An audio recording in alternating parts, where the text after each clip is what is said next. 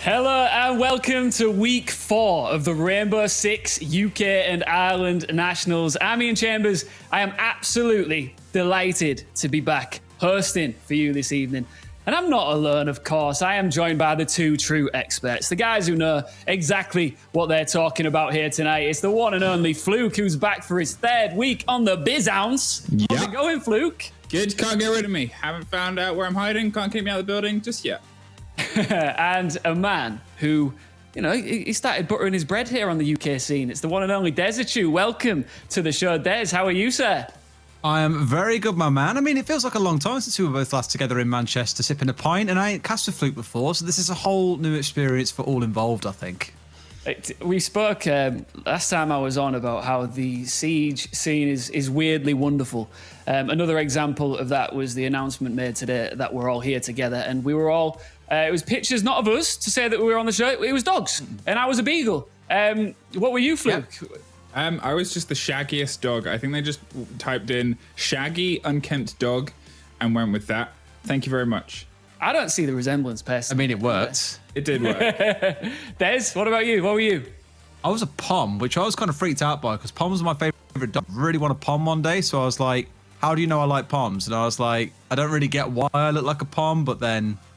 whatever. I don't know, man. Someone got bored clearly when they got to the end of the lineup and just saw me and thought, you know what? Random dog, slap it on his face, and away we go.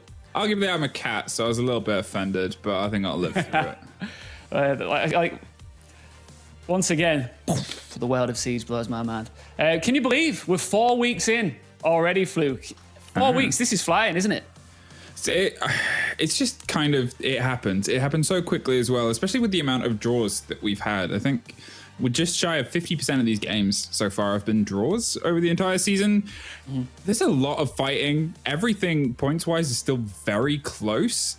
And this is the halfway point. This is the hump day of our games. So it's, you know, getting an idea of where we are and looking at who's got what left to learn. I guess it's time's running out. It's a cliche, but it's very much still all to play for. Des, I'm really excited to see what you make of the current standings. Let's take a look. Your front runners are, of course, Kavana Gaming. I'm assuming that you might have expected to see Navi at that point at this point in the season. It's fair to say yes, and seeing Kavana there, I imagine Sloth's ego is as big as his picture is there on the left-hand side as well. The man must be ecstatic that his team are currently flying up in first place.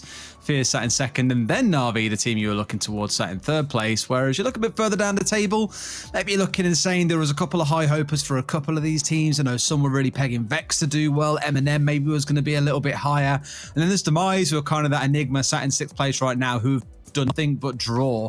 Talk about a tilting result line, boys. Jesus Christ. Fluke, do you think there's a real lack of consistency across the board here? I mean, Kavana are the only team to pick up 2 wins.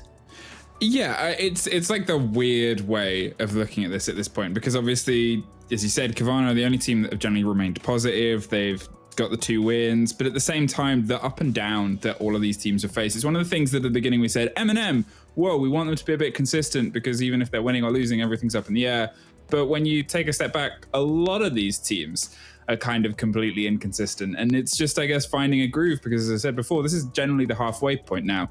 We're going to pass that today. And if teams are still looking shaky in the final kind of flight, who knows what they'll end up as. Des, this lack of consistency just makes things that little bit more exciting, really, doesn't it? Yeah, I was going to say, like, people are like, oh, it's kind of inconsistent. We're not seeing similar performances week on week.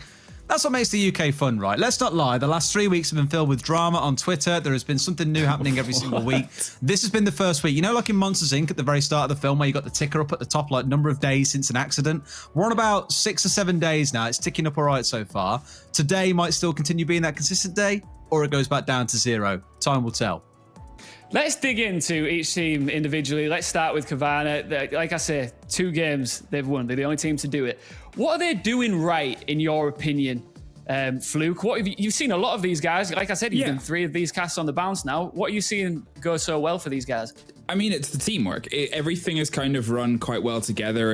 Everything's done quite well in terms of the strategies. When you're looking at teams that are still finding their feet and you look at some of the trades that we've got from other teams and how they're struggling to make their mark, Kavana is a roster that's generally coming quite strong and quite tight together. Sloth throws himself out of windows and tries to find kills. You know, there's a couple of clutch moments. There's a couple of the individual stand-up performances, but it's a very balanced overall performance. There's no immediate shouting out of Hosty or, you know, Joe or these kind of big star player names because they're not relying on that. They're relying on a consistency, which in a league of inconsistencies is performing very well. Do you agree with that assessment there, Des? Yeah, I think Sloth maybe in a past life should have called himself a monkey, because when I remember seeing him back in the Nordic Championship, he's throwing himself out of every single window in existence. He was a nightmare for teams, and I'm really glad to see him back in the UK, to be fair. No, he's had a good couple of weeks. I think he is currently the 2nd rated player when it comes to kills per round. He has an average of 2 behind only Joe, who we'll talk about in a short while. Well, let's get stuck into that now, actually, because Fierce, 2nd in the league. They're coming off the back of a neck and neck with Na'Vi last week. Joe was very consistent. Speaking of the word consistent, he was aggressive and just generally epic in this one, wasn't he, Fluke?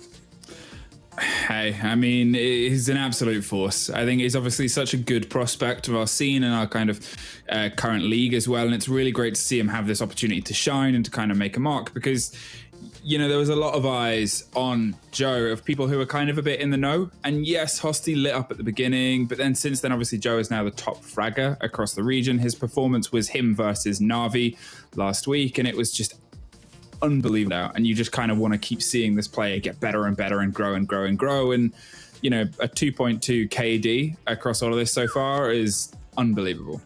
Those are the sort of performances you want to see in this league, aren't they, Des?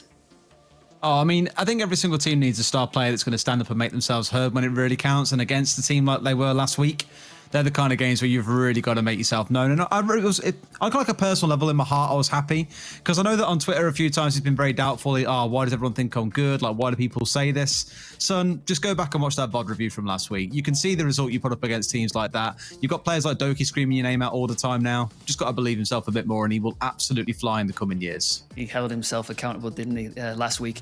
Na'Vi, the team that they drew neck and neck with, there's a lot of talk about them at the moment online. You know, they're not performing as we might have expected, but they are still only 3 points off that top spot. They're still a very dangerous force.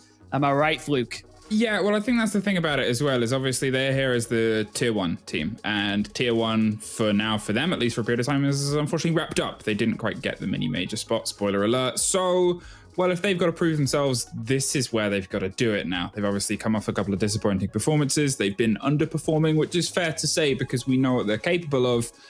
Now it's kind of, you know, it's like the training weights are off. It's let's see if what you can do with all of that shrugged off, and let's see how far you can push. They've let all the other teams in this league know that they can be beaten. And they've well and truly got a target on their back coming into this. It's a really funny one. So many tier 1 teams talk around what it's like when you're playing in the national leagues, right? Is you do have that target on your back. Everyone's got all the VODs they can watch of you at the top level. If they want to try and really counter-strat you, they can go for that and really make you kind of doubt yourself. And we heard about the boys, I believe it was not last season, maybe the one before, I can't quite remember, where they said, you know, it causes a little bit of infighting sometimes when you're not seeing games go how you plan in the national leagues. It can really throw you off a little bit. So I'm hoping that, like, now that it's over, as you say, the training weights are off, we can see the real Na'Vi that we've been seeing at the top tier for quite some time now. One thing that their, you know, lack of impressive performances is going to, you know, enhance is pressure. Do you think that they've got the sort of talent that can handle that pressure, Fluke? You would hope. You would hope. I mean, come on, though. You don't go to like a world final in Tokoname, Japan, win the whole thing and not be able to deal with a bit of pressure, right? Yeah, I mean, don't get me wrong. Yukin is tough. Whew. Game. Oh, it's a tough game today. They've got up against. This is where men are made. Exactly. Who cares about winning the biggest title in the scene? Pretty much, you would hope at this point they've got some idea of pressure. Let's switch gears and talk about Audacity. They're fresh off the back of another back and forth encounter, another draw with M&M Gaming. They've got to have a bit of wind beneath the wings after that one, I'd say, Des, because they were the underdogs going into that.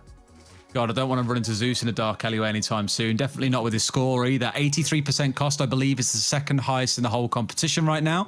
The boys have actually really pleasantly surprised me because I think it's fair to say last season, they were air quotes the joke of the competition. They really didn't do too well. Everyone really think we'd see much out of them. But this season, I'm mildly impressed by what I've seen. Is it the absolute standout performance to go on and win the whole thing? No. But we are at least seeing them be a lot more competitive this time around than what we saw last season. Fluke, 1 win, 1 draw, 1 loss. Do you think that they've got another gear in them? Can they go one more gear up, or have they sort of peaked here? Do you think they've got more in the tank? I definitely think they got more. Obviously, they've had a couple of kind of changes to how they've been doing stuff. Runs was removed for Zeus, and last week they were playing without Falcon, as well as a very last-minute moment. They were in a situation where they didn't have Falcon on the board against who they were up against. You kind of look to those moments and you go, okay, well, maybe this is a write-off, and it wasn't for them. They were able to play through it and play all of that. So now they've got Falcon back. I kind of want to see, if that's Zeus on a last-minute swap over in this new roster, what is it going to be like with what they've been scrimming? What is it going to be like with what they've been prepping for? And how much further, again, can this roster go? M&M Gaming. Let's talk M&M. I'm going to come to you, Des, because they obviously got that huge win over Na'Vi. And since then, they've lost 1, drawn 1. What have you made of M&M Gaming so far this season? I mean, in all truthfulness, coming into it, they kind of like the star-studded lineup, right? Like, everyone had really high expectations for them. Like, everyone was like, whoa, Eminem are back as an organization, got some big names there, and everyone did have really high expectations, and coming out and beating Na'Vi is about as high as it gets. That first game of the season, lost to the current number ones in Kavana Gaming 7-2. It was a pretty dominant affair, I think it's fair to say. And then drew last week against Audacity. Now, I know I just said that Audacity are looking a lot better than they did last season. I would still expect this lineup with the amount of experience that you can see existing on this team. We saw Blur playing tier 1 for a very brief time with Na'Vi. We saw Fonkers in there for quite a while as well, playing with teams like Team Secret. They have the capability, they have the experience to thrive in this kind of environment, but so far, just kind of struggling to find their feet a little bit, I think. Do you think they're just treading water at the moment, Fluke? Yeah, and it's an unfortunate thing to say. Obviously, as Des kind of put it out there, a very strong roster, a very, very, really good balance of players. Obviously, they had a fill-in last week as well. Don't get me wrong, it was a pretty famous fill-in, but he didn't quite perform as well. And I think that was one of the arguments they were making was we're at our full strength with our practice roster. Fonkers is obviously a phenomenal player as well. This was the original organization that he kind of built himself up on before all the secret. So, having him back here and wanting to see Fonkers hit those old school levels of Fonkers is something that I think we're all kind of waiting on. Having him back this week, if these guys can find some stability, as I said before, whether they're winning or whether they're losing, it was generally chaotic. And I think that if they can find that groundswell and find that momentum, they could be such a big force. The one to watch tonight for sure. Now, Demise and Kavana was yet another draw. Demise had their chances in this one to pull the trigger, Fluke. I'm going to come back to you first. Will they be disappointed that they didn't get the 3 points last week? I mean, they take what you want from the words that leave the mouth shattered, but he said he wasn't that upset because it was the new change in that they brought in a roster change. Sure, there was a lot of roster changes that went on, but you've got to look at Demise pre-procs and Demise post-procs because procs added a whole element of gameplay to them, which is playing the objective and playing another game towards the Hosty show. And it started to work. We started to see the bits of it where Hosty was, I think he had his lowest performing game last week, which was still double-figure kills. Don't get me wrong, it's lowest performing, like Usain Bolt lowest performing. But in the same breath, Prox was bringing this objective play. It was bringing this idea of let's get round. And I guess it's hoping that Hosty doesn't get completely tethered by what the objective team is trying to play and seeing if they can get the balance of the two. Des, we spoke earlier about how impressed you've been with Joe and the impression that he's making on the league so far. Hosty, what a beast. You must be absolutely buzzing to see this lad in action. Yeah, I mean, it's kind of like a race to the top for these two, right? Who's really going to stand up and shine the most? The brightest light, the North Star, I suppose you could come and say. But Hosty, as mentioned a second ago, I think is one of those players that can have massive impact at the right time, as long as it aligns with the rest of the team. And under structure, he should thrive even more. I'm really excited to see if Prox coming in with the experience that he's got. Now, just to kind of say about Prox, he's been in the scene probably for as long as I can remember now.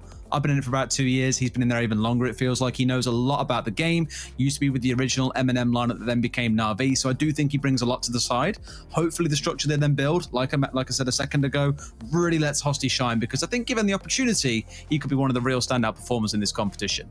Definitely. Now, Fluke, Vexed picked up their first win over London Esports last week. That is something they've got to be delighted with. That's what every team in any league, in any sport is looking to do. Get that first W on the board.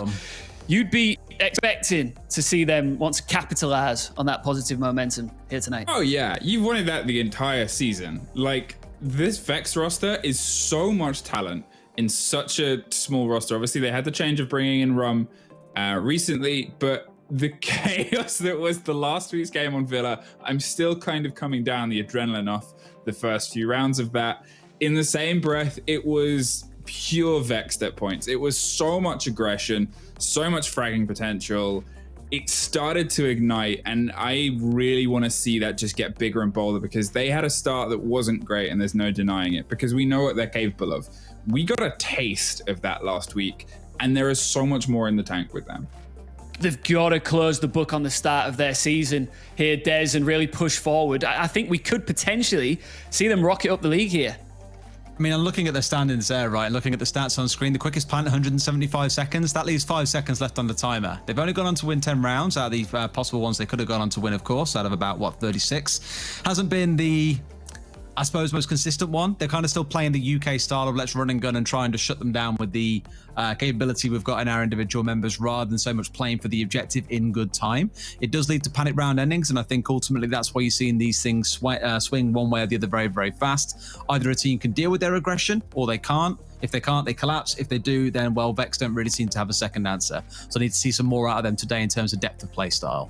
Well, London definitely last week could not deal with Vex at all. Some of their big hitters just didn't show up, did they, Fluke? I guess with London, it's obviously this story of they are what, in a way, the Audacity and Burning Foxes rosters were last time, where they're our kind of unknown entity. We didn't have a huge experience with them beforehand. They've obviously played in some other kind of extra leagues and such, and played against some of these teams and scrimmed against them, but so far, it's kind of visible underdogs. They're having these promising performances. They're able to pull a draw at one point. Last week was their most disappointing performance, and I guess now is the test of whether they can bounce back and see if they can find a bit more. And unfortunately, they're against quite a good team to do it in. Bottom of the table is not where you want to be, Des, but do you think that they've got the potential to string some results together and be aiming for those playoffs? I really want to turn around and say drawing against Demise shows they've got capability, but then I think every single team this season is going to draw with Demise. They're currently sat on 3 draws all in when you look at it. The other 2 games they've played in is 7-1 and 7-2. We haven't really had much to see from them outside of that game against Demise, I think. So I'm hoping we're going to see a different team today. Otherwise, if this is another pretty dominant loss for the win for the other team, I should say, against M&M, I start thinking of London really a team we're going to see finishing in the top 4 here. Well, we've got a cracking night of action, as always, ahead of you this evening. Thanks for joining us, by the way. Let's take a look at tonight's schedule and talk through each of these fixtures. It's looking good. I mean, Audacity versus Fierce. I mean, who are the underdogs? Obviously, Audacity, surely. What are you saying, Fluke? Yeah, I mean, Fierce have come off of a great performance here. They're looking heated. They're looking kind of ready and round to go. Audacity, obviously, they haven't had quite as consistently this level of performance, but also a 6-6 against Na'Vi is, nothing to kind of scoff at or how that can kind of play out. And hey, let's kind of see, it's Fierce's to lose. Audacity have to bring something to try and shake that. Demise versus Vexed. Surely there's Demise just want to get something other than a draw.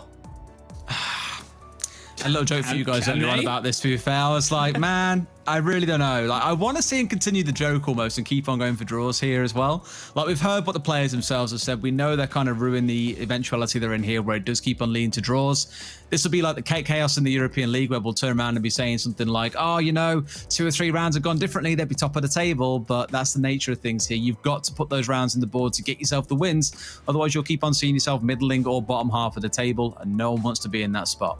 M&M Gaming versus London Esports. Fluke, M&M, they've got to come out with a win here. And London Esports, though, they've got to be desperate to get some points on the board. Yeah, I mean, you would assume this was M&M's to take. They would really have to misstep here, but at the same time, M&M have misstepped already this season. They haven't had as strong a season as obviously everybody predicted.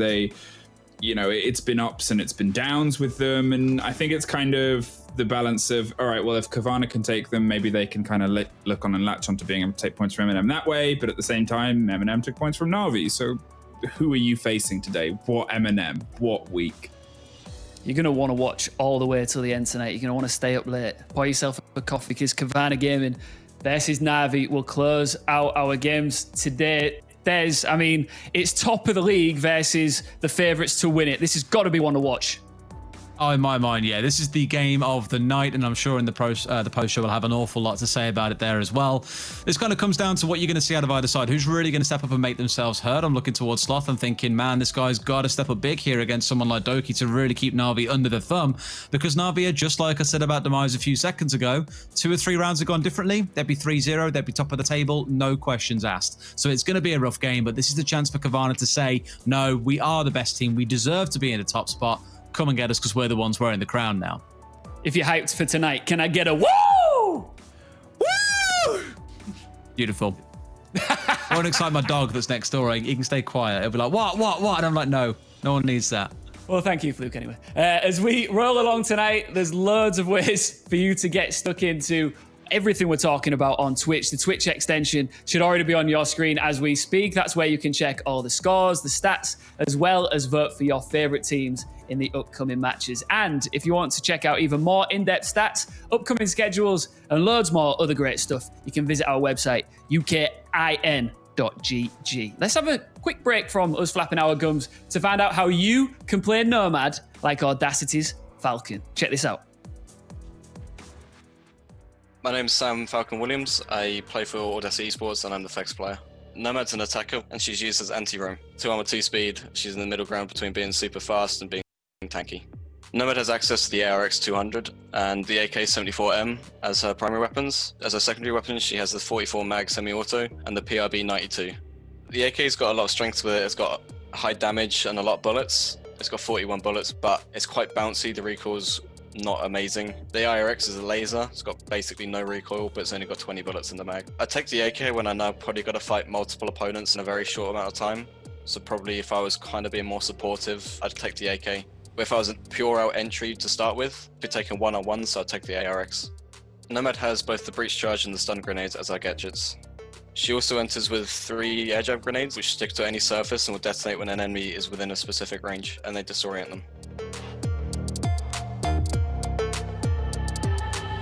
Nomad is really good at keeping the control that you've gained throughout the round, and also in post-plant situations where you can maintain the position that you gained as a team. The air jab launcher is really useful when you know where they're going to run out from. It kind of gives you free kills when they do sprint out and get hit by it because they can't shoot back at you. She can control main areas of the map with just putting her Nomad traps down, so you know you don't have to worry about that anymore. You don't have to leave a drone to it or anything. Nomad gets banned a lot in Consulate because she's particularly strong holding the runouts and jump outs from different balconies and windows.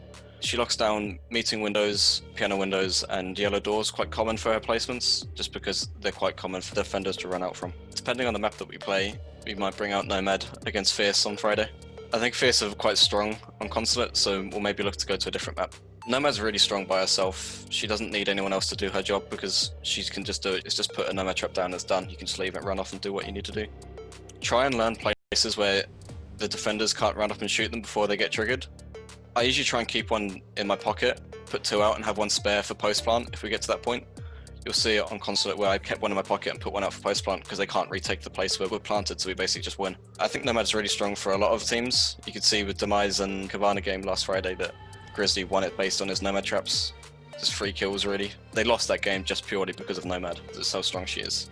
Very quick and boisterous maneuver from Audacity, but it's worked for them. Almost picked up one Falcon as well. The clash goes down, and a complete collapse. Audacity, impressive to say the least. And now 1 versus 4.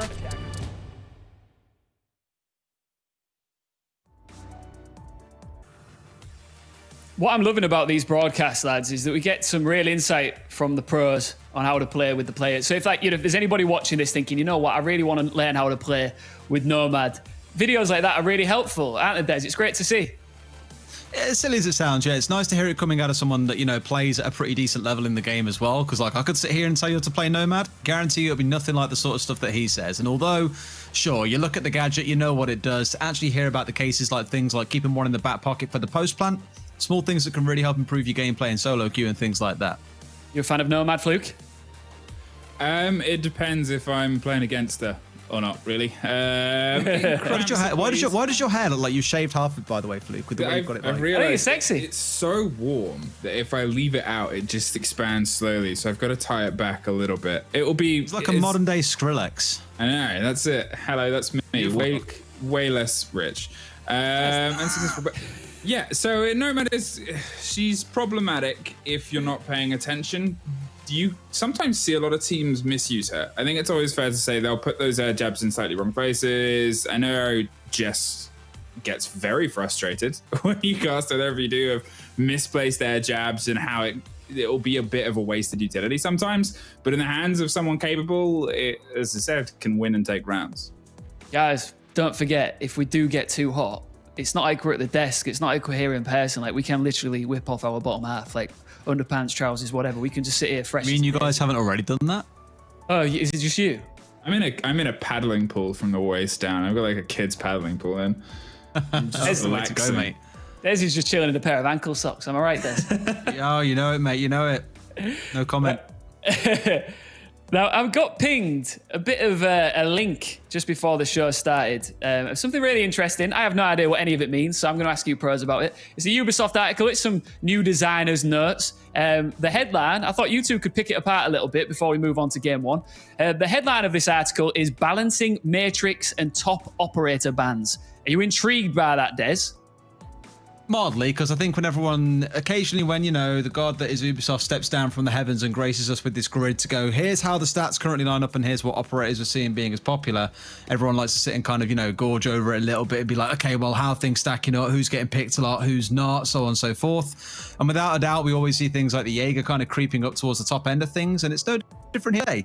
I think we're seeing the Jaeger being, 95% presence rate or something in plat and above? It's insane how much he gets picked, although admittedly his win rate's only set at about 1%, so with that kind of pick rate and that kind of win percent, pretty balanced, I'd say. Luke, when it comes to operator balancing, let's talk about Fuse. Increased total number of cluster charges to 4, up from 3.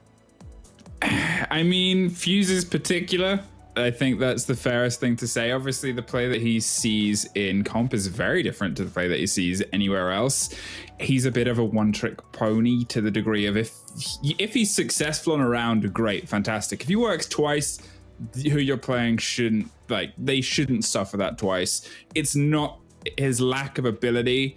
It's really the pace of it, how noisy it is, and how impossible it is to predict how useful it will be. Because it's not just a matter of going, this is the room, this is where you got to pop it. It's that they just go in directions, and some people can say they can predict them, some people can't. Either way, it's to the wind, and you'll often see fuses kill themselves more often than actually do anything useful. Yes, will the changes allow him to be picked competitively now? I don't think so. There's a coach called Omerta who used to be in the UK who I think says you can give him 10,000 charges, he still won't be picked for a few reasons. One, he's very, very slow, and two, he's exposing himself to put down the charges in the first place. You are rooted in spot whilst you're planting it and pulling the pin out and so on and so forth. Like, it's just far too risky. There is no viable place you can get into where you'll be able to do a lot of damage, I don't think, without someone knowing what you're doing and either shooting the gadget or shooting you. So really what you'll need to see, I think, is either Fuse become a 2-2 and be a lot faster, or create some kind of ability for the gadgets to be ranged. Now, I'm not saying let's not make it like an Ash breaching round where you can go from halfway across the map, just something where it's like you don't have to put yourself in direct risk by standing in front of a window to put them in place, for example. A few changes to Gridlock 2. Let's just focus on this one to begin with. Increased general tracks stingers deployment speed. It's from 13 seconds to 9 seconds. How much of a difference can that make? Let's come to you, Flip. same yeah, I told you I'm a cat. It's one of those things where the aspect of it is good in that it's a bit more pace on what was a heavy chunk utility that was often used to cover sound more than anything. It's a great bit of kit and on a great operator, but finding the utilization of it in those kind of hard push moments, which she's often used more than often covering the flank, you'll see is throw it over the other side of the room, stop the entrance from the far side. It's something you don't really see with nomads or air jabs if you're looking at direct roam potential control. Operators and utilities, bringing the speed of that, changing that around might make her a little bit more flexible in terms of being a great push operator. Twin that with a big beastly LMG, you could find some great success. Des, to rookies watching this, you might think that 0. whatever of a second might not make that much of a difference, but in games like the ones we're about to see, or even if you're just playing casually at home, it can really make a big difference, right? I mean, it's kind of those snap judgment reactions that players need to make, right? You hear some tracks going down next to you. What do? Do you keep on holding the angle expecting a push, or do you turn around and try and destroy the tracks as they're going down? I think with the change at first, they tried it to be a little bit faster, but it became too hard for defenders to destroy the tracks when they were in weird positions. So it kind of now starts to force a little bit of discomfort out of players where it's like, right, I need to react either right now and deal with them, or they're going to be impossible to contain, or I need to just hold the angle and let all the tracks deploy. It's kind of a hard toss-up, I think. So I think that's what it's coming down to. And that's why it's honestly just that kind of split second in your mind of doubt that can change the way a round plays out. Incredible knowledge. Can I, Des, can I get a fist bump? On the screen, or this way, that way. Am I this way? No, I'm that way. No, other way. You're both messing up. Oh, wait, wait. Yeah, this way. There we go. Oh, we got it. There you go. We got it. It's easy. Great stuff, right? That's Luke, I'm sorry, baby. mate. The only way you and I can fist bump, if I go that way and you kind of go out the border of the screen. Yeah, it's like. Oh, yeah, do it. It's not going to work. The thing is, that is a wall. Wrong way. So. Wrong way. Oh no, that's yep. Yeah, that's it. Okay, we figured it out now. So I've got Ian this way and I've got you this way. I'm going to forget that, but it's fine.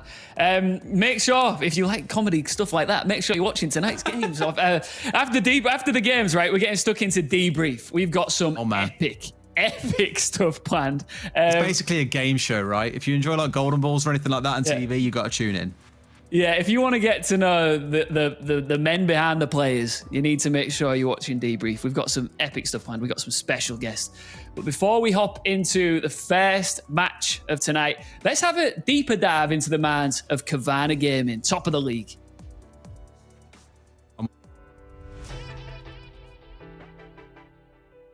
I think it's mainly down to a lot of people haven't really seen us, so we've been like hibernating, as everyone wants to say, for like the past 3 months. And then from that, I think it's kind of taken people surprised the way we actually do things. Especially the first game, people weren't expecting us to play the way we did and to have improved so much from last season. As shown by previous interviews, as shown by previous discussions, we're incredibly confident.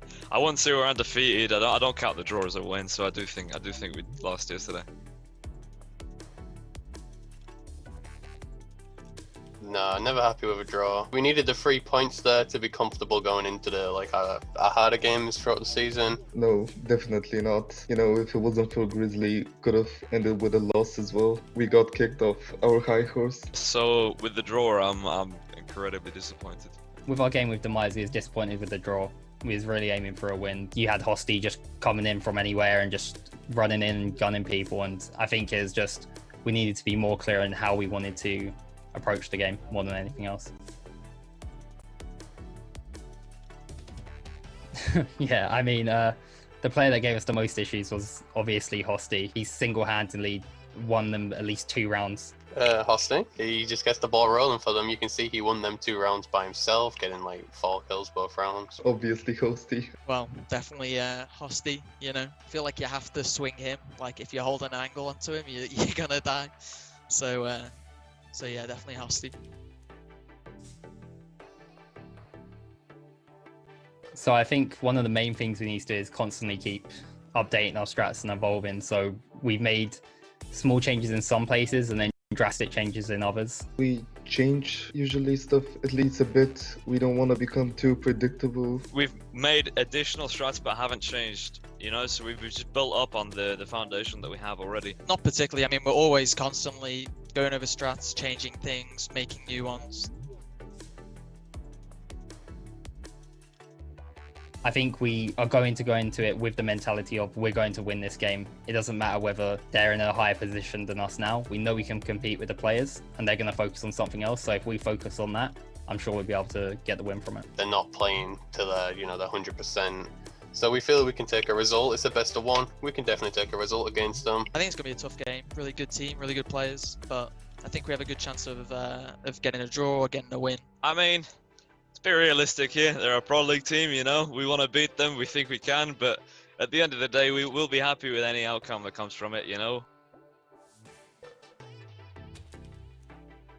What we need to do is look back at our game yesterday specifically, look at what issues we was having and making sure they don't occur again. We got to take each game as it comes, respect our opponents enough, but, we're ready to take risks. Play our own game. That's the simplest way to put it. We play our own game. We show up on the day, we will win. I think if we get a couple rounds in early, I think they can start to feel the pressure and we can do even better from there.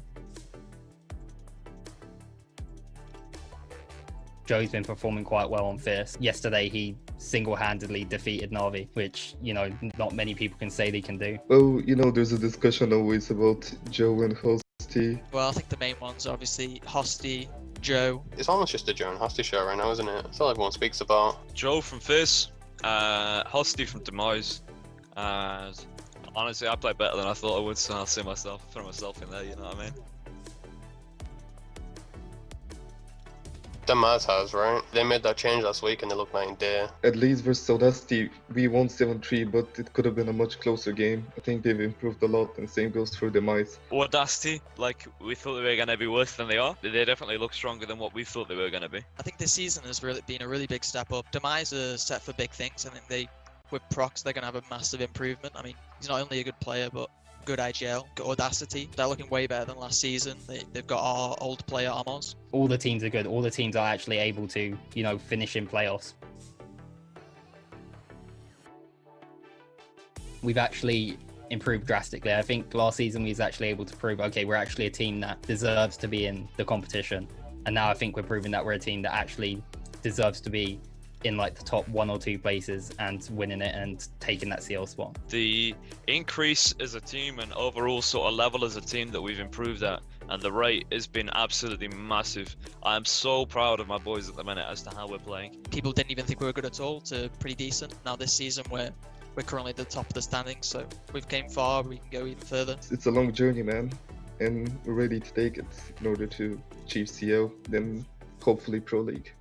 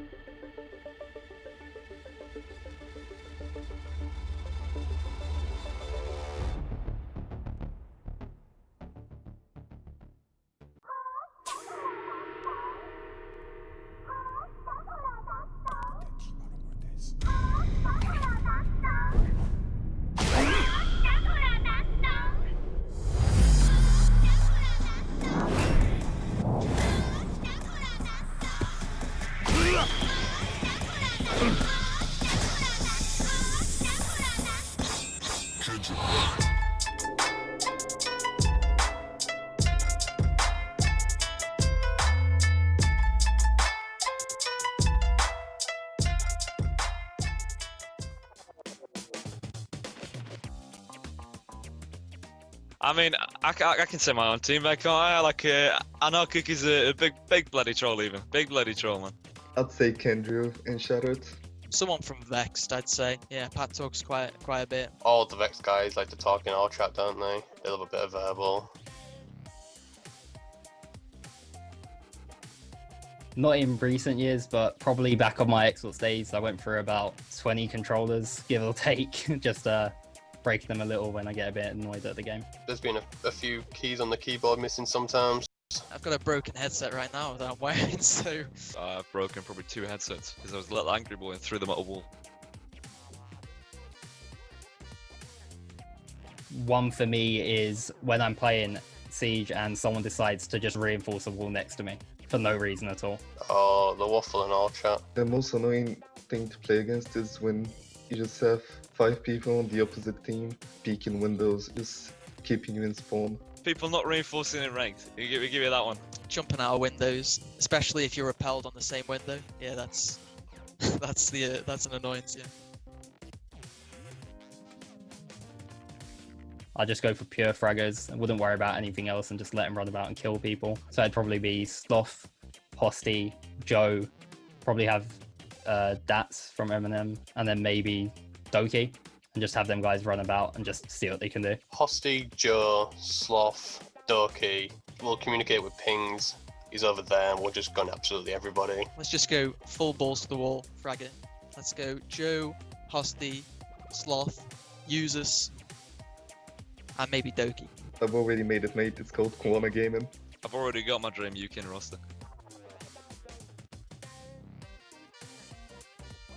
And maybe Nerf, he just hides behind shields, right? That's what he's known for, apparently. So Nerf from London. From personal experience, the biggest beta probably has to be Grizzly. He literally will just let us take all the force of the other team, and then he'll just crouch walk in behind them and take a 3k after they've just destroyed all of us. Have to be Sloth, right? Loads of bait. Anything for the stats, right? Go Gunner baits me for kills. Yeah. Sad one, that is. Sad one. My teammate baits me for kills, but he baits me.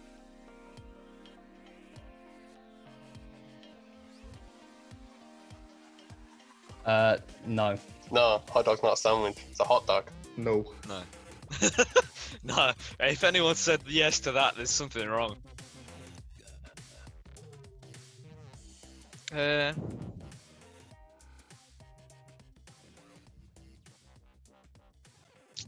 say no. I'd say no.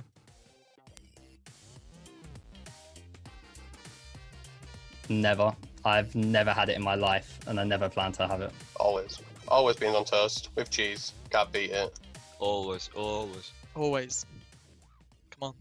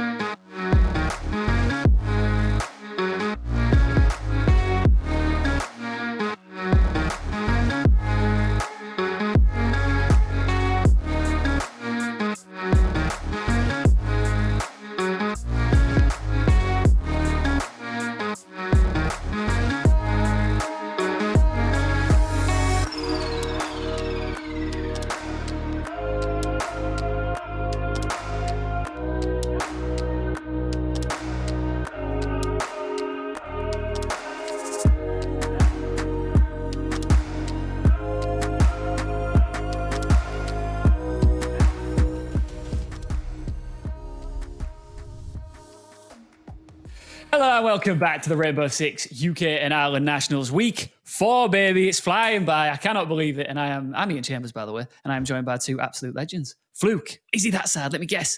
Yes, Fluke is on this side. And we got Desertu making his UK debut here to that side. Hey, is that right? On this side. Yeah, that's right. That's right. So that's what I mean, but the fist bump. Don't leave me hanging, bro. Oh, sorry, bro. Sorry. Boom, boom. Thanks, bro. That's all. Let me just try something out of curiosity. Timing as well. Yeah, it was beautiful. Can we look at each other and just hey, how are you? You all right? I'm good, mate. How are you? How's it going? Yeah, good. Come here often? Yeah, I mean, yeah, this is my third time here. How about you? Okay, let's get back to business. This is why I don't date. It's beautiful. That's why I'm desperately single. So this is we are about to get stuck into game 1. I'm hyped. Audacity Esports versus Fierce Gaming. Fluke. This is like it's hard to call because they've both got a little bit of momentum coming into it. Fierce showed some fire against Navi, and we saw some really good stuff from Audacity last week when they went toe to toe with M&M. Yeah, I think that's the thing. Obviously, they're both coming back off of draws. They each have at least a win, but Fierce are a step ahead after Audacity's lost to Kavana. It's one of those things where you expect Fierce to be able to take this. They've obviously got a lot of momentum, but that's in no way downplaying the momentum that Audacity has. They've come in doing their homework. They can build off of their performance last week. Now they're at a theoretical new full strength. Let's see where they end up. What do you think, Des? Which side of the fence are you leaning?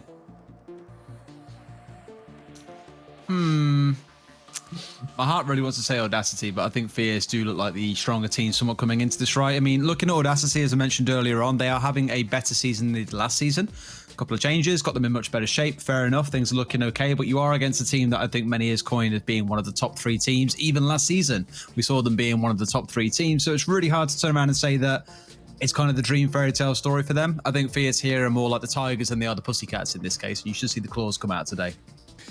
In regards to, let's delve into that a little bit more with, not with Fierce, with Audacity. What have you seen improve since last time out? What you said they're looking like a much better side. What is in particular you seeing that's I mean, last season, Fluke. Yeah. Right? Well, less said about their last season, the better. I think it's fair for them. But at the same time, what we're looking at here now with Audacity is it's hard to like kind of peg and say, well, this is the good thing, because obviously they got rid of Runs, who was statistically their best fragger. They've replaced him with Zeus, who had an amazing week last week. Outside of that, they weren't even playing the full roster. Falcon, who, is a big part of the team and a big bit of that dynamic, wasn't there. So it's hard to gauge, because today's going to be our first real taste of this new Coke flavor. Other beverages are available of this team and this squadron, and seeing how it can kind of play out. So do you see this almost as a chance to make a fresh first impression, Des? I think in a way, yeah. I mean, like you mentioned about last week with Zeus, he stood up really well. I think 1.7 kills per round was what he netted in the end, and Falcon was 1.75 before that. So they do have players on here that can do a lot in my mind. They have the ability to step up and compete with the best. You're looking at players like Joe and Hosty when I'm saying things like that. It's how the rest of the framework comes together, right? I spoke around this earlier with Prox with his team, saying that it's the framework that he delivers. We've got to see that in place for Audacity here, and I'll be watching more about the setup in the lead into attacks rather than the actual kind of end result itself, to be fair, because that will be a lot more telling around the quality of this team, and as you say, if it is a reimagined version of Audacity. Let's talk about Fierce. You mentioned yourself, Luke, they've got some real momentum coming into this one. Joe was an absolute trailblazer last week. He's making a real name for himself in this tournament so far, but you don't want to rely too heavily on one man, am I right? Yeah, well, that's entirely it, isn't it? As we kind of look at a team like that, and you look at any squad in the world with a talisman player, and you say, okay, well, what do they do outside of this? And obviously, I know I've cited it a few times before, but I haven't yet today, so I'm allowed to, which is BDS with Shaiko. When they first kind of started coming to the scene, Shaiko, if he delivered, they would win the day, and if he didn't, they wouldn't show up as a team. You kind of worry about those problems with other teams. You worry about that when they have this star player with Joe and with Hostin. You think, well, they've got to have a plan B, and they've got to have a good plan B in place to match the caliber of their plan A. Because if that starts to fall apart and you don't have anything else there, well, then unfortunately you just lose the day. We started to see a bit of growth last week. We started to see a bit of change in that from at least Hosty's side. This is a roster where you expect them to have a little bit more here, with obviously Secretly, with obviously all that kind of history and caliber of Kayak. And the way that they've had a long kind of seasoned growth together. Obviously, I think it's the longest duo out of anyone is the Kayak Tyrant duo. Do you think that Fierce have got a sense of, hunger bubbling away underneath the surface that other players want to emerge as star players? Or do you think that there is a real sense that they're building their side around Joe, Des? It's kind of weird, actually, because looking across it, the three names that you see on the side that I think everyone who's been in the UK scene before this season will know in the form of Tyrant, Kayak and Reese. They are three of the kind of stalwart names in my mind. When I think of UK, Kayak especially is one name that always springs to mind. I always think about him. Don't know why. Clearly I love you far too much, buddy. Whereas Joe's kind of steps in as the kind of new boy in the block, right? And has shown that this next generation of player can be absolutely phenomenal. And then you've got all the experience from playing in Chaos coming out of Secretly as well. It's almost like there's a real good union of new blood plus vast experience. They're balancing each other out, along with a lot of kind of establishment in the UK scene and consistency itself. So it's almost like the formula exists, and it should cook up like the perfect Sunday lunch or something like that. But so far, it's like it's not quite what we want to see. It's not quite the perfecting piece that we see just yet, but there are really good green shoots, Joe being the number one that we always look at in that case. So every opportunity for them to make a name for themselves, I think they can carry on having the sort of results they've had so far. If they can improve on those, even ever so slightly, they will be one of the top three teams this season again. Number one, I don't know. That will always have to be a conversation we have in later weeks. Do you think, Fluke, that they've got, all of the ingredients to make the perfect Sunday dinner? And if so, what is it that they're lacking? What is the little bit of seasoning they need for it to taste absolutely perfect? I guess experience as a roster. Obviously we talk about the huge amount of individual experience, and we talk about how they have all this ability to grow and they have all this history, yada, yada, yada. But getting that together, as you said, in the perfect meal is something that takes a bit of taste practice. It takes getting yourself there. The big questions posed to them at the beginning of the season was, how do you control Joe? And they said, well, you kind of don't. You build around it.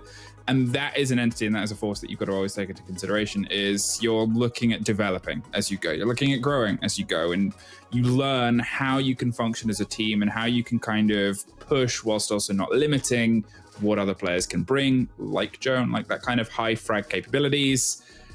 It's just time. It's the patience, waiting, and hoping that they can kind of work this stuff out quicker. Is there enough time for them to show that patience, Des, and make it to the promised land, which is where they want to be? I'm sure that if you ask that at Fierce, they're looking at the top spot, right? Yeah, no, absolutely. I mean, you look back at some of the teams in EUL recently, and you look at teams like Virtus Pro, like Rogue, they've kind of been taking a bit of time to really, find the secret ingredient, the glue, as it were, to pull them all together. And with Fierce, they've got a bit of time still. We are about halfway through. There is still time to play with, but in my mind, you can still make it into a playoff spot, even if the second half of the season is your part of the season. And the thing is, the first half hasn't even not been their part of the season. They've had 2 draws, going 6-6 and a win, literally meaning that a couple of rounds going differently, they would be top of the pops. They'd be 3-0, no questions asked. They'd be sat at the very top alongside teams like Na'Vi, who equally have had a pretty similar sort of outcome so far. One of those draws instead being a loss. So it's almost there. It will be this week or next. I can't quite decide when, but you will see this team start to flourish. Of that, I have zero doubt. Exciting stuff. Right, let's get stuck into the map bans. As this is your first time here at UKIN this season, Des, I'm going to let you take it away. Once they magically appear below me, but actually, I've just been told by our producer that we need 1 more minute. So why don't we? Oh, I was about to do some predictions. There it is. Hello. There's the graphic. Des, what do you think? We're going to theme park, baby. This is an interesting one. Theme Park is kind of loved and hated, more often hated than loved, because it is so defender leaning. A lot of teams don't know how to attack it because there's just so many things you need to get done. Lots of vertical destruction if you're attacking the upstairs sites, for example, and you got to deal with roamers because it's a pretty big map as well. It's a bit of a nightmare to attack, and some teams really can't do it all. So I think here for Fierce to decide to go there, and no doubt to start on the attacking side against Audacity, who should have opted to start on defense, that's a bold claim. They've got to have something really good behind the scenes here, or something up their sleeves to really bring out against them if they're going to surprise them. Equally, I think this can lean into Audacity really well since they're starting on the defense, where they might just be able to catch Fierce off guard before they even get a chance to get started. Oh, you think there's a chance for Audacity to sucker punch here, Fluke? Oh, yeah, definitely. I think this is the first time we've seen Theme Park throughout this season as well. I don't think it's been played yet. So it'll be good to kind of get a taste It has not. What these teams bring. It's one of those maps, as Des said, it is quite towards the defenders at this moment in time, but at the same time, any new map is, this isn't the newest map anymore. It's been in this team's practice pool for a while. So theoretically, they should both have some game to bring here. We've seen some fantastic use of utilities. Thatcher is probably going to be banned. If you have a good Kali player, we've seen that work wonders on this map with the play space that's offered, with some of the sharp vertical angles you can play, with some of the safety you're offered if you want to try and be able to get a bit more range and a bit more use out of your gun. At the same time, hey, they might not ban Thatcher, but I doubt that's going to happen. To anybody watching this stream right now who maybe isn't super familiar with Theme Park, just explain why this leans a little bit more towards defenders, as you said earlier. There's a few places on the map that you can kind of bottleneck attackers into, right? There aren't too many ways you can assault a room from, and normally in Siege, the one thing I'll always say, if a team tries to go very one-dimensional on their attacks, they're going to be so easy to predict and break down. On this map, normally there's a room in the northeast called Cache that you need to take over. You can stick a couple of shields in there, a couple of S's in there, and it's like, good luck getting us out of this room. You are going to be in a world of hurt. Some teams, and I think it's G2 that we've seen do it historically, like to brute force their way forwards with the Monty, but to do things like that, you need a multiplayer on side. And not every single team has really got a multiplayer. Na'Vi this season of EUL have only just started bringing one to the table. So for a lot of the teams here, unless they're willing to get behind a Monty and just brute force their way through parts of the map, they might just find themselves really stuck or very short on time when it comes to the execute. So watch out for those bottlenecks. We'll call it out in the cast. It's going to be how fast the attackers can get over those bottlenecks that will determine whether or not they can win some rounds on the attacking side. Is that what it comes down to, Fluke? The speed of those attacks with those bottlenecks? I mean, it's definitely obviously a big part of this map. There's a lot of tight areas, a lot of tight zones to get control of. It's one of those maps where there's a lot of brick and mortar, and it can really hinder a team. It can really kind of break the structure of play that they could bring on slightly more malleable maps and slightly more malleable play spaces like historically border or coastline, or things that can be quite aggressive. You'll have to take certain rooms and have to take certain doorways and points to have any sort of structure in your hold across the board. So yeah, it's good room control, good room play, and good use of utility that is going to make or break this. Des, we heard your forecast of how you thought this game might play out prior to seeing that we're going to Theme Park. Is it still the same? How do you see this one going now? I'm kind of looking at this map ban phase and just thinking about the psychology behind it, right? Is that Audacity knew they were leaving Theme Park and Villa and probably rode on Fierce not picking Theme Park. They thought they'd go to Villa, as we've already seen Fierce play on that in week 2 where they won 7-3 against Vexed. And I think Audacity looked at that and thought, they go to Villa, they're comfortable there, they've already won, we can do a bit of counter prep. And no one really plays Theme Park, so we feel pretty safe here. So although I don't know behind the scenes, I'm not a coach, I don't know these boys' map preference, I think going to Theme Park, again, not certain, it could be a massive pain for them here, where they haven't really had a chance to prep it, they have no idea what Fierce are going to do on it. It's one of those times where you have to wonder, like, was it anticipated or was it not? And we won't really know that answer until we interview the players after the game, to be fair. We won't, but do you think that lack of predictability is going to make this a very exciting one to watch, Fluke? I hope.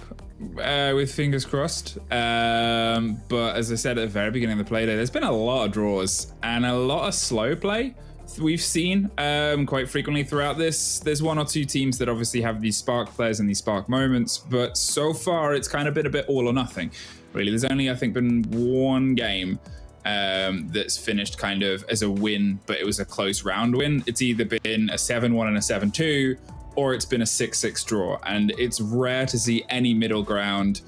I would assume we're going to see a no middle ground game here. I don't think either team is going to be especially quick to the punch, but I've been wrong before, and I kind of want to be wrong in that because I would like something quite exciting and fiery. Well, let's nail this down. You two are the experts here. I want some genuine, full-on predictions, and I mean scoreline and everything right here, right now, before we throw to the game. I'm going to come to you first, Des. Ooh, I reckon it's going to be 7-3 to Fierce. I reckon they're going to lose 2 or 3 rounds on the attacking side here. This is quite expected on a map that is defender leaning, and then go on to just completely dominate on their defensive side of the map. Ooh, what do you think, Fluke? I mean, I'm going to see definitely a defensive swing before. We've seen Audacity take a little bit of momentum when things start to go a bit wrong. So if they can find something beneath that, hopefully they can find a little bit more spring in their step on the turn of the half. I am very excited to see how this goes, and we want to hear from you as it all unfolds tonight. Follow us on Twitter at Rainbow6_UK and tweet us using the hashtag R6UKI. I'm super excited to hear you two together as well. I'm sure that it's like this is like a match made in heaven, right? I guess we'll find out. Is we never cast together outside of watching. Was it Ollie destroy Ace? Yeah, Ace did get shafted, didn't he? Really? It's tough. I'm looking. It's tough at that age. Hey, I think I'm old. Match, though. I think I'm older than Yeah, him. it was great. But, you know. Our stats guy is actually he played in that. Affy, who was doing How our old are you, stats, Ian? played in that. Oh, are we doing this? We know we're live, right? You want me to expose my age? Yeah, I want you to right tell me now? now. Yeah. No, I'm kidding. I am 30. Let's play a quick game. Oh, Ooh. I was going to say, let's have a guess. I reckon you are 31. Okay, what do you think, Fluke? I was going to say 30. Just recently turned 30. Let me be complimentary. I am, as they say in the Siege, a boomer. I'm 32 years old. Okay, guys. Pretty close. Thank you very much. Right, you two take it away. I'm looking forward to this. It's Audacity versus Fierce. Let's go. Game one of a Playday. Hey, welcome to Yukin. I hope you like draws because that's generally been the flavor, especially last week. Ah, boy. I mean, when Demise play, maybe. Demise, I was told to call them by the producers. Yeah, Draw Mise, our social team actually, I think, refused to tweet that because Demo came up with it. So they went, well, I can't use that now because it was a demo word. Which is a shame. You don't want to feed Demo's ego, right? You don't want to feed it, but he has his moments. He has his moments of brilliance. Maverick is gone. Is there going to be? No. Thatcher is on the board. And I'm happy about that. Monty's gone instead, which is going to stem the flow, but it's not the same old bands. I mean, like I say for theme, like sometimes you'll see teams just bring out the Monty and brute force their way through a defense and be like, no, we are in control of this room, and if you really want to stay, you're probably gonna get your ass beat down. So I kind of get it, but it's being banned by the team that's starting on attack. So I don't know if they're kind of expecting Audacity on their attacking side to rough it out and just say, well, without the Monty, they're gonna be a bit lost. Who knows? We'll see if it comes down to it from the side of Fierce, but that just screams to me a bit of confidence on their side. They know what they want to do. They know how they want to attack this, and it does not involve bringing a Monty along. Got an update from socials very quickly. They're straight on that. They said it wasn't because of demo, it was because it's trash. Wow. Well, Jacob, our producer, was the one who told me to say it. Therefore, by proxy, Jacob is trash. Jacob, are you going to take this from just the social team? Armory and Throne Room, we're going to start on, and we're looking at a Joe in the hands, or we're looking at an Ash in the hands of a Joe, is actually the way round that should be. And hey, if you haven't seen what this kid can do, my word, get ready, hopefully for a show, because if I've talked about some players and some teams being a bit slow and some teams and some players being a little bit hesitant, Joe is the opposite, and he almost single-handedly took a punch up with Na'Vi last week and pulled a draw out of it. And if it wasn't for the unbelievable performance he put in and the shift he did, they probably wouldn't have been able to pull a point from that, let alone be close to pulling all of the points from it. So, as he said before, let's get this guy some confidence, because at the minute, it doesn't really seem like there is a limit to him. I mean, the limit might come through here on what can sometimes turn to be a difficult map. I mean, first and foremost, we're starting off on the downstairs, and it seems to be there is a hold coming into the upstairs. Quite easy to do up here on the top floor if that's where your focus is going to go, but it's more about what control they can have over the north side of the armory and throne room, because downstairs, opening up the yellow wall, leading onto yellow stairs, of course, a lot of the flooring above it is soft, so you can understand why on the side of Audacity you do not want to give Fierce control of the upstairs. The fact they have secretly on the sledge just screams to me they want to get smashy time on that floor, whilst there is focus from Kayak and from Reese on opening up the north wall. Right now, starting out towards barrels, we'll see if some focus goes in that way. But like I said, first and foremost, I think their port of call is going to be on this top floor and trying to deal with Audacity, who are going to make it hard for them with the castle, the mute, and the Mozzie. So Joe's going to be the first port of call here against Falcon, obviously the player that couldn't quite make it in last week. Omoz is holding the sliver of the angle off to the side, but they're concerned about the cover from Arcade. There's a quick spin, but no intense crossfire, as Omoz is actually going to drop down for a rotation.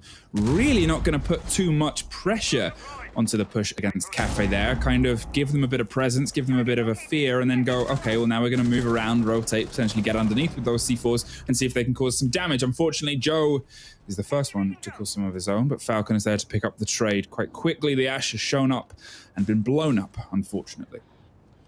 Just like a falcon, Joe is the rodent for his lunch. Welcome back, and striking pretty big in the opening trade there. It does bring down Joe, who, as we said, if you can control Joe, you can control this team, it feels like, in some way. So with him off the board, this might get a little bit easier for the side of Audacity to hold on for longer. I do like how defensively they've played so far. When they were threatened on the top floor, what do? Drop straight through the hatch, leave the two who are a bit dug in further back over the actual site itself, playing a little bit deeper. The whole aim of this roam game is to either trade, so you're at least trading 1-for-1. It hurts attackers a lot more to lose members earlier on because you are losing that utility you haven't yet had chance to deploy. As long as you can either trade or keep yourself alive for as long as possible, you are wasting time on the attacker's side. We're about 2 minutes in, and they're still trying to get control of the top floor, so work has got to start coming in here from the side of Fierce, else we're going to find ourselves running it down to the wire to see if they can take round number 1. Reese is able to start trying to maneuver up as well with the Thatcher. They know what wall they want to crack open, and they're going to try and pop some flashes over the top, but the C4 is going to be the catch there as Kayak, your hard destruction is gone. Yeah. Oh no. You better have a plan B, and unfortunately, as you said at the very beginning of this Playday, it is involved in funneling through tight, narrow doorways. There's no big mountain to make it any easier, so it's going to be a very intense entrance. Tight, narrow doorways, no hard breach left, and 25 seconds on the clock. It is going to come down to frags through very thin, narrow doorways here for Fierce if they're going to take anything. Secretly finds one. It ain't the end of the world for them, but Zeus trades it back just a few seconds later. 3 versus 2 now with only 15 seconds left. Swings in. Zeus finds himself a double. This round is all but done, unless Secretly can come up big for them in the final 10 seconds. Surely he can't. He is but a small man, and Zeus with a triple kill at the bitter end of things closes things out for Fierce. Audacity with a wonderful first round. Great time wasting, great knowledge of when to drop back there, and ultimately great capability in shutting down the side of Fierce. Yeah, obviously it's one of those picks where if you get rid of the hard destruction in that situation before they've even really been able to start to deploy and start to implement what they want to do, well, the round is not as good as yours. But when there's 30 seconds left, it may as well be. It's a very, very tight turnaround to try and come up with a plan B and try and get something into motion, especially when you're still slightly spread out and you still have obviously your Thatcher was trying to get into position. And again, that boils down to how slow they were in getting their control upstairs. A great play, obviously, as I said, to kind of put a bit of fear and then pull away. There was the opening trade against the opener of Joe, and from that moment, Fierce got a little bit slow. They were a little bit scared, a little bit cautious, and unfortunately, in this game, you're playing against 2 enemies, the 5 in front of you, and then the timer itself on your attack. And it just bit them a little bit too hard. Now they're going to try and take this with a little bit more intensity across the top. You hope, obviously, Joe can get a little bit more if you're a Fierce fan, but at the same time, if you're an Audacity fan, you've got to have a bit of confidence now after what was a very exceptional burn of time and utility with a little bit of luck from Lady C4 throughout that first round.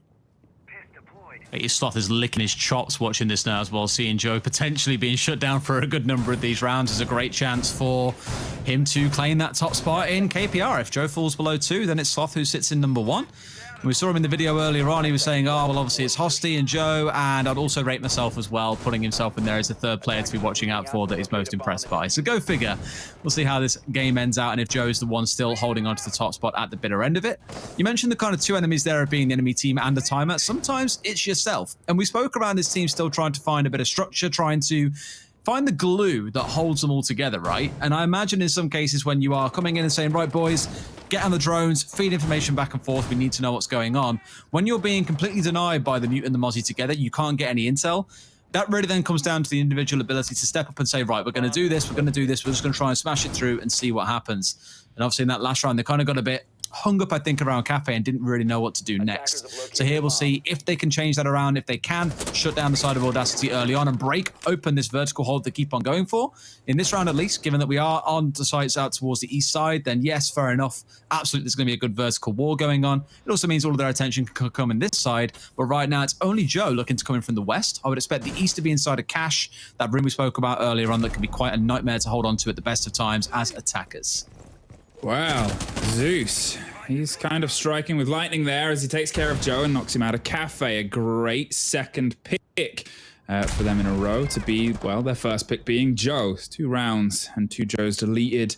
doesn't bode well for Fierce, but it's still early days and it's still early doors throughout this playdate so far. Audacity can definitely ride in and amongst that because he was a player, Zeus, who had a phenomenal first week last week. There was a lot of questions and question marks and angry tweets about, well, what's he bringing in? What can he offer? And who's he replacing? And at this moment, you see what he can do. It seems to have a huge amount of aggression, a fantastic ability to swing and pick players, and in a league as aggressive as Yukin can be, well, it's a boon that leaves him 4-0 in the early moments of the second round of this game. Secretly is going to try and pick up the pieces and put a bit of pressure on Cafe, but with Zeus still playing towards those arcade cabinets in the upper arcade sliver and waiting for the swing, well, it wasn't quite a second. Slightly quicker there from this X tier 1.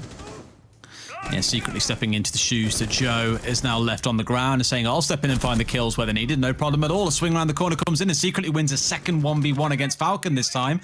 That puts things into a 3 versus 3, and the health bars on Audacity, they ain't looking so good right now, but equally it's the same story on the other side. Everyone except Zumi is down to almost nothing. One bullet going to be enough, but Zumi still finds the head regardless. So 1 versus 3 once more. It's not quite triple kill in the bitter end of things for Zeus, but it's still another round to Audacity. Fierce looking really slow in the mid-round here, kind of a bit lost once they lose the opening man and just not 100% sure of what to do. And that's the big worry. As I said before, it's one of those things where you look at a team and you look at a dynamic and you build this almost cult-like worship of a player. You say, this is Joe, Joe Mighty, Joe Destroy. And if that player doesn't quite click, yes, it's an audience thing, and yes, it's a driven thing by stats of saying, look how fantastic he is, but it also becomes a bit of a mantra for the team as well, because you go, oh no, they're stopping Joe. We've got to try and we've got to try and plug holes. We saw Secretly go for the rotation and pick that back up. And again, that ties back into we talk of experience of what a player like Secretly, who was on the tier 1 for such a long period of time, has now kind of found himself on a roster, probably had a few rosters to choose from, I think it's fair to say, and decided to go with this Fierce roster, which I guess shows a lot of the promise of it. I mean, Secretly clearly didn't do his research on the UK scene, knowing what he was stepping himself into. This is like that gladiator pit that exists at the bottom of a jail or something, right? Where it's like everyone's just kind of punching each other in the face, but no one's really dying. And he's kind of stepped in, the door's locked behind him, and now he's just like, ah, crap. What have I got myself in for here? Yeah, I mean, I guess it was one of those things as well, where you're put on a team with Joe, and you have to try and ride that dynamic and work that out. You've also got Kayak and Tyrant. As we said before, they've been playing since, I think Demo said they've been friends since they were in like primary school. Or even maybe before that, they like live across the street from each other. It's a whole like, you know, Scouse power thing going on there. Scouse power. And I guess you want a little bit more of that. I don't know if they support Liverpool or if they... It'd be a good time to. It would be a good time to, for sure, for any Liverpool fans out there. But at the same time, hey, look towards what they've accomplished. See if you can do the same today, guys. It's kind of funny because when I saw Secretly was running Fierce, I was like, man, he's the star player on that team. Like, he's been huge for Chaos over the years. Like, surely he's going to step down here into the tier 3 and let everyone know what's up. And then, well, it's been the Joe story so far, as we all know, or Joe, as so many have started calling him. We'll see what Secretly so far, though, has picked up the pieces for Joe. We're going to have attempt number 3 for him pushing in from Cafe. This time round, hopefully not being the opening pickup for his team, because we're relying on him again to keep this record going, to make sure Sloth doesn't take that top title, or else he is going to be insufferable in my DMs tonight. Same position once again, though. No one looking to drone him in right now, and normally you want a drone at the feet of an Ash to at least be giving an idea on what's going on and where you should be pushing at what time. But you can see the cross angles are starting to get set up. One down in arcade, one out to his left. Can't really go anywhere, but just think about the attention that he is commanding right now. How much time and how much resource is being committed by Audacity, just daring him to step through. It's like a stalemate right now. The drone's out. What are you doing? Unlucky timing, and Ash should never really be looking to drone yourself in. You should always have someone helping you out in that situation. And once again, Joe has been removed. The pressure is gone, but Zumi, who had a massive round at the end of round number 2, has also been shut down by Reese. So things aren't looking terrible for Fierce, but Audacity, they always seem to find a way back. Unfortunately, it's no-show Joe so far, and I guess you hope the story changes as we get a little bit deeper. He seems a bit skittish about how he wants to approach, and as he's pointed out very expertly, droning yourself in as an Ash in that situation where you generally know that there's going to be people nearby. There's going to be attention on that door. Maybe you don't know that they're going to be that immediately able to swing on you, but at the same time, it's a high pressure bit of this site especially. It's a high pressure bit of this map entirely. You've died 3 times now in the firefight there. You need to have a look at maybe having a little bit more support from either a drone or a bit of utility, or slightly changing up how you want to approach that door, how you want to approach the room. Reese, in the meantime, is able to find Zeus and put a bit more balance back into this firefight. Secretly was removed off the board during that as well. And now, I think for the first time, they've been able to get some hard destruction off as they start to apply some pressure to the site itself. There is a bit of a split here. Omos is unfortunately slightly cut off from the rest of the team and is just going to try and dig in towards the far southern side. If they go for a rotate at this moment in time, you would assume Reese can catch them, so it's just waiting, baiting, and hoping that they're able to pull someone apart and crossfire before this final 15-second push. Blackout doing his best Joe impression right here. Knows as well that Torrin has no idea that he was round to the right-hand side. 2 more kills fly through. It's yet another, for the 3rd time in a row, same ending coming out for the side of Audacity, them being in a 3 versus 1, the same player popping off, or a player on their side popping off. In this round, it was almost at the end with 2 kills. Fierce are struggling, man. It's kind of weird because the second fragger that tends to step up and play in the place of where we saw Joe at the very start, it was secretly in the previous round. Sophia or Tyrant in that round just a second ago. That replay is just heartbreaking, dude. It hurts me so much. But like I said, they've kept on trying to put the second player in the same spot once again. Here, just didn't really anticipate someone would be lurking inside a cafe. And I appreciate playing against Mute and Mozzie constantly is so draining on the drone economy that you have nothing left to find out where anyone is. But they're walking into quite a few of these blind, and really it's only down to Secret winning a couple of gunfights blind so far that has really given them any kind of chance in these rounds, it feels like. Well, that's the 3-site rotation performed pretty expertly from Audacity. Obviously, we said coming into this, they're going to have a heck of a bit of momentum and a good performance to be able to pull apart Fierce. And so far, well, yeah, they're having that. Their play seems exceptional. They're very aggressive. And most importantly, one of the compliments that you can give this team is their trades are set up really, really well. They always seem to have one more man, one more body over the shoulder able to pull apart the entrance, which is a big part of Fierce's play. We've seen it. Obviously, unfortunately, against Joe for the past 3 rounds, but we've also seen it on players like Secretly when they've been able to get one, and it just doesn't seem like Fierce are able to have that same kind of refrag momentum, that same kind of control over each individual kill that so far for Audacity is kind of par for the course right now. And you can see that across their stats on the right, all of them in positive KD. The balance is there. Falcon obviously with 4 assists, but still playing the 1-1 average. Just shows that what they have right now is a very tight unit, and what that gives you is consistent results. Falcon's done well to find himself 4 assists without dying 4 times, to be fair. Normally you see that stat really start stacking up once people are dying. They get a couple of shots off, they lose, someone else refrags or trades. It's all happy story and hunky-dory. But for Falcon being 1-4-1, you're not really going to complain about that so far. And as you say, every single member on this side has been stepping up across the rounds. On the other side, really, like I mentioned, out of 1 round, really coming from Secretly and finding a couple of kills. The same out of Reese. They've all been kind of empty kills. I think it's really yet in towards a round-winning condition. It's more a couple of kills out towards Cafe in the later stages of the round. Here, there seems to be quite a commitment coming in towards the East, though, as we've seen from them in previous rounds. They're sticking Joe out towards Cafe again. Of course they are. Why wouldn't you? But by the looks of it, he's on the downstairs this time. So an alternative approach to breaking open this top floor hold. Joe trying to do the sneaky, seeing what he can find up these arcade stairs, waiting for one to try and run out into the hallway, I imagine. So he's avoided Cafe altogether. That is a curse room, my friend. You don't belong in there. It's a good call, I think, to avoid it for now. That's it. This is kind of what we wanted from him as well. Obviously, the kind of comments that you have, it's very easy from our perspective. Do not get us wrong. We can never perform to the level. But when you can kind of step away from the game and you can see where things are falling apart, which was his lack of support in the room, which he countered by droning before he even began to enter the building. So he had a bit more of an idea instead of going for the aggressive swings. Oh, unfortunately, caught by Zumi there. Oh, no, Joe.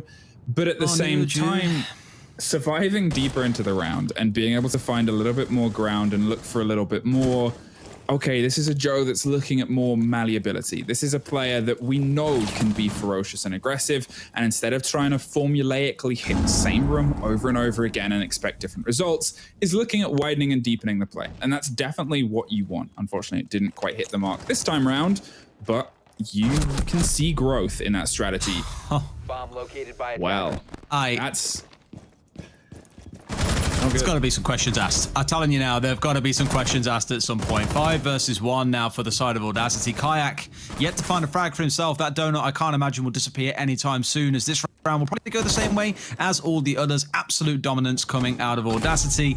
Same thing at the start of a round. There it is. Same thing at the start of this round as what we saw in the previous ones. Joe by himself, not being droned in, not droning himself in. And I'm sorry, but the excuse of having a mutant Mozzie on the other side really doesn't weigh in that round, because that was downstairs inside of barrels of all places. Like, you should surely know, or at least have an idea where these 4 or 5 players are playing. It just comes down to a bit of misdroning on the side of Fierce, I think. And Audacity right now. In the pregame, I said maybe they lose 2 or 3 rounds on the attacking side. I am struggling to see where the bleeding is going to stop here, where it's going to be stemmed, because time and time again, we've seen the same mistakes round after round. It's kind of hard to plug these holes, obviously, as well, because as we've said before, this is a map that, okay, sure, it's been around in the pool a bit of time now. These teams should be more used to it. You can only make those kind of stories and excuses if it's still new, as long as, you know, you can. In the same breath, you don't see it as much in competitive play, whether it's due to preferences, whether it's due to how viable the map is for certain teams or not. It's not that common, especially in our regional league, where you know, if you look back on how long it's been in the playable pool for the UK scene, it's probably not been played more than a dozen times, if even double figures. At the same time, that kind of lack of familiarity seems to be in Fierce's play. It's a bit slow, a bit skittish, a bit scared, and it doesn't have the usual passion that we've seen them be able to apply on their aggression.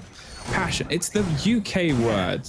I get that from... You know who that came from? I got it from Emerta, because every single time I say he likes, he's like, oh, passionate. And I'm like, what? 5 seconds. that's not passionate, mate. That's just me saying something that you agree with. And he's like, oh, passionate. I'm like, mate, shut up. Come on. For me, it's Exiles Record, Ollie, where he'll... Oh, does he say it as well? Passionate. Love that. He'll say it's passionate, but then he'll also say it about before skins became more outlawed. He would say, oh, it's a passion skin. He says he's not averse to wearing a passion skin if he's got to get a win. That man, Ollie. Right. So has passion now died from the game because certain skins aren't allowed? Like, this is a post-show debate that needs to take place, really. We'll have to, on Ollie's side. Yeah, we'll have to ask him how his season's going with... Let's get him to call in. No, right. His season was not been going well. He basically rage quit the other day. He didn't deliberately rage quit the game or anything, but he was raging after 2 or 3 maps and then dropped out the stack, and I was like, right, I'll see. What was the issues? Was it his fault or was it your guys? I'm just saying he couldn't hit a shot from anywhere, mate. Didn't matter if the guy was AFK, just missing everything. It's one of them days. He lacked passion, unfortunately, that day. Fierce, slow drones. Joe back on the cafe, but is looking at the arcades instead. Slow Joe. There's Mozzie, there's a swing, there's a second body there as well, and Joe is just waiting. He doesn't want to lead in, doesn't want to swing, and is just going to wait and hold it and try and alleviate some pressure from the push on the opposite side between Kayak, Tyrant, and Reese, who are actively droning for themselves. I say as Joe jumps in, gets one, gets traded. There's Joe doing Joe things, but unfortunately in the same breath, there's Audacity doing the Audacity thing they've done so well today. This just benefits the side of Audacity so much every time, though, because now Fierce have to rotate someone out towards the west side once again from being on the east. It was secretly previously. He was currently down to the south.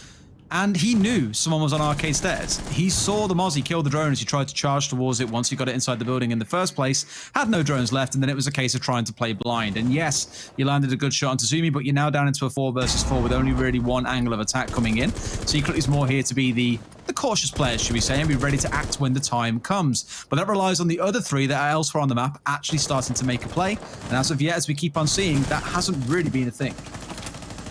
Omar's a bit under pressure, but obviously still has the possibility utility. No, not anymore. If you get your face shot off by Kayak, unfortunately there's nowhere else to go but sit on the cameras and try and aid your team from that moment in time. They're looking for this long firefight. They know that they're getting closer and closer to their first potential round. Here they're in a 4-3 battle, even with secretly doing the big rotation to the opposite side, but they've still got to make some moves here, and things are getting a little bit sloppy, I say, as Blackout swings on one and secretly very quickly gets one back on the opposite side. That is, for the first time, a huge bit of map control under the hands of Fierce, and they're also in a 3 versus 1 with 20 seconds on the board. Just one more to go, but Falcon, with all the bravery of the bird he's named after, swings wide onto Tyrant Kayak. going for the plant now, and for the first time this game, we find ourselves in a post-plant situation. 2 versus 1. They've just got to play this right, but Falcon is playing it better so far. A fantastic pick with a very hard gun to control. Knows roughly where the second is, and has 30 seconds to try and do something heroic.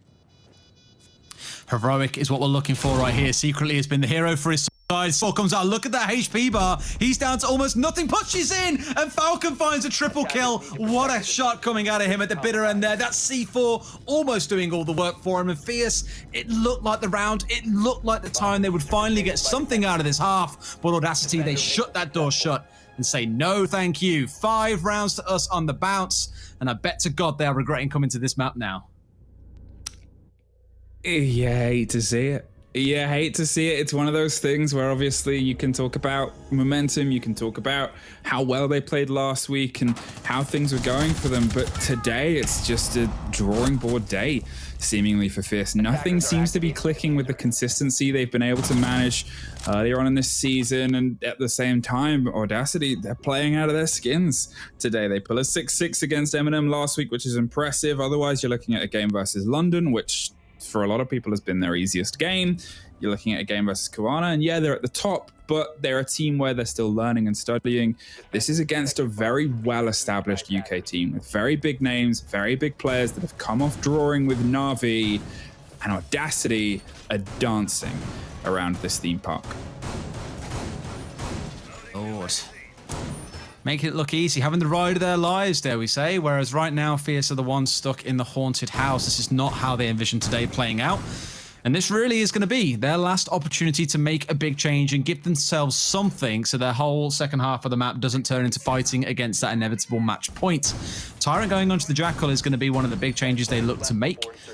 Although in my mind, it's an extra drone or two to support Joe out towards Cafe to actually make sure he can put some kind of pressure down without walking into a trade scenario. Because when we have seen him manage to find a kill, like he did to Zumi in the last round, there was a trade waiting for him 2 or 3 seconds later, admittedly due to his own orchestration of deciding to charge towards Arcade Stairs. But that's the way it pans out sometimes. Unfortunate, but Audacity have got to be loving life right now. Hey, they seem to be getting strong and strong every single round. Probably should have added the to the end of those words, but whatever, I'm through it, I'm past it. And Joe is apparently not past Cafe.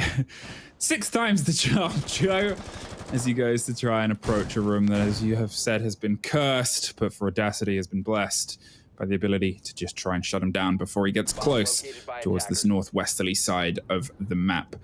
Big spread out here, hold from Audacity. They have their angles, they have their ideas, and Tyrant is going to try and bring Jackal, I believe, for the first time today to maybe alleviate some control and get a bit of a grip on any players that might be towards the site itself, make them feel a bit uncomfortable, make them feel like they can't just do those little swings. We've seen Audacity do this quite frequently. Little swings, little peaks, little wide motions that have pretty consistently been able to find the head and other assorted body parts of the players of Fierce. Talking of Zumi, the Jaeger who has either been the entry death or the entry kill, is able to at least add 1 more to the positive tally this time. They're in that spot, as you just saw there, where they can't really get many drones in, as they haven't been able to most of the first half, even without the Mozzie being removed. It's Blackout's head being removed by Joe. Not the opening kill in the round, but still a kill that was more than overdue for them. So something is coming through. Whether or not they can now convert this 4 versus 4 into a round win for them, I don't know. We've seen them in this situation before, and it always seems to go to pot in the dying 30 seconds of a round or so. So pace is what I need to see now. We need to see them moving forward here with some speed if they're going to be able to capitalize on this small advantage they found. My biggest worry is Secretly is gone. He has been the player in the mid-round, finding kills when he shouldn't have been finding them. So without him on the field, I do worry how the rest of this round will go, unless Joe can go big. He finds the second. Mizumi picks up Reese as well. It's a 3 versus 3 fluke, and we're down to about 50 seconds on the clock. Make it a 3 versus 2. And the health between the pair on Fierce is barely anything. Joe is still pre-firing and peppering, but Kayak is the one to shut down Falcon, putting them in a 2 versus 2 against a Doc and a Jaeger. Well, it doesn't make things any easier, especially when now it is just the man of many previous moments. This is the one to try and assert himself back into a positive KD. Finds 1, and with a flicker of health, Zumi has a great idea where they are coming from, and it's Zumi that just clicks in time. The historic battle of an Ash versus a Jaeger, not usually seen as the final one on the round, but this time round, it plays out for Jaeger. Oh, that's been a brutal first half. 6-0 to Audacity. Fierce, a couple of rounds being close, you could wager. One getting into a post plant, they then lose in a 1 versus 2. That final round there with Joe getting a triple kill, not quite managing to find the fourth and final one to put the nail in the coffin in round number 6.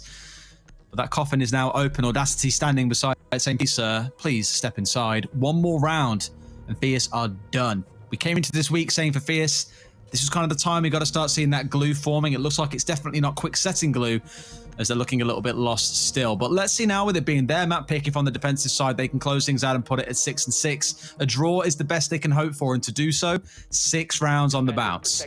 My word.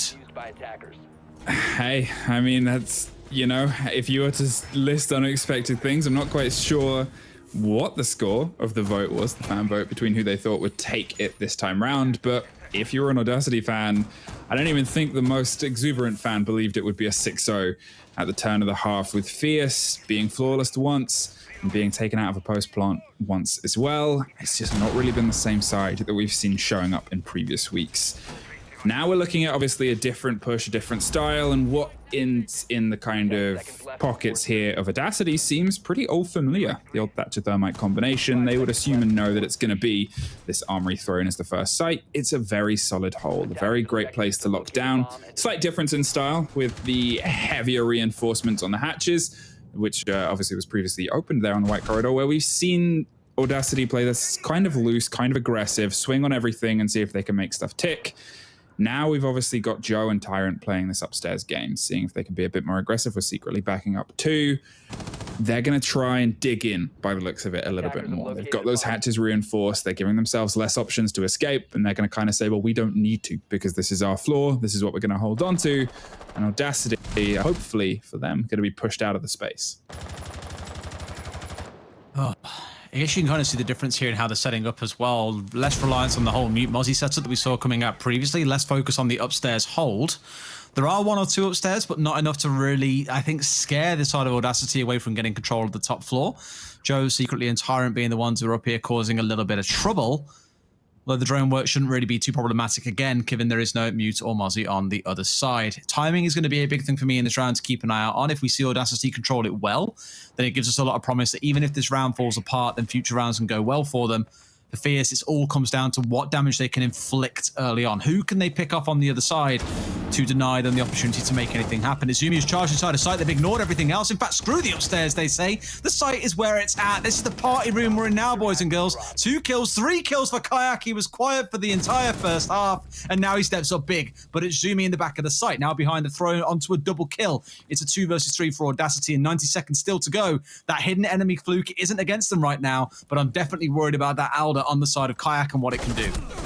I mean, it's obviously opened up so aggressively, and Joe, unfortunately, doesn't win that as Falcon swings around the corner and puts themselves in a 2 versus 2. Zumi in sight, but he's cut off from the opposite man. He's also causing a problem for the defense to be able to get in. They feel like they don't really have to. Maestro has the lock, and already 3 bodies piled around the cold diffuser, but the timing of the flash allows them to pick it up. The spots come out, but unfortunately too little too late when you can't really see, and Zumi is going to dig the diffuser in behind. They may, and well, they were unaware that it had been picked up, but now you've got to be more than aware. And there is the pick as Zumi finds a triple. It is just Kayak, who in this situation is looking for the ace clutch. Finds one, puts them down. They know where the next is. The pings are still coming pretty consistently. Going to confirm the kill.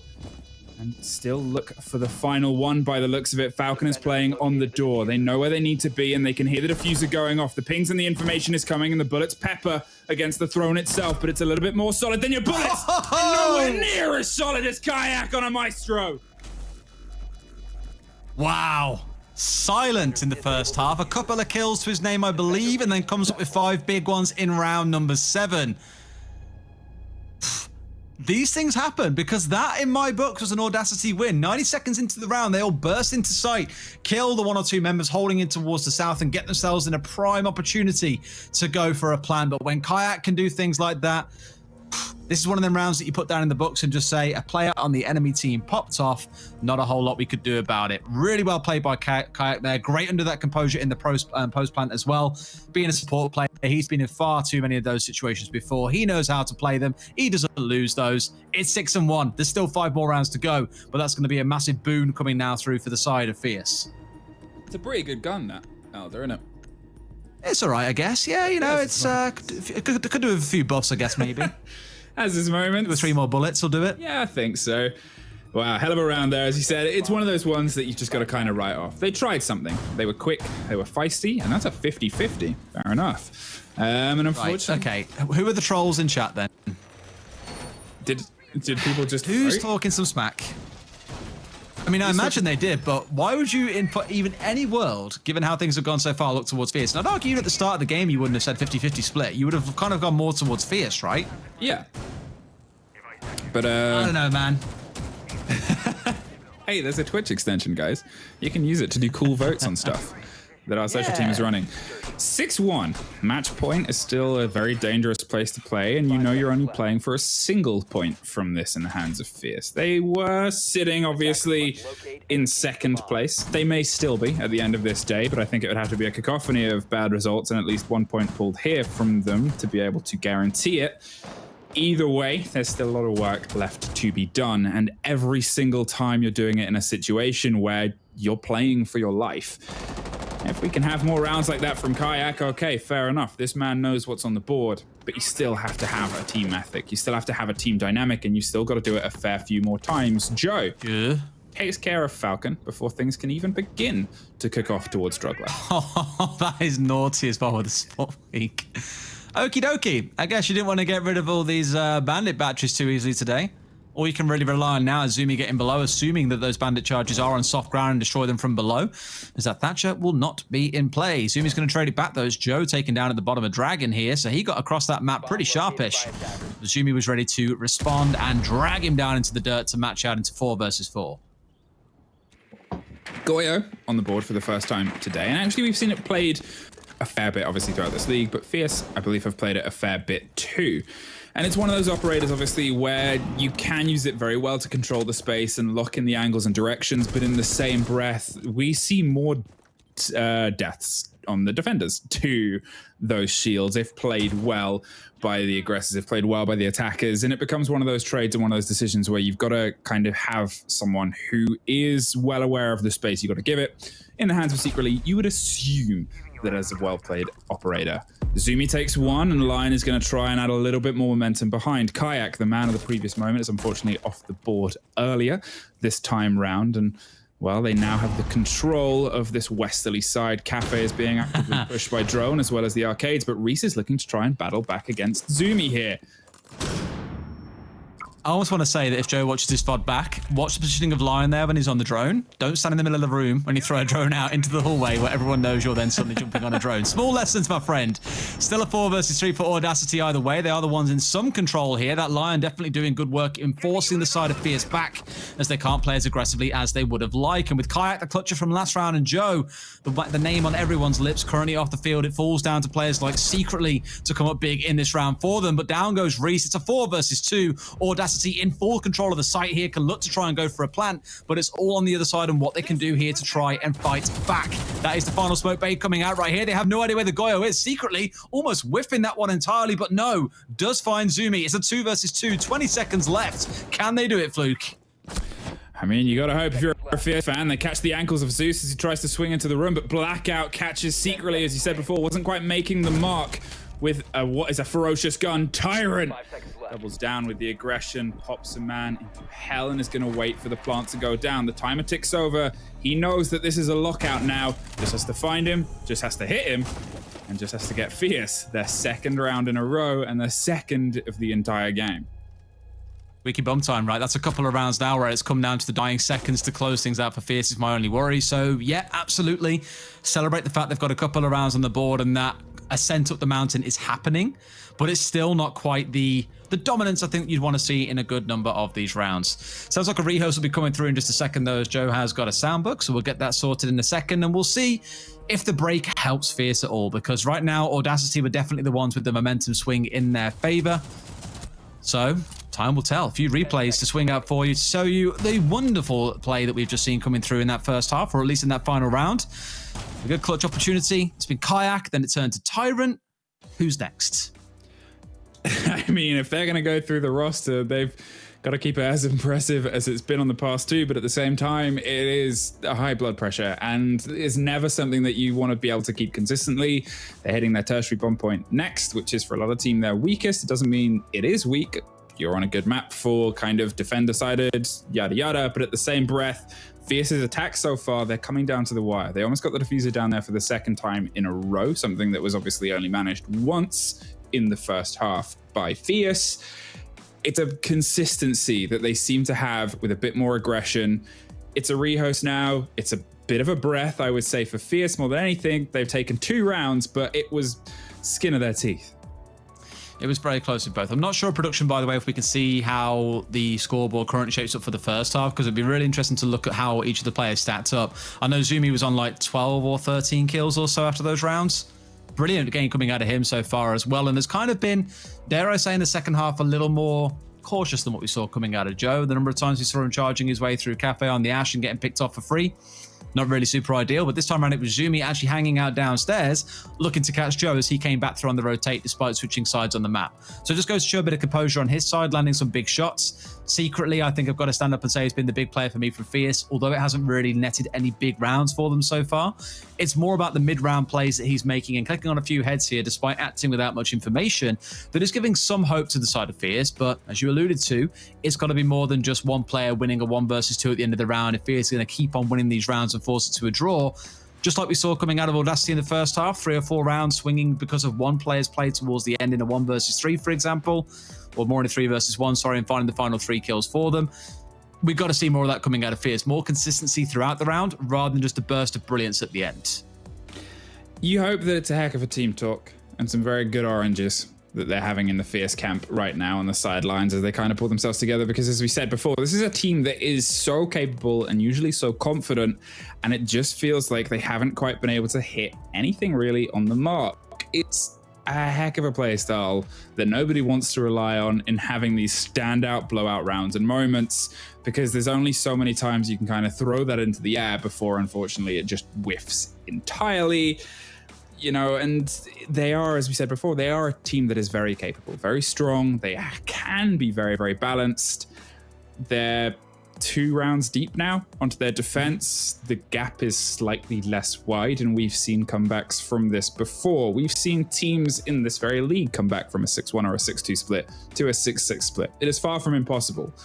But with how Audacity have been playing and how Fierce have unfortunately been unable to play against it, as I said, heck of a team talk.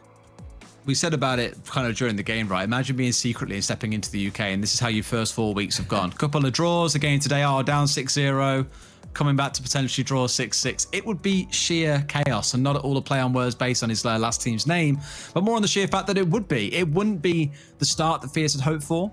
Coming into this again, we looked at this roster and said, wow, lots of UK experience, a fresh gunner in the form of Joe, secretly bringing bucket loads of Pro League experience. Hasn't quite glued together yet. Still waiting for that glue to settle, it feels like. That's it. And I guess, you know, it's one of those stories as well, because as much as we can say about the map where you say, oh, it's been in the play pool for this long, you've got to be defender-sided. This team's only been together for this long, you've got to try and get stuff threaded together. Audacity were a team that we saw kind of last season where they couldn't quite make the mark. Fierce were a team that obviously we've had around for a long time. There's a lot of core rosters in the UK region now, which sure, 1 or 2 players might change and drift from now and again, but you still expect a level of play, I guess, from a lot of these teams that we've already seen put a performance in. We're a region that is consistently, occasionally, threatening towards what was the old system of Challenger League and trying to knock on the door of there. We've obviously had all the swan stories of our teams going all the way to the top, and then the ones going into CL and so on and so forth. And there's always another story and there's always another roster. But for me, for our region now, outside of London, which is the fresh blood for this league, these are all rosters with a strong core and a strong history. And I guess it's the level of expectations that I'm kind of seeing on with them. I mean, one thing's for sure, right? It's a level up on what we've seen in previous seasons, which is always wonderful to see. Last season, it was Audacity everyone looked at and said, oh, question marks around these boys and what they can do. But this season, at least based on how this game is going and what we've seen in some of their previous fixtures, it is a different team. Back into game. Let's see if that break gave Fierce a bit of a time to rattle the insides of their skulls and get those brains juicing again, because now's the time. 4 rounds back-to-back they need if they're going to be able to take anything away from this fixture. Otherwise, Audacity are the ones walking away with the clean sweep. And they leave Fierce looking more like pussycats than they do like tigers. Going to go down into up into Bunk and Daycare, I suppose I should say. Let's see where they choose to space their defense, because there's been no real Mute or Mozzie setup coming out of the side of Fierce, like we saw coming out of, coming out of Audacity, like we saw coming out of the other. Oh my God, the confusion. Coming out of Fierce, like we saw coming out of Audacity. Yeah, I'm fine. Having a moment. Tier 1. It's an old man moment, right? I don't know, man. It's the boomer moment. We'll go with that. Okay, 6-2 is the split, and as I said before, it's not an impossible one. Fierce just have to, again, find a little bit more, and Fierce, it's no way to really kind of downplay Audacity losing 2 in a row, because Audacity so far throughout this game have been pretty exceptional. They've been able to keep pushing, they've been able to keep a very aggressive play style against the team, but at the same time, they've kept it with a good balance of trades, a good balance of control of the map space. It's getting a little bit down to the wire on these attacks, sure, as we're seeing, but at the same time, they're still pushing towards the objective. Even on a round where they rushed in and lost 3 bodies, they were able to kind of pull themselves back together throughout it and almost pull it down, getting in the 1 versus 1 situation. And that is, again, a big kind of credit to them and their ability to consistently keep themselves in this game and keep themselves in this map. Joe, who is unfortunately the opposite story of that, who, yes, he's had a couple of moments and started to pick himself up, hasn't been able to have the impact that they usually have. At the same time, his usual impact is 27 frags against Na'Vi or whatever it was. It was in the 20s, I believe. I don't think it was 27, though.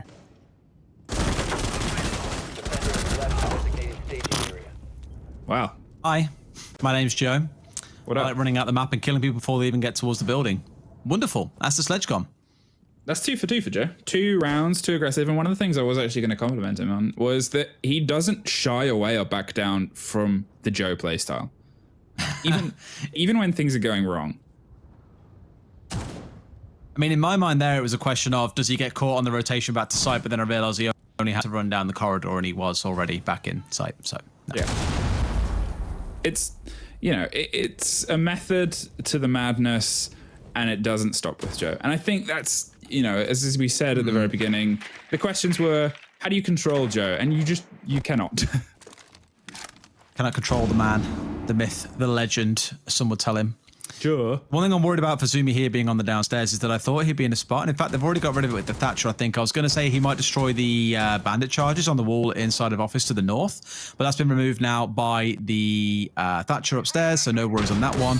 This is what I was speaking about in the pre-game, saying that Cash kind of becomes a war zone, right? It becomes really difficult to unsettle the defenders from positions that are very strong in holding it, unless you get the downstairs control. So that's sort of what they put some focusing here with Zumi, who's down there uncontested, has now rotated back upstairs, and that as of yet, there's no real focus towards control. They're just trying to brute force their way into Cash and then into sight from there. Blackout starting to get this wall open, though. As you can see, no one on the side of Fierce playing inside of the site. Understandably, though, all these walls have been opened up along the way, so they do still have angles in towards the site. It's kind of almost more looking to play for a dead man or a no man's land kind of inside of the site itself, or looking to play for a retake later on. The Lion obviously out for the second time today, and unfortunately a little bit too late there to actually have the entire impact in that frag. Zumi doesn't really need it, he says, as he just goes and guns down one, and Falcon guns down another, pushing the body balance back into the favor of Audacity.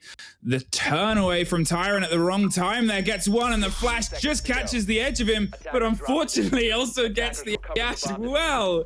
By the looks of it, Tyrant escaped, probably screaming and unaware of anything that was going on. And with only 4 seconds left, they've got to try and get this diffuser down. Blackout's going to dig it in. They're going to pop it to find the final man, which is Tyrant with no health. Ooh. And Audacity just swing in to get the map. Oh man, in the way that Falcon was speaking about keeping an air job in the back pocket, how about keeping the EE1D scan in the back pocket, calling it in at the perfect time? So the retake opportunity quite simply does not exist. Wonderful game by Audacity. A couple of rounds, you'd argue, in which members of Fierce showed a couple of moments of brilliance, like Secretly, once or twice, and Kayak even with an ace in one round, but not the team I think we all expected coming into today. Audacity, very much so the rightful winners of this game on Theme Park. hey, I mean, you got to give credit to Audacity. They really put on a showing today. And as I warned you earlier on, in the UK scene, it is all or nothing. And unfortunately for Fierce fans today, you didn't quite have the landing that you've had on some other play days. You come off the back of a 6-6 with Na'Vi. Unfortunately, you find yourself back on the drawing board. And maybe the Villa play might have been the one. But hey, that's hindsight, unfortunately. Oh, man, let's just say today has started the way that I think none of us expected it to. I think most people would have said Fierce for today. Yeah. Those that are in chat and said 50-50 are lying. I would have said it all came down to Fierce, but nope. Audacity looking like a team that I think we all hope to see. Zeus with another knockout performance. Zumi, probably my player of the day today in this game, or player of the match, I suppose you could say. Absolutely massive for the boys, but every single player, and we caught on it in the first half, have got themselves involved in a number of these rounds. It's very easy to miss out the more quiet members like Blackout, for example. Omo's in there as well. They did all they had to today, which is support the other players to come up big for them, and set a very rightful victory on their side. Well, that's a good mark and a good start to the day with all the aggression that I kind of wanted, at least. Obviously, there was always the worry that this was going to be a bit of a slower paced affair, and with the burn of utility and the burn of this map itself, sure, everything kind of came down to the wire, but it had more than enough aggression. And those moments, unfortunately, where Audacity just seemed to be a little bit one step ahead and a little bit uncontrollable at times. A huge amount of swinging on doors, swinging on angles, and just swinging on Fierce. Now, this round in particular here is a huge one coming out of Falcon as well. I remember thinking, man, I wish I could control an SMG like that, because God forbid if I'm ever able to actually do that. And this round here was a big one to remember. Let's not forget this kind of rush burst into sight that we were like, whoa, they've ignored top floor. They've completely circumvented it. They've gone straight for sight. Unfortunately, there is a man called Kayak, as we mentioned earlier on, who had a massive round here as well. All 5 kills flying his way, and the defuse coming through not too long after. But unfortunately, small moments of brilliance like that need to become more consistent, boys. That's all I'll say. Well, for a first trip to theme park, I will say that was pretty exciting. I know people were arguing about whether they should be opened up already, and I'm kind of glad it was, just for at least this Playday itself. A 7-2 opening on our first showing, but obviously, hey, that's just the first game tonight. It absolutely is. Still 3 more to go, and also interviews and all, of course, the wonderful things that come with it, such as the post show to come up as well. How about we get into a break so you guys can get yourself another cup of coffee, and we'll get ready for game number 2. See you in a few.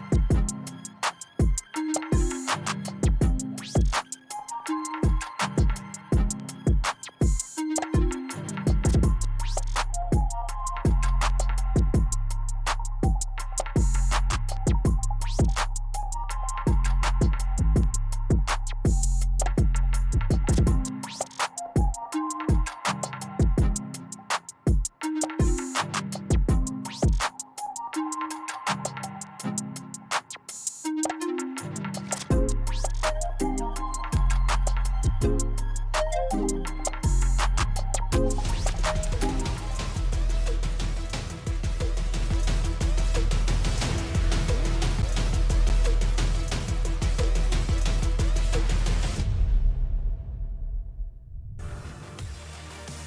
a way to kick things off here for week 4 of the Rainbow Six UK and Ireland Nationals.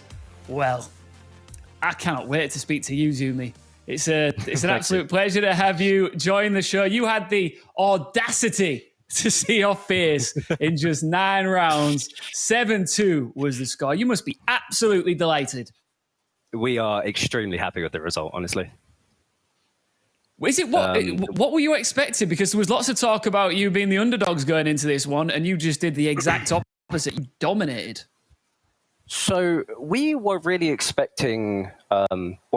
We honestly played the best we could. We did a lot of analysis on them. We knew that Joe was just going to run around, and we were hopefully just going to try and do as much as possible to just kill him and just take everyone else, basically. But we played them like a book, really. That's kind of how it is. So we knew we were going to win. Other people doubted us, but it is what it is.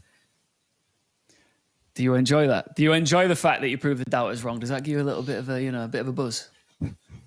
I absolutely love it. I just hope that people keep doubting us. That's it. Doubt breeds greatness, brother. That's a fact. Theme Park suited you guys to a T. You must love that map now, right? It's there, but we have a lot of things in store for other maps. So don't just think that we're just a threat on Theme Park. We're a threat on all of them. Okay, I'm looking forward to seeing more from you guys. So you had the momentum, you had the aggression, you seemingly had it all.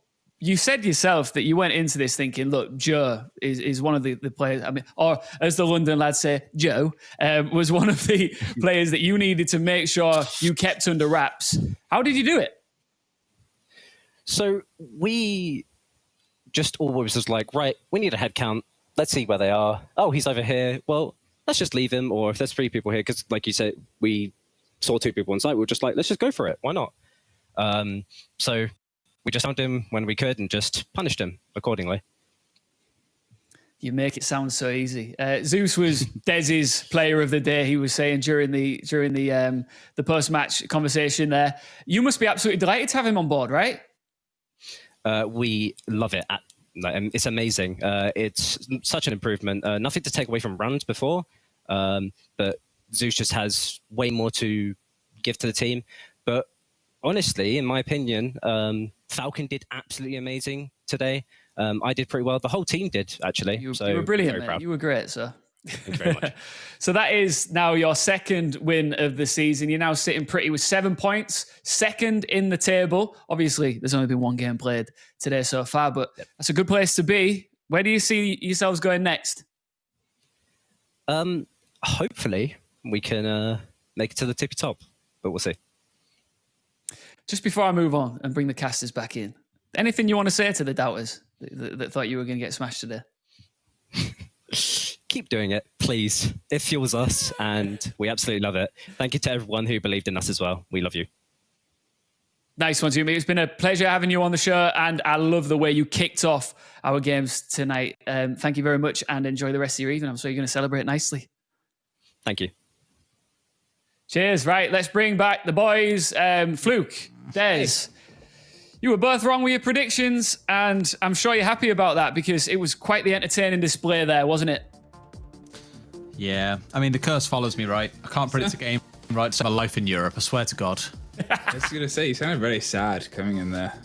Now, honestly, I am very happy. And as Zumi said at the end there, like all the players stepped up really well. Like he was probably my player of the game, I think, overall.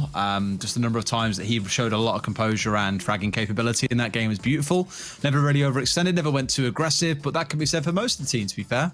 Can't really say the same for the other side in most cases, but from Audacity, they're a really good show. If they keep on playing like that and having that level of composure about them, I agree with them. We could see them in that top 3. Fierce had some glimmers of greatness, but just not enough. Was this just a bad day at the office, would you say, Fluke?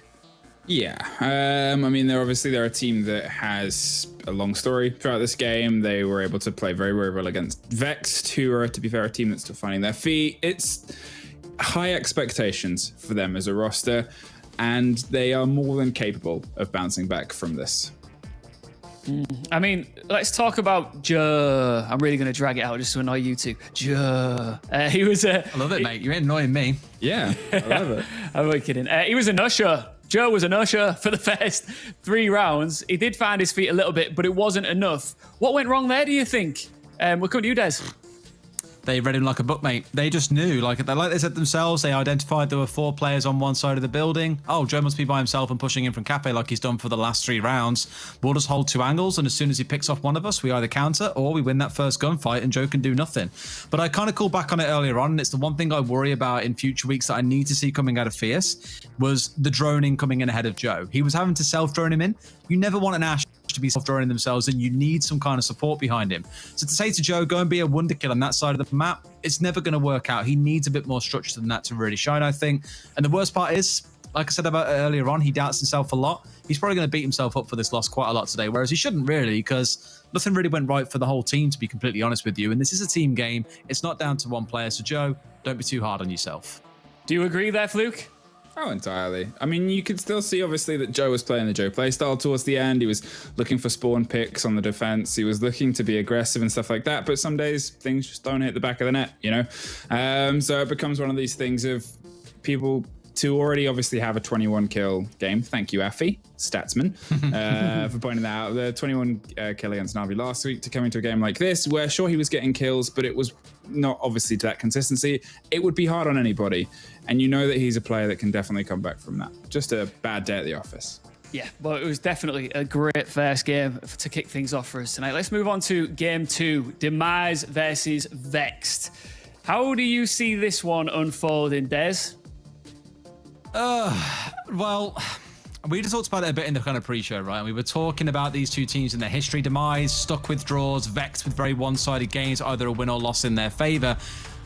I don't know which way it's going to go today because they've been so different in terms of how their outcomes have gone so far. I think on paper, if you looked at it, you'd probably give some lean over towards the side of Demise. Given how close their games have been, given how Vexed have lost twice so far, I would lean towards the other side, and Vexed only winners come against London Esports, of course. So you'd say Demise is the stronger team. But in that first game, can you really determine who a stronger team is anymore? That's it. It's all up for grabs, isn't it? You mentioned their Demise, you know, they're drawing a lot. Every game so far. Could this be their chance to pick up their first win, Fluke? There's some things that are written in the aeons and longer than anyone can last. And one of those is unfortunately that Demise, well, they're going to draw a lot, aren't they? Apparently it doesn't matter if it's the team at the top of the board or the team at the bottom of the board, they're going to pull a draw from them. Is this the week that the curse is broken? Is this the week that obviously we see them being able to get some more solidity behind Prox and what he can bring to the team and what he can offer to the team? Or at the same time, Vexed, we saw them at their strongest last week for their first win. Can we see a roster that's gone from being 7-0 against Na'Vi to pulling a 7-2 versus London? Where do they go next? How do they battle against the eternal draw nation and damnation that is Demise? We saw Joe suppress there in the first game. Can Hosty be held back here, do you think? I think he can, but it's never quite as simple as that, is it, right? Because teams can try, but one small detail about a team's play style can be changed and it completely throws you off. So if Hosty does anything different this week to what they would have prepped for him, this could turn out to be a very, very different result. And that's where I think my worry comes in is, have they done enough here to really be able to change? Who knows? So much talk about momentum already at the beginning of the show in the prep phase, but Vex picked up their first win last week after 2 losses on the bounce. They really want to capitalize on that form if they want to climb this table, Fluke. Yeah, and I think that's the thing about it, because obviously if we're talking about the potential of rosters and we're talking about ones that could really be performing quite well, this is always a big one for a lot of people. There's huge names on this roster from our scene. There's people that have obviously played across a variety of different teams over the time period, and they're all highly capable fraggers, all highly capable of bringing a great game. They just unfortunately couldn't in the very first 2 weeks. Them last week against London on Villa was kind of beyond words at points in just how things broke down, especially again the 4 rounds at the beginning that I think I'll cite throughout the rest of my casting career whenever I work a villa map again. In the same kind of motion, in the same kind of breath, you're looking at too much hair. Again, it's the warmth. It's getting to me. You look at obviously how they're able to perform last week in terms of how aggressive they were able to play against the team, how aggressive they were able to play against the roster. I'm curious to see if now they've had a little bit more time with Rum, if they have more kind of a structure behind the chaos. This league is begging out, it's crying out for a team to string together a series of results and go on a bit of a run here. Do you think Vex could be the team to do it? A series of losses, maybe, with how things are currently shaped up for them. It hasn't been the prettiest start to the season, admittedly. Sure, the last one against London Esports was a win, but again, no offense to the London boys, they haven't looked particularly strong. You look towards like Yuzus and Joshua as the two players on the side to really drag them through, I think. And although I don't want to sit here and kind of hype up the narrative there being a single good player on either side, they are the two that have really got to step up here and bring down the other side if we are going to see them go onto a winning streak. Let's look to the map bans. I came to you first last time, Des. Let's come to you, Fluke, as you can see below. Woo! Talk us through it. Consulate. Okay. This could be a very exciting map. Obviously, Demise, probably want to forget how it ended last week, which was in a little bit of a throw. They're obviously, well, I say throw, it was the heroics of Grizzly that kind of stopped at the bear at the door. But from that point onwards, obviously, if they can grow from that and they can go, right, we can head back into this. They had the choice between this and Oregon. They wanted to go to Consulate instead. Vex will have a lot of prep done here. Vex will have a lot of an idea of how it wants to be played by Demise. They've got all the research they need. They've just got to show up and they've just got to take it at this point. Do you think they can take advantage of that research, Des? And what do you make of the map pick? Consulate's an interesting one. It's one of the maps that I think many in the game would consider quite attacker leaning. You tend to choose to start on the attacking side. I'm not sure where Vex have opted to start here because the final ban came through from Demise. It's Vex do get to choose start inside. If they opt to start on the attacking side here, I think that probably favors them very well. Again, speaking about the aggressive players that we can see on their side coming out like Joshua, Glitch and Yuzus, I think on their side they can get a lot of damage done. It entirely comes down to what the other side have got prepped for them, because the last thing you want is to see like that last map, it turns into a snowball for one side or the other. Honestly, going to come down to those first few rounds to set momentum going, I think. And that's already the big feeling that I get looking over past results, is momentum is such a big thing in this competition. Yeah, Fluke, are you expecting to see some aggression in this one? Oh, yeah. I mean, Vex to play. 100%. Vex. Yeah. Like that's... And you're against Shattered, who's got a point to prove, so it's going to be something else in that sense as well, isn't it? It's Vex. They do what they do, and they do it well. There's also obviously Hosty on the board as well, and Shattered, who's got to prove something, because unfortunately he didn't quite have the game that he could have last week. And, you know, for all the talking up and for all the getting in the situation and getting the position, if you're going to take Consulate twice in a row, you've got to have some improvements done, especially if you've come off the back of a draw on it. You've got to have growth. You've got to have some aggression. And let's see what you can bring to it. All right, briefly, some redemption, boys. Let's get some predictions. Starting with you, Des. Whichever team I predict against is going to love me, and the team that I predict for is going to hate me because I'm always wrong in these. I'm going to say this one goes the way of Vexed, and I'm going to say it's going to be a 7-3. Okay. Bold. What do you think, Fluke?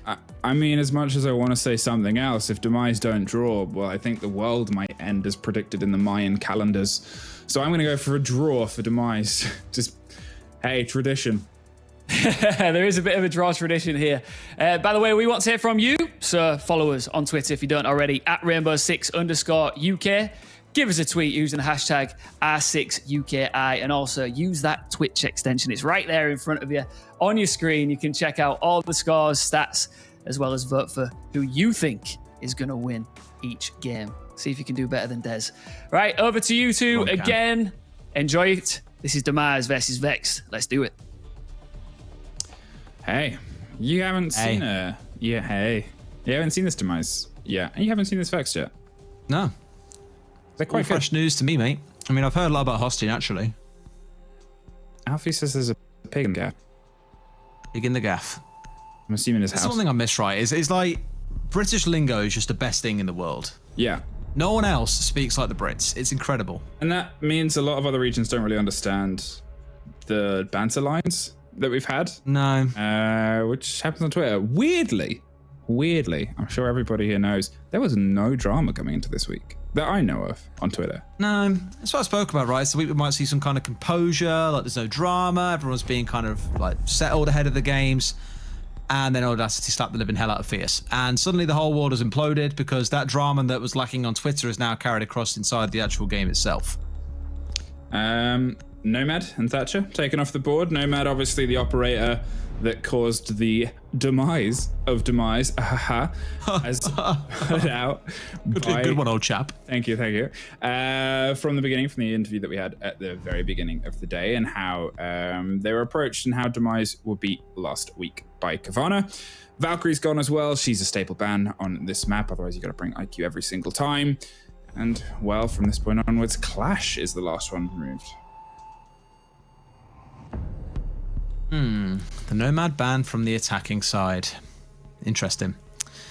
I mean, normally you want to bring that along when you're so confident that going into the second half you can make use of that potentially, or it's just wanting to play a more chaotic game where you're just saying, you know what, jumping out of windows, it's our forte. We can deal with that. We can play that way. Don't challenge us on that one, fam. So we'll see how it settles out. Lobby and Press going to be the first site that we head into. Beck starting off on the defense. Pat forgot to charge his mic. Even? Of course he did. Apparently Pat hates Consulate, is what I've seen in chat already today. So I guess we'll see if that goes down. And in the same breath, Shattered tweeted, if you can believe it, Shattered tweeted that they're confident on every single map in this game. So the ban phase is already won. Right. Okay. I don't know how much I believe what Shattered says, because everyone knows he's the biggest, meme talker in the scene, right? He talks and garbage just pours out of his mouth, so you can't really take anything he says as like lore or any kind of seriousness. Speaking of lore, by the way, Amaru being brought along here. We saw in that last patch that she had a couple of changes made through. Why I love seeing her on this map is it's a really interesting strat that teams like Easy Dream, now known as Tempera, have been using for a long time, where you bring the Amaru inside a piano, you use the Gyro Hook to get up the hatch at the north side of piano, and you're up into sight, you plant, you drop back down again, people are on windows to cover the diffuser itself.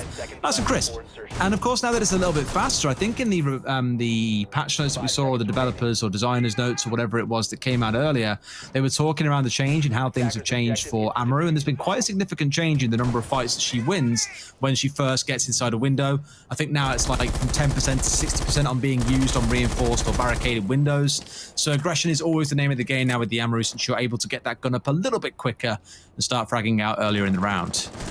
I think the thing about Amaru as well for me is she's an operator where she's always quite exciting to see kind of hit the forefront. But before it was almost, it was like waiting for a firework to explode that you'd bought for £3 and it had been out in the rain. And it never quite hit the mark before. And it has this possibility of being these stellar moments and these stellar showreel moments, and it's never really been able to hit that utilization mark. Obviously, as they buff and patch and change and kind of develop what the operator can do, you want to see more uses. Like, as you said, with Tempera, like you'll see her get to the roof very quickly on certain maps to take people by surprise. You used to see it a bit on Bank, you used to see it on Cafe sometimes as well, in Coastline especially, getting up to the top of the Danger Donut and angling yourself down. And the stretch that she could offer when she has a bit more pace and a bit more kind of pizzazz could be very, very good for some players that like to play that aggressive swing. Talking of Boomed even seems a little bit doomed as he finds himself already roughly around half health after getting peppered with bullets towards Antichamber. Yeah, I mean, they know that he's here now as well, so it's going to be a case of hoping to God that they've left that hatch off so he can drop through if he has to, but I imagine that's probably not the aim of the game. Moore wants to try and hold here inside a bathroom so they don't give that control away to the attackers if they choose to come in from the north side instead, because that then looks in towards Antechamber, as you say, but also in towards the piano, which is, of course, where the site is going to be. Finally, after about 1 minute and 40 seconds in this peaceful interlude that we saw, it's going to be Alfie finding the opening kill onto Pat. So that mute down and out means this upstairs should be a little bit easier to take control of. Just like we saw on the previous map on Theme Park, you want this vertical control as best as possible. Users has moved himself over from playing inside a console office and now is inside a meeting trying to cause some trouble in there. It's all about slowing down the side of the Mize here. With 60 seconds left, they're doing a pretty good job of it. Well, there's Amaru gone, obviously, and Alfie follows suit. Uses with the double towards the connector, and the third comes too. Shattered gets taken out of the equation upstairs, and it's a pretty steady lock on the vertical here. As Demise, the remaining two bodies, the big guns of Hosty and the fresh guns of Prox, are looking to see if they can salvage anything out of the front door here. Default gets dropped, but without any vertical control, it is far from a safe entrance. They know roughly where the man behind the music is laying, If you can't get the shot and you can't get the angle, there's not much else you can really do, unfortunately. Hosty takes care of Boomed and is able to try and wait and bait for the next, but with Prox off the board on the opposite side and the opposite site, well, it's unfortunately going to fall that way. Usus, 4 for the round. Bright idea. A lapse in positioning from me. Maybe. I mean, he was okay for the most part, I thought, holding down inside of the bathroom area. Wasn't the worst. Shattered, I agree with you. 1-0 up. Rehost time, boys, I guess.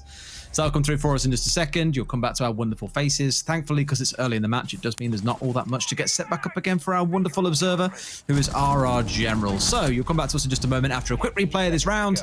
I think a good summary for that one, Fluke, in my mind, was the struggle of the upstairs. They could never really get control, and even there you're seeing why the vertical play is so pivotal. You have a defender lurking above that hatch, daring you to walk underneath, and it's the freest kill you're ever going to find. Yeah, and I think that's the thing about that site as well. Obviously, they picked it as the first one, you know, potentially to try and throw a little bit of a spanner in the works for how the attack would be structuring and formulating. Obviously, still, everybody knows it is generally in this region and throughout some of the EU, the third site. A lot of hope there in the hands of Vexed. They find themselves 70% on this. A lot of hope for a draw, mate. I've never seen the vote that high for a draw in Siege ever. 20%. It's demise. In it. It's if a team has drawn 3 times over the past 3 games against the team that's at the top of the board and the team that's at the bottom of the board, you assume they have their consistency there is drawing. I don't know. And I've also just realized, didn't Vex choose to start on defense, by the way? Yeah. All the way round. They chose to start on defense, so they had the choice. Yeah.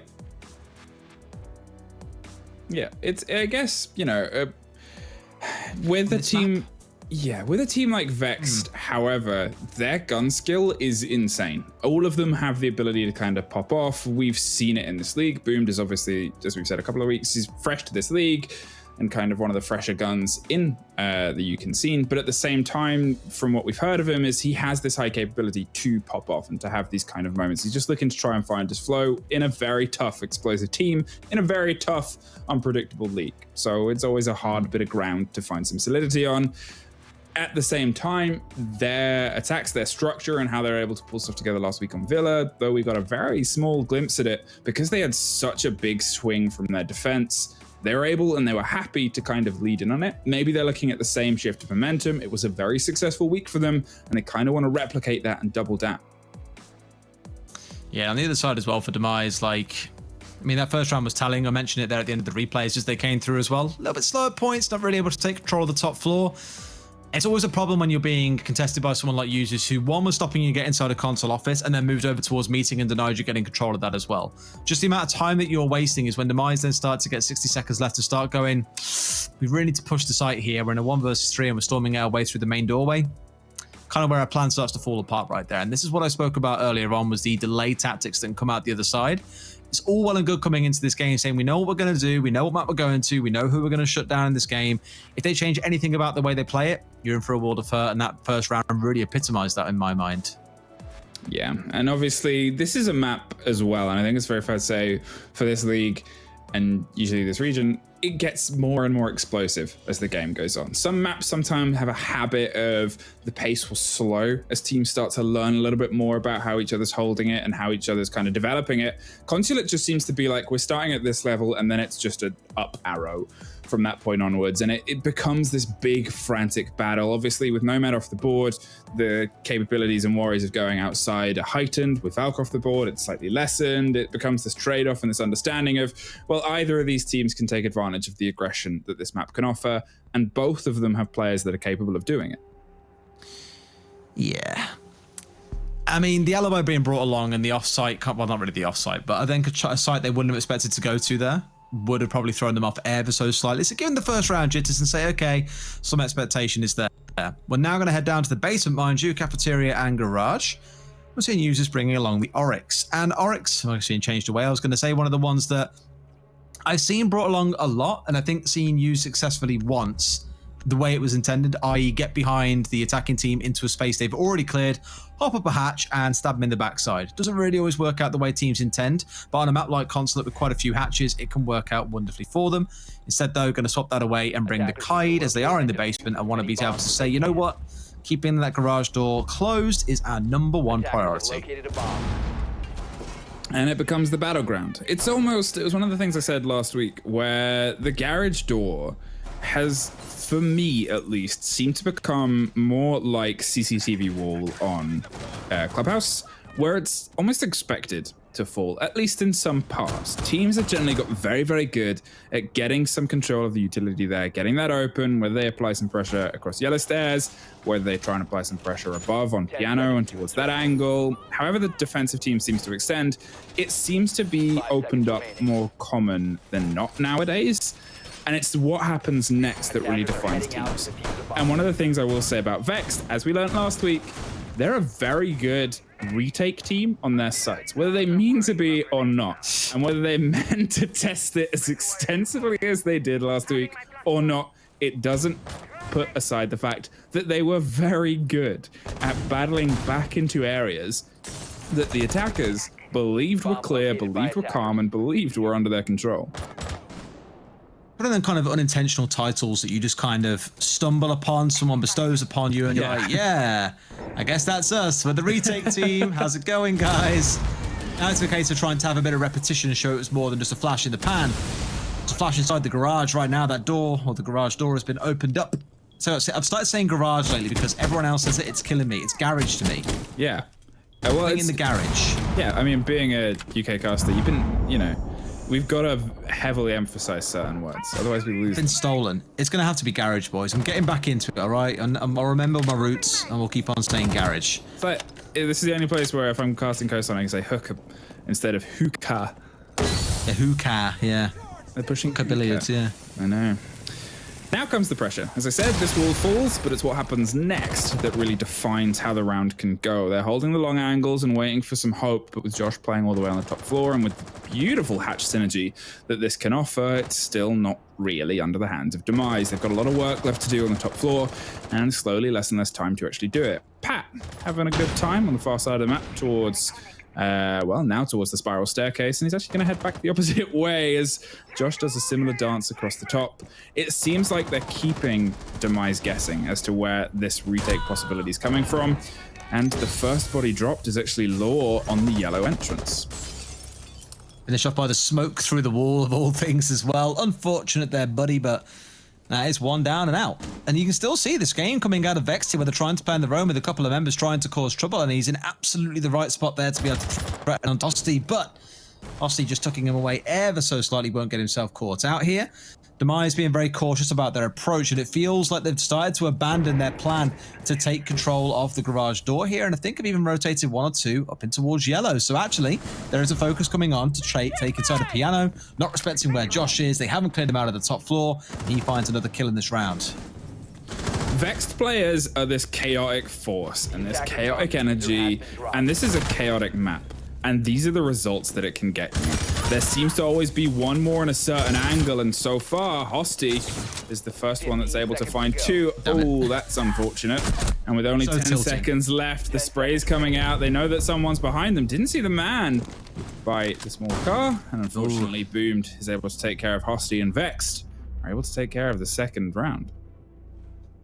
Well, very, very decisively so. And we were all asking questions around why you'd start on defense here and not choose to go on attack. I think you're kind of seeing it. Vex having the run of the mill right now. The roam they were playing all around the map there never really got controlled by the attackers. You had Hosty playing up on the window on the south side, and his whole focus was to look downstairs and towards piano to make sure he could threaten anyone trying to play against the wall. Of course, no one would because there was no bandit on side. So I'm just not entirely sure there what the game plan was. They very quickly abandoned on taking garage and pushing towards yellow, and even then just didn't have any idea that Josh was still upstairs trying to contest them every single time they looked anywhere near piano. So I don't know, man. Got to see a bit of a shake up here coming out of Demise, a bit more commitment to the attack they're going for.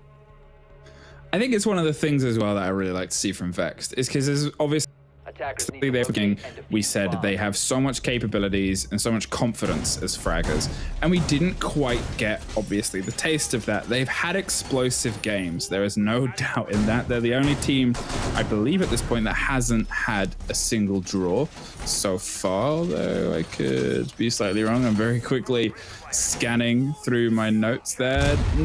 Yeah, they are the only team that hasn't had a draw so far in this league. And I think that kind of goes in on their playstyle. It is all or nothing aggression at times. They really love taking control of spaces on the map. They're happy to try to retake spaces on a map as well because they know what they're capable of. The first couple of weeks, it didn't quite click.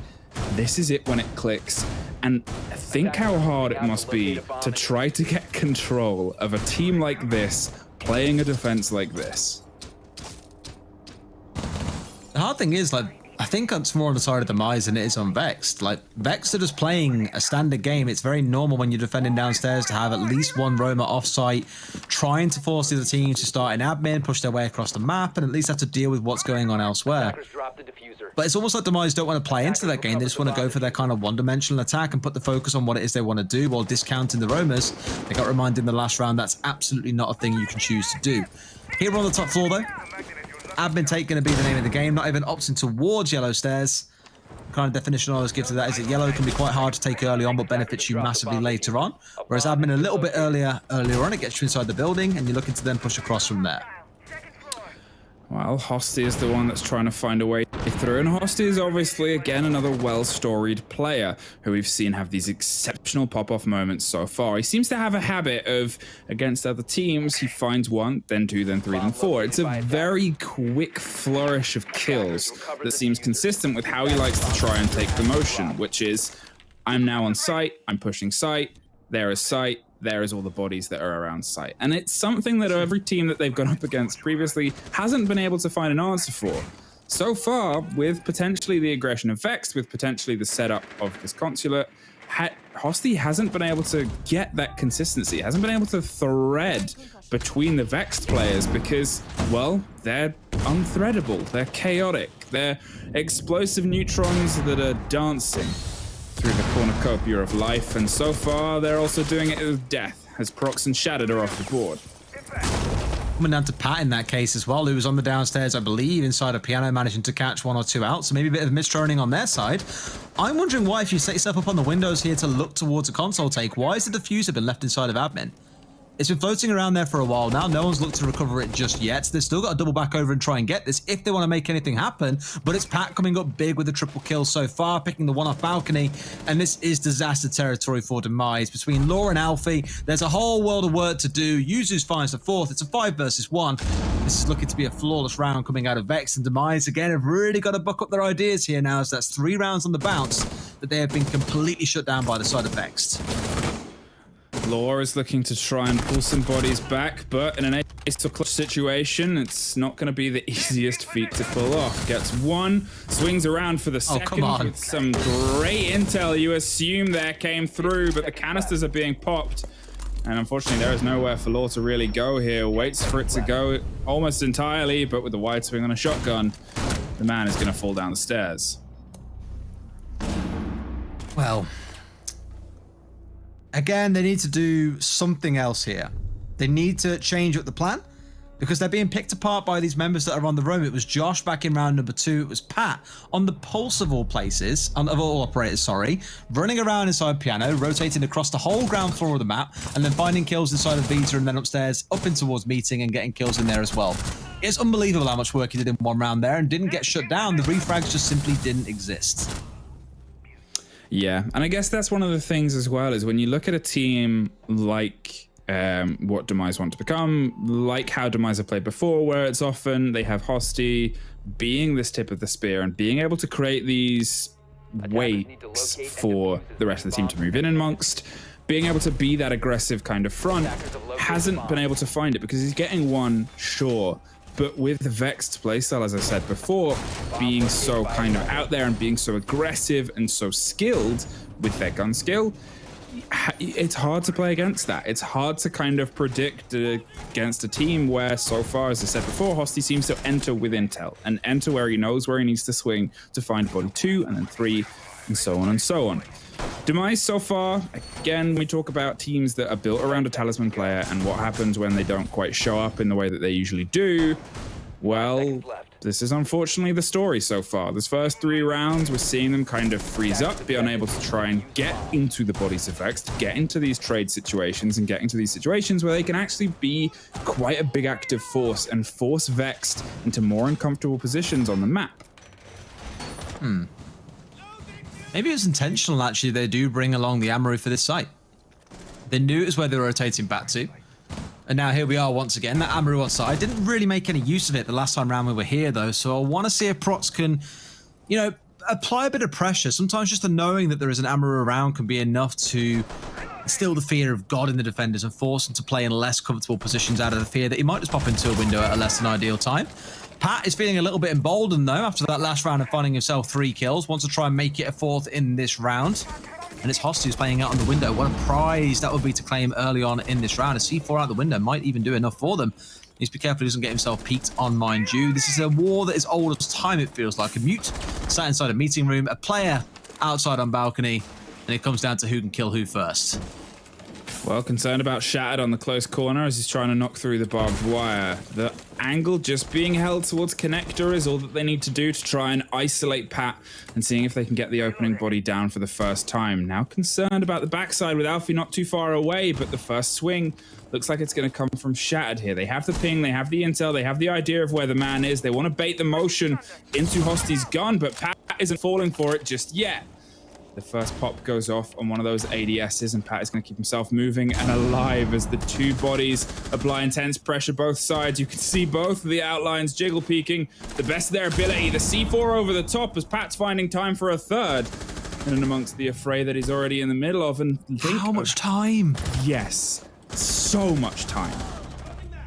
Like, the fact that he's remaining composed under pressure here and moving well around the room means that there's just no way they have any idea where he is right now. It's basically going to be a blind peek coming through for them. You've got users ready to play for the refrag if they do come through, but finally they find that kill onto him. So no, there is no refrag. A meeting should now be mostly clear, except for users playing inside a connector. So now it's a question of how safe do they feel in trying to go for the execute inside a meeting, knowing that there might still be 1 or 2 players still lurking around. I love this long angle that Josh has got, by the way, all through bathroom, through the wall, in towards meeting, but it's users getting the kill a little bit more close and personal. Puts us into a 3 versus 3 with only 30 seconds to go. I'll give that to Pat. He has wasted so much time in this round. Now it is for the first time Demise on the foot above, but Users quickly puts it back down to level pegging with his 3rd for the round. Can hear the motion underneath and can hear the plant going down, but well, knifes the air and cuts the head off the floor, and there is the pickup from Rum around the back stairs. And, well, when the man is creeping up them that well, what else can you do? I am so ready for Rum to get on Twitter later and be giving it large at Shattered. So ready. For a man like Shattered who likes to give it large himself and talk a bit of smack, I know that Rum would love to shut that one down. 4-0 to the side of Vex. This has been one hell of a defensive half, and I was questioning, if not lamenting slightly, the fact they opted to start in defense on a map like this, but they are showing exactly why. They are very good at keeping Demise not just outside of the building, but anywhere near, very far away from even being able to go for an execute in most cases. So it's beautiful play coming out of them. Doesn't seem to matter what Demise throw at them, they're able to respond in kind. And a big round for Usus there with 4 kills to his name once all the dust had settled. I guess, yeah, at the beginning I said, well, there hasn't really been a huge amount of drama on the timeline leading into this Playday. There's probably going to be some heated words later. I get that feeling. I love it. It's what I live for. Drama on the timeline. It does. It keeps you entertaining. It's our region to a T. It's heated. It's passion. It's passion. In the words of Amota and XR Troika, it's the passion that these lads bring. Week in. What I will give, by the way, Tristan, I've just found myself tagged on Twitter, basically saying, "Des confused that Vex want to defend. They've got 1 attack win all season long." 10 seconds. I guess that's fair. Did you ever get a Football Manager from Tristan? No, I didn't. I did actually at him at the time and saying, I feel like you've missed quite a few key characters out of this one, mate. What's going on? Well, maybe there's not managers. Maybe the casters need to be players. I did miss, by the way, a couple of choice words out of his tweet there, as you could probably imagine in typical Tristan style as well. Hey, favorite favorite account on Twitter. I think it's it goes to show me, mate. You got to look at not just the score lines, but also the round breakdowns of who started where. Notice for future, Tristan. Thank you for helping me be a better person. Just helping the world. Enemy outside. I'd love to interview Tristan. Okay. I don't know. We'd have to have some strong words with the media. They're already obviously trying to play the bait game, and there's the wide swing on the sledge. Alfie taken out by Pat, who is thriving on this map. As I said, Consular, it gets more aggressive as the game starts to kick into gear, and with a team like Vex living in that situation, well, they're enjoying that wholeheartedly. Prox takes care of the alibi and takes care of a bit of a distraction on the side, but the drone gets dropped by Pat, and Pat's going to move off. A clever play and a clever maneuver there. Takes care, gives them the idea that they're still going to be there, still be playing, wastes all that precious time that so far, if you had another counter of how many seconds Pat solely had sucked out of the Demise attack, well, he's doing a pretty fantastic job. It's all about the tying game, and I like how he played it there. To be fair, Demise responded very quickly. You kill the drone, they have no idea if you're still in the room or if you've ran away. So Shattered had to then get his drone in the room. Admittedly, it was very close by, so it wasn't the end of the world. So they knew it was then safe for Prox to look to get inside, but doing the right thing by rotating himself away and looking to cause trouble elsewhere. For Demise this time around, at least they have committed to their own clear and trying to deal with these players that aren't playing on site. They're in a spot where they're thinking about it now. They've got control of piano to start looking towards the wall, but still not probably fully clear of exactly where everyone else is. And as you can see, there is one member of Vexed still holding around inside a bathroom. And surely there was a drone around here somewhere to let them know what's going on. Going to peek around the corner. It's going to be Josh winning out that gunfight. Where's the drones, boys? Once again, you've been stung. Well, Chad and Alfie, they're just kind of sitting, trying to help as much as they can on the cameras in the post-death moments. But again, as you said, the drones haven't really been coming as fervently as they could. And as I said a couple of times already, it's hard to do that against a team like Vexed, who are this consistent energy.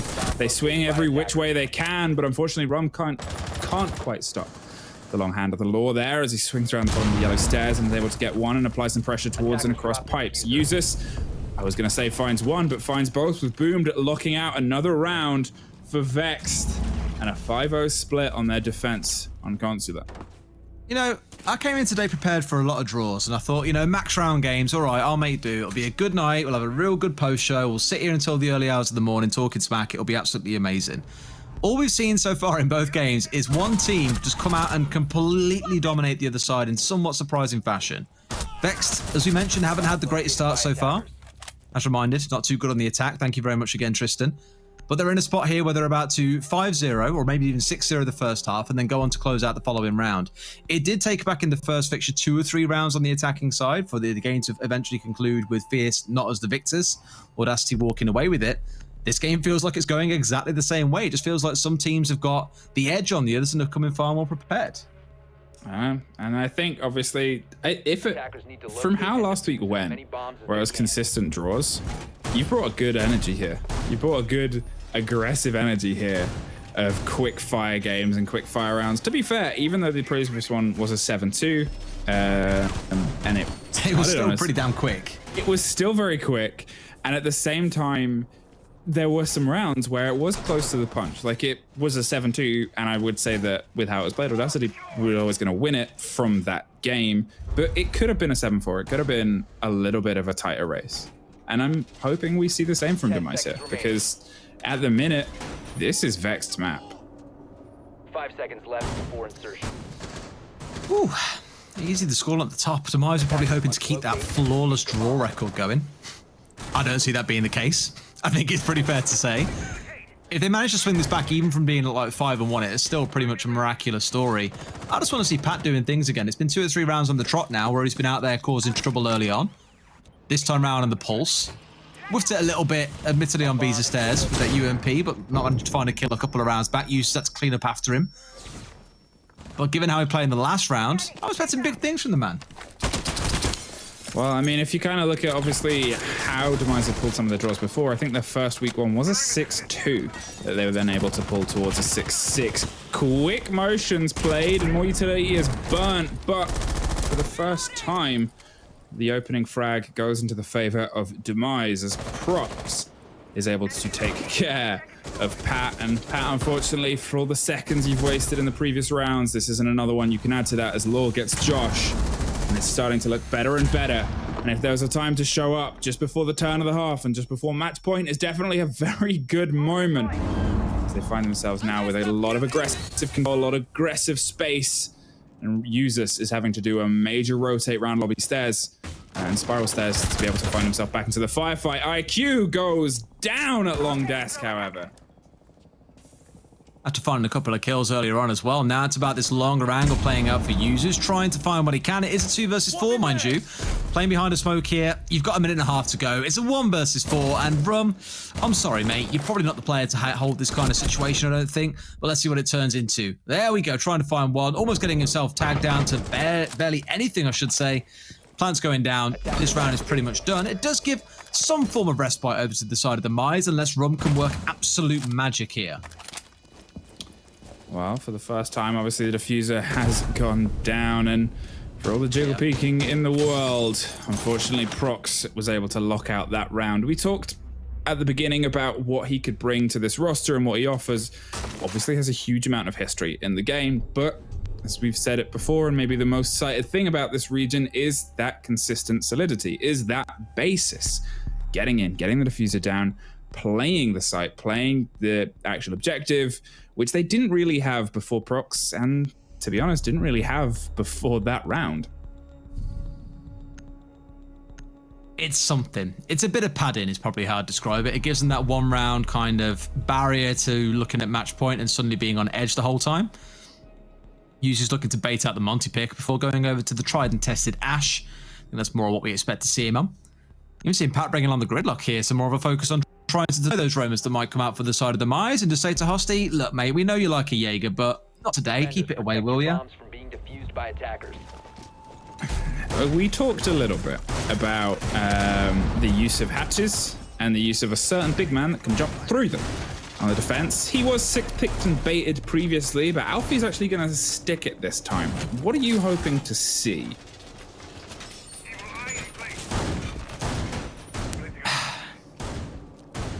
I don't know. That's the thing, like, given how the first half has gone, I genuinely don't know. Because you got to have a lot of confidence that your surprise player is going to work. And sure, okay, you're in a 1 to 5.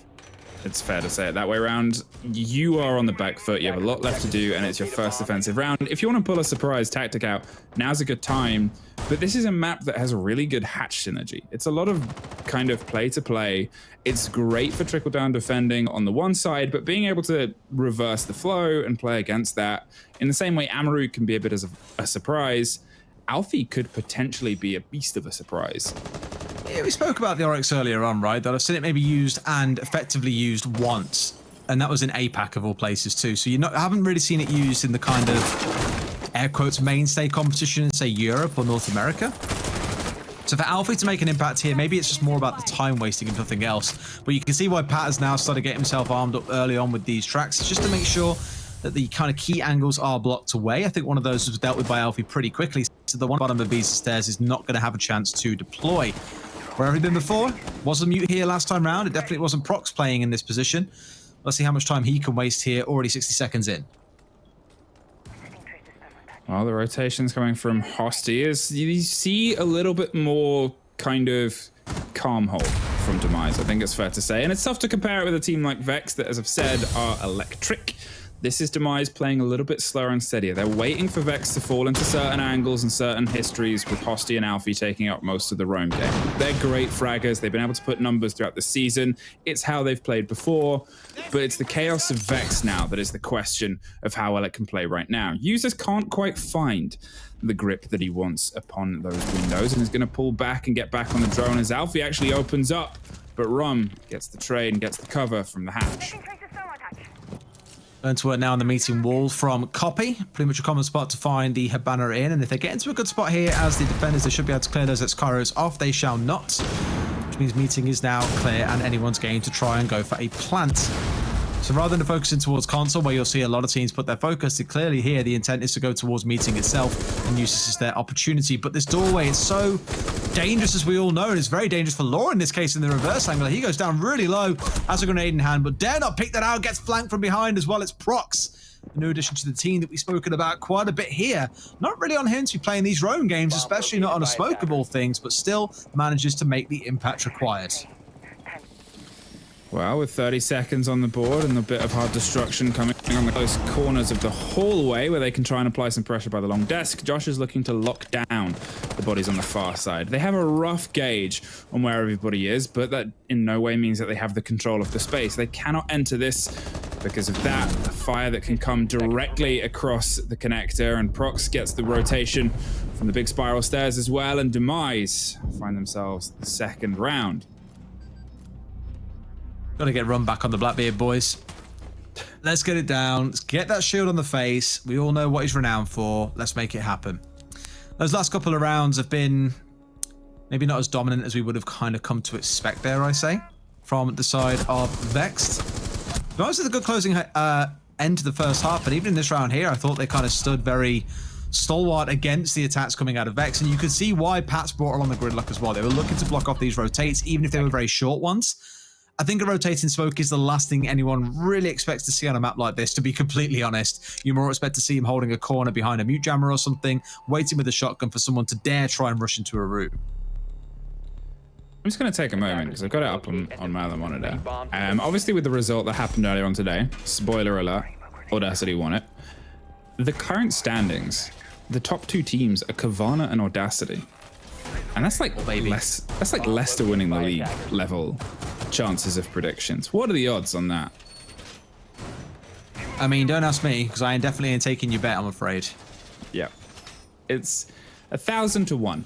I've just Well, if that's what the Observer wants to offer you, then by all means, you need to put some money down on it. You go for that. I'm not encouraged. I mean, yeah, obviously you look at them, you see that they're currently, and don't get me wrong, it could change. Na'Vi could pick up a potential 3 points from today, as could Eminem. As could anyone, is the way I'd look at it. As could anyone, but those are the two teams that would be able to actually draw level with Kavana and Audacity. And I think that would still leave Kavana and Audacity at the top because they have the better round difference. Even with 7-0s, they would still be just at a... Oh no, Na'Vi... Is that calculated right? Yeah, no. Okay, Na'Vi would take it. Sorry, I'm trying to do maths and I really shouldn't. This is why you have spreadsheets, mate. This is why we've said this before. It was when I was casting with XR Troika and they were throwing up all these numbers, the stats guys, and it was just the wrong pairing to do it because Ace would have thrived, you would have thrived. Me and Ollie were like, we don't do counting. Law kills Pat, takes the opening frag there, and it was a bit of a slow burn into the entrance of this round from, well, Vex. They seem to not have the same pace that they had on their defense. They're struggling to find their way in, and I guess it's the balance of these teams. Demise, they're a slow and steady structured team. They couldn't quite make it work on their attacks because Vex, they're a very aggressive, explosive team on their defenses. It's hard to predict. Here, Demise are playing a bit more in their element. They're slow and steady, they have their fortifications, they can let their anchors anchor, they can let their roamers roam, and they have the ability to manipulate themselves, as we've seen Law doing, as we've seen Prox doing throughout the round. Vex, however, can't seem to formulate what they want to take control of on their attacks. Roaming Maestro, very interesting. See exactly how much damage you can do, whereas it's like Hosty more playing towards a fixed location inside of toilets here. Maybe you'd find a reverse than in most normal circumstances. Either way, it's this game once more of trying to take a floor where the site is not. Top floor is the first point of this war. We are about halfway through the round, so done well so far, I'd say, on the side of Demise to hold on and keep on forcing Vex's attention upstairs rather than down towards the ground floor. And they haven't cleared anyone out yet, mind you. It's the only kill that we've seen come through has been against the attackers, and that is definitely not an ideal situation. At this point, the defenders could back away and be happy with what they've taken, but it feels like they want a bit more here. They want to cause a bit more trouble, and potentially Shattered downstairs could be the massive disruptor they're looking for. Well, Boomed and Josh are trying to apply the pressure on the top floor, and Alfie is the one that's holding the angle on long and is going to try and battle back against them. Turns away, actually, and puts more attention back towards Connector and across the door and across the face of Boomed. A great swing and pick there, which is going to put Josh in a little bit more of hot water here. They're going to try and fill the boots that are slowly, well, getting colder and colder as they wait for this rotation back round. There is the spray and the pre-fire, but nobody is quite caught. The Maestro cam is drawing all the attention, and Prox is drawing the bodies out from it. And now it is just Josh left on the top floor all alone. Well, now they're not. A flawless sends Demise only 2 rounds short. Beautiful, almost circular narrative there as well. It's exactly how we saw, I think it was the first round go, when it was Hosty bursting himself inside of the lobby. And it was 3 players left on the other side who just surrounded him and got an easy kill. 1 from on the upstairs, and I think someone was also pushing him from inside of Anti. Unlucky, I guess. But as you get 5 and 3, you start believing now, I think. If you're a Demise fan, you're probably saying, you know what, guys? That draw is looking more and more likely as the rounds go by. Let's not forget, it's only 1 round that Vex have got to win to put it a drawing point, and then Demise to go on the tear that we've seen them go on so far on the defensive side, and before you know it, that result still haunts them. They say fear the Reapers, but in this case, I think those blades might be a little bit blunt, as no one's taking any wins here today by the looks of it. I think that's the thing about it as well, is like, if you're a Demise fan, you're like, we're going for another draw. At this point, like, you're in this uncomfortable situation where you're like, every week they do this. Just buy into the meme, boys. Just buy into what you are. Don't turn away, don't shy away. Accept it for what it is. We've had some input from famed UK gunner, famed 2-1 player, Leon Gods. Really not very famed. Himself, Leon Gods. That guy. And he's cracked the code as to why Hosty hasn't quite been able to land today. Then why is that? Taken the rogue skin off. Excellent. So since then, Tell you what, 1 season on there and he's turned into one hell of a shill, hasn't he? Jesus. Hey, if they want to sponsor me, they can. Well, no, they can't. Actually. To be fair, I have been able to work. To be fair, I have been very happy seeing Leon do so well. All the UK boys love seeing the UK boys do well, and to see him step up and perform at the level he has been phenomenal. That's the nicest thing I'll ever say about him, and normal broadcast will continue. Get it clipped, Leon. What a pleb he is. There you go. I feel better now.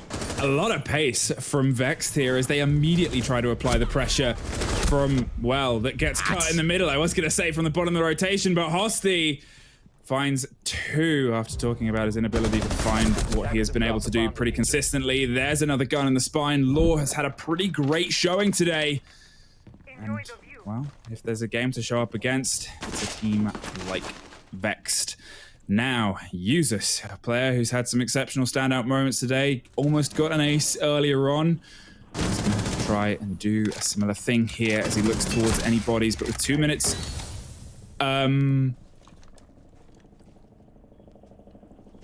Wow. What'd you say about that? I'd say it's still a long way up for users. A very long way, but fair play, mate. There it is. It's something. But, I mean, there it is, but it's not going to lead to a round win, I don't expect. He does have a lot of time to play with, though. Let's not forget that. The baiting drone coming out there, trying to force someone into shooting it out, and the default cam somehow is still alive. So much time left, but I'll always just say, just look at the numbers on either side. That's the one thing I'll always harp back to. It's going to require nothing short of a miracle to win this one. I like how he pops a man through the floor and then misses the default cam. Going for 3 more bodies, and now he's going to open a bit of a distraction. A minute on the board, has time, has an idea where the diffuser is, but unfortunately, Demise, they are there. They knew where the diffuser was too, and, well, they find themselves again, 4th in a row. 1 round now separates the 2 teams from a 5-0 to a 5-4. And Demise, well, they've been able to battle back the pace that was just offered there from Vex with some big swinging there from Hosty and from Law. And again, it's a duo that has, Hosty hasn't shown up to his usual level. Same thing with Joe. It's a very high level. That doesn't mean he's had the worst game. But at the same time, Law, who previously hasn't been able to quite find his way into all of this, has had a really good play day today. Well, there it is, shattered on the dock. ACOG time, boys. What's brave now because his team are doing well. What's Shad's KD at? Defenders probably not particularly great. Something we need to know. Well, he's not 0-7 yet. That's Shattered seasonal as well. Thank you, production. 0.64. Yeah, on it today. A 51% cost. throughout. The man will turn around and be saying, like, look, I'm playing Hibana, right? She's hard support, not really meant to be a fragger. Okay, whatever. I like how he's just surviving now, because I think he's been 0-4 for quite a while. He's just generally played a little bit further back from the firefight. I'm curious where he's going to kind of set himself up for this. Obviously, now he's got the ACOG, now he's got the big long camera here across the desk. It gives him the potential to have that as a big, deep firefight. But in the same breath and in the same kind of moment, it's, you know, he's not really been so chaotically involved as he could have been throughout this. Vexed, talking of chaos, had a quick punch to their pace in the previous round. It didn't quite land. However, in a way, I want to see more of it. It's something that can work very, very well for them. They have this opportunity, they have this capability, and they're just getting a little bit lost in the structure of Demise. It's wild. It's been a game of two halves, is probably the best way I can describe it. Like, both teams have had their moments in either half where they've just looked pretty sharp, and I don't know. Like, if it carries on this way, a draw is all that is coming. And we keep on saying it, but seeing that on the scoreboard, I would love it. Still, taking towards admin is no doubt going to be the focus here. Alfie has got them all on check. Probably called out. There are 3 currently playing towards admin, boys. We've got to find the other 2, and we are in full control of this round. Law's going to find one for himself. Where was that kill? Are you kidding? No. What? On the window. On the window, Law, I believe, was playing around printers. Yeah, there's the hole. There's the hole. There's the bullet hole. Gross. There's, very, very gross. There's bullet holes. There's the... You can... Valley was like, when Valley was here last week, he was asking what to expect from Yukin.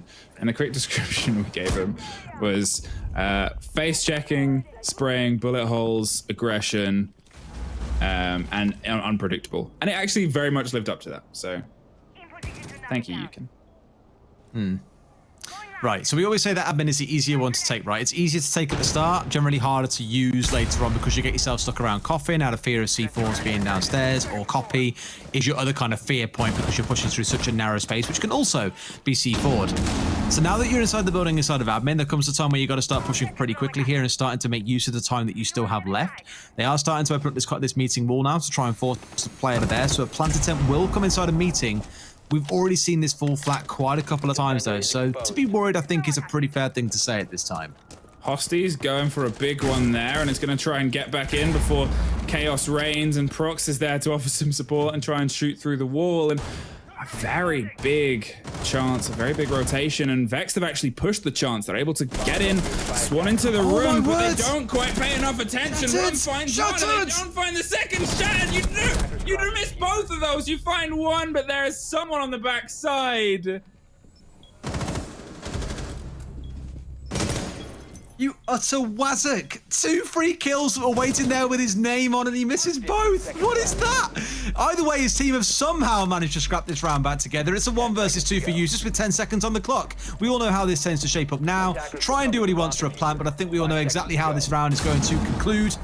No doubt going to be trying to collapse on him now. It should be Hosty. In fact, a bit of time here. They might have a bit of time to be able to hold on to this one. Depends if Alfie's in a good spot to be able to contest. Yes, he will. Just in the nick of time because he was very close to getting that diffuser down.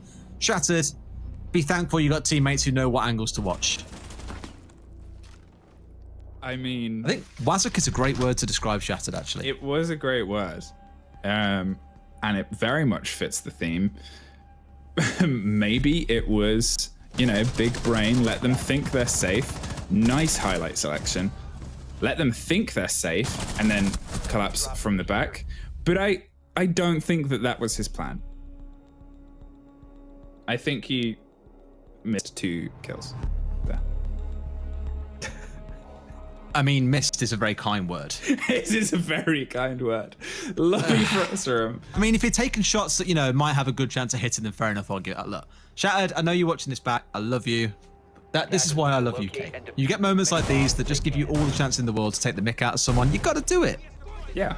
That's the joy of this stuff. It's just having a laugh, having a bubble.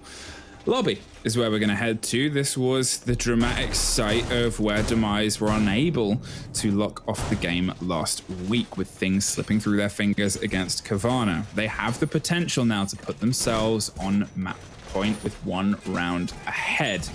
That's par for the course for how they were last week.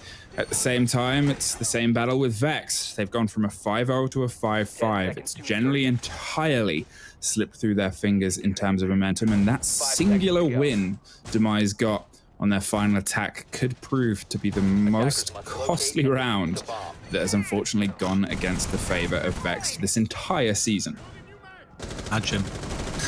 Imagine being 5-0 up and just thinking, boys, that's it. Pat must have been like celebrating, like, boys, this is easy, man. This is a win for us. It's no problem. And then you die. I swear he was probably 3 of the opening deaths in these rounds. He was. Yeah. That's been the most painful part. 3 in a row, he was the opening death. Ouch.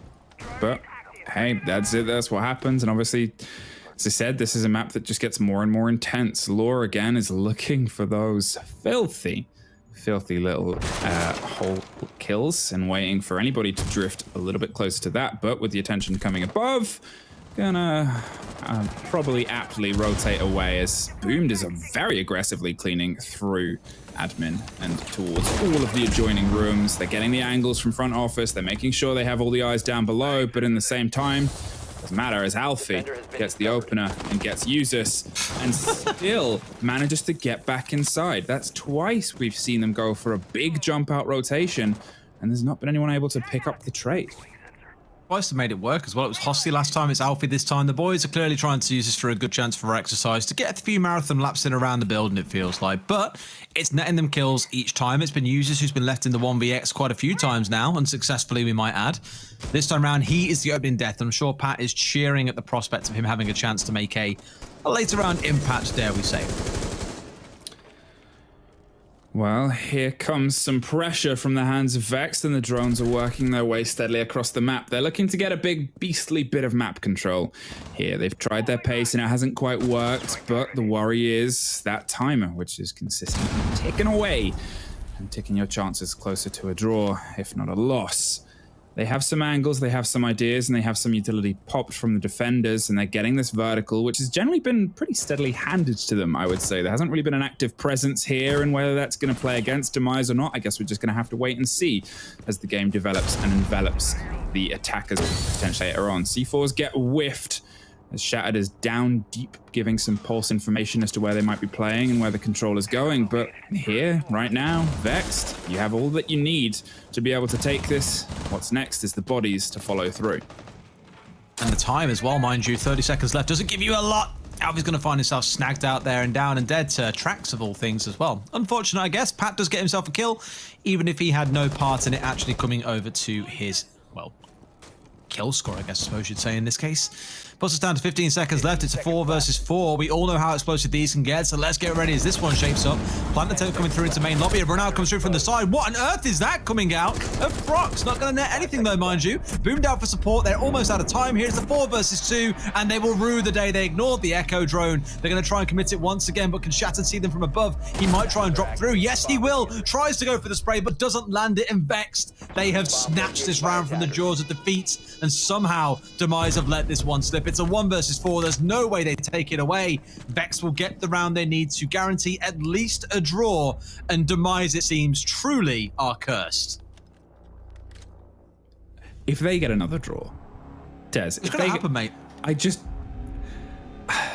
don't know what to say at that point.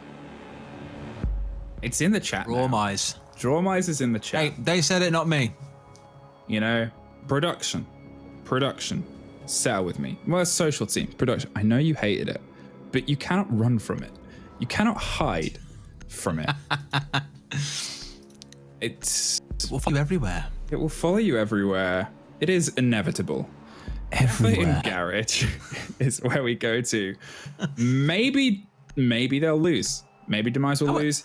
Maybe they'll draw. How intense can you get with your mic, by the way? Like, how close can you get to make it sound all like, ooh? Like ASMR. Oh, hello. That was beautiful. Wow. Welcome to Rainbow Six Siege. Oh my god, ASMR edition Rainbow Six. That would be horrible. We would really just turn every single... Imagine. Jesus. That would definitely not go down well. It's like a game of golf, right? You can be like, and he's opening up the wall now and stepping inside the building. Oh, and that's just a beautiful touchdown. Oh no. Oh dear. And he's disconnected from the server. That is unfortunate. I don't know what the ruling is for this league in terms of Admins rehosting. decide. They get the admin's rehost, I think. decision. In the prep phase, normally you get a call. Admin says no. Did admin say yes or no? I have no idea. Law Find has out in a minute, also- I guess. But if they said no, then it's a no, and it would go the way of Vexed, I believe. Well, I mean, yep. I believe it is a rehost. I believe. Well, we'll answer it and let you guys know in a second, I guess. We can rehost. I'll say, I'm not going to claim to be an expert at the rulebook here, but generally there's something around like 30 to 45 seconds in the prep phase. If you have a disconnect, you can sort it out. Listen, They're going to sort it out, apparently, so we'll find out.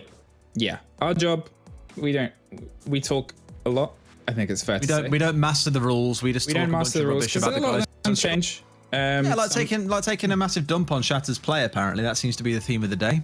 But at the same time, some of the leagues, obviously, they are rehost if it is before. Some of them are during the prep phase or X amount of seconds into the round. Admins have made the call. It's admins' calls to make. Yeah. Either way, 6-5. 6-5. Demise. I swear to... What can you do? What can you say about this Demise side if they find themselves? It's a 29% chance on a draw. Now, that's actually gone up from I'd say 20%. That's definitely far higher now, I guarantee. If you did another vote now, that'd probably go up to 40 or 50%. Easy. Do they know at this point, you may as well just include the draw vote in Demise's vote, right? Because it's a draw. A draw is a win for Demise. It keeps the meme going. For Vex, it's a denial of points. Do they know that they can win the games? Apparently not. They're not allowed to know that. That's the test. Obviously, again, it's also worth looking at Vex taking their first attack round, as has been pointed out on the timeline by Tristan. They haven't really had a great history of taking attacking rounds. Defense has generally been where they've been favored for, and getting that structured and pulling all their aggression, all their clutch potential into a situation where they can make it work. Well, it hasn't quite hit the mark most days, and it hasn't really hit the mark today until maybe the most important time. One round before the end, your last chance at guaranteeing yourself a point, if not giving yourself a potential at all the points. Now, you've just got to lock it off. And unfortunately, with that disconnect, I guess you got to try and sit back, go, we got a bit of momentum, we can do this, we can make this work, and carry that over to the final push. Just noticed as well, by the way, Kandor did a card for Kayak because of his clutch. Oh, really? Pretty cool. Yeah, like he had a clutch edition. If you guys haven't seen Kandor before, it's Kandor, Candorr6 on Twitter. Works for Draft Buff, but his whole thing is doing cards of like players or key moments. You've probably seen them somewhere before. He's done one of Kayak for the Ace Clutch. It looks sick. Big fan. I've shouted Kandor out multiple broadcasts, and you know what? It's We still stand the never artist in this community, bro. Stan. Deadbirds are the one did all the drawings, I think, that you're seeing inside of all the games now, which is also wonderful. A little bit of support and love. The first time I saw those, whoa, look at them up. Look at them up. I did request caster ones. So Look how imposing Alfie is. Production, can we see the whole team one, like the single roster graphic of just Demise? Yeah. Best one that I liked the most was Rums, because he stood there like... Yeah, because he was done a little bit How? after, I'm assuming. Can we put Alfie on a like? Look how imposing that shadow is. Put it on a Batman movie poster. That's what you need. Like Alfie is the Dark Knight. Alfie is the Dark Knight, and then I guess that makes Shattered Robin. You could imagine in some spandex with like an eye covering on, couldn't you, to be fair, running around, pretending to do things and then not. Oh, just like he's in the game. I'm joking, Shattered. I love you. This is... Wow, you have torn him. Are you... Mate, I actually get on really well with him. I love him. So that's why I'm taking the mick out of him. In these kind of situations of power, guys, you learn to make use of them just to abuse your friends, apparently. And everyone seems to think you're a bit of a bad person for it. This is the one I was on about. Look at Rum. Look at him. What a bad man. I like the folded arms look from 3. It's great.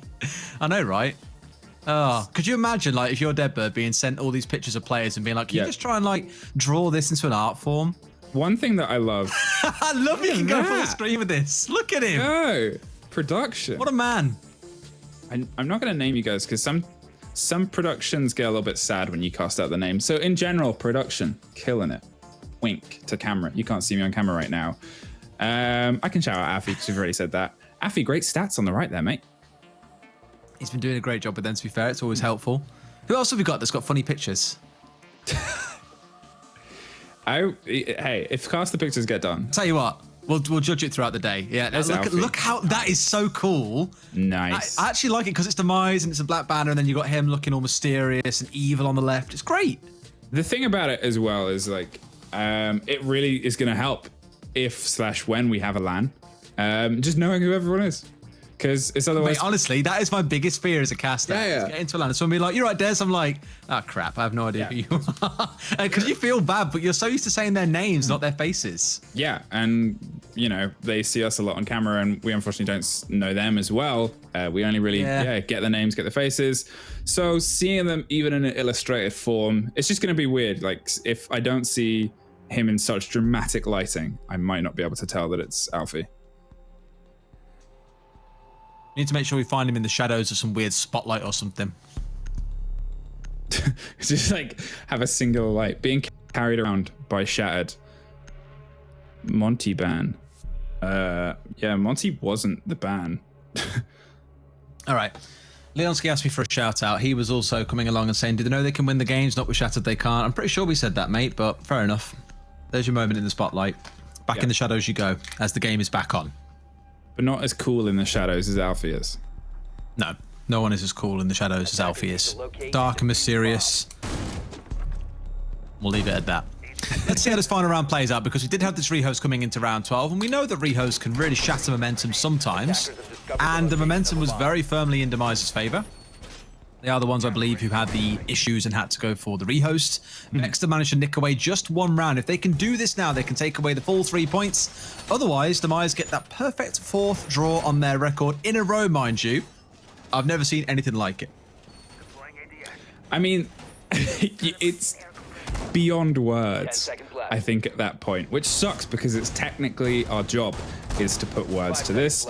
But to have a team so consistently be in these draw situations, whether they're being completely smacked around or it's been a neck and neck race, you just end up hitting this point where it is, in the words of one of our social team, again, I'm not going to name them specifically, but it's not my words, it's pretty drawful. Pretty drawful. Is that how we're going to describe every game for Demise going forwards? I think Demise looking pretty drawful today. How many more words can we find that we can fit draw into?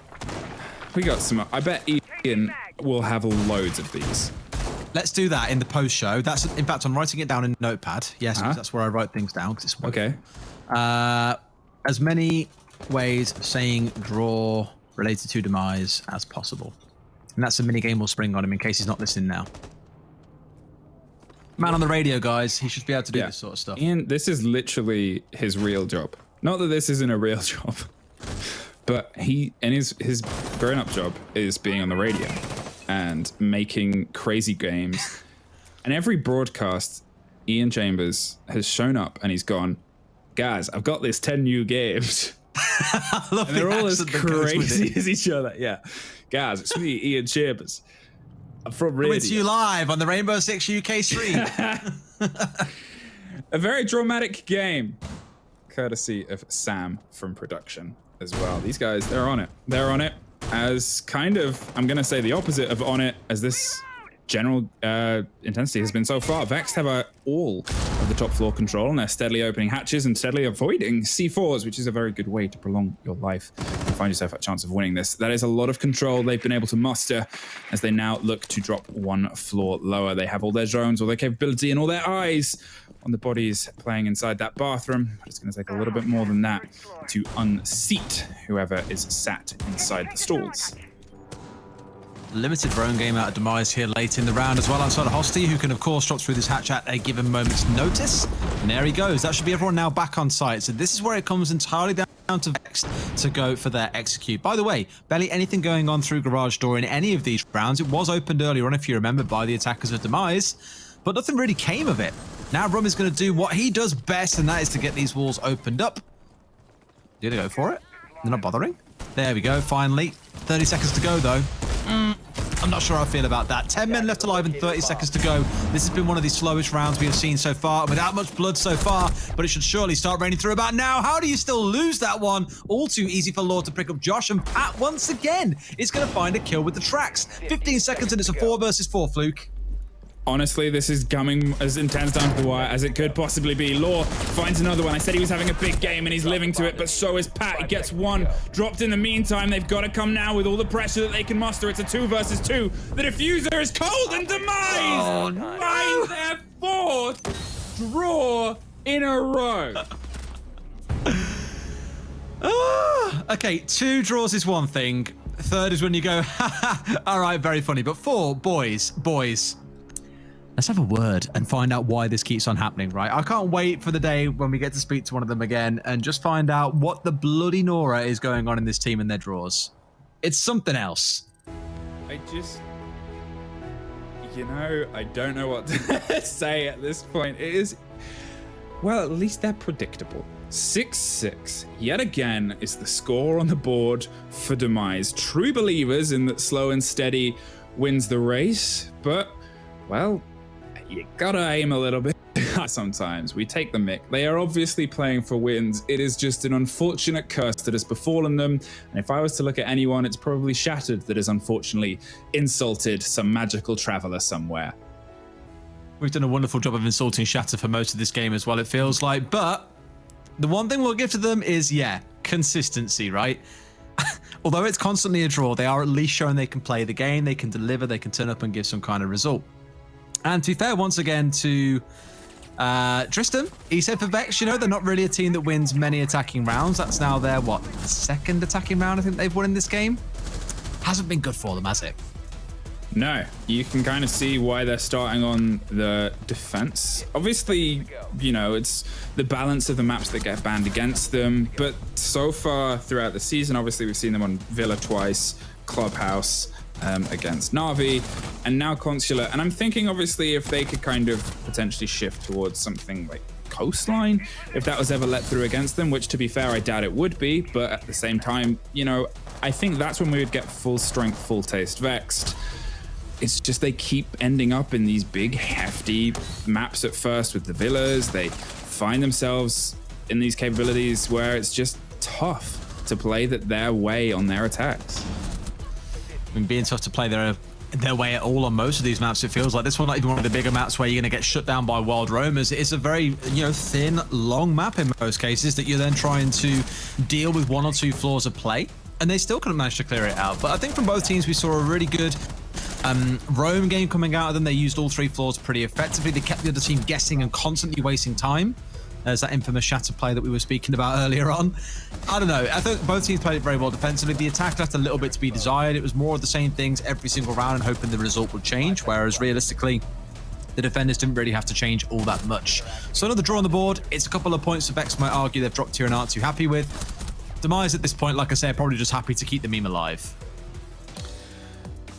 I mean, I guess obviously it's another one on the board for them. They still get the point from it. Vexed. It keeps them level with Demise, which is an unfortunate moment to be in. And they're currently obviously now 4 points, which is technically level with Na'Vi and M&M. However, they are both still yet to play.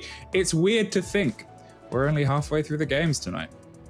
It is. That's 2 out of 4 done. Next up, it's M&M versus London Esports. But after the break, a quick interview, some chat about that upcoming game, and then we'll get into that 3rd map for you of this evening. See you guys in just a few minutes.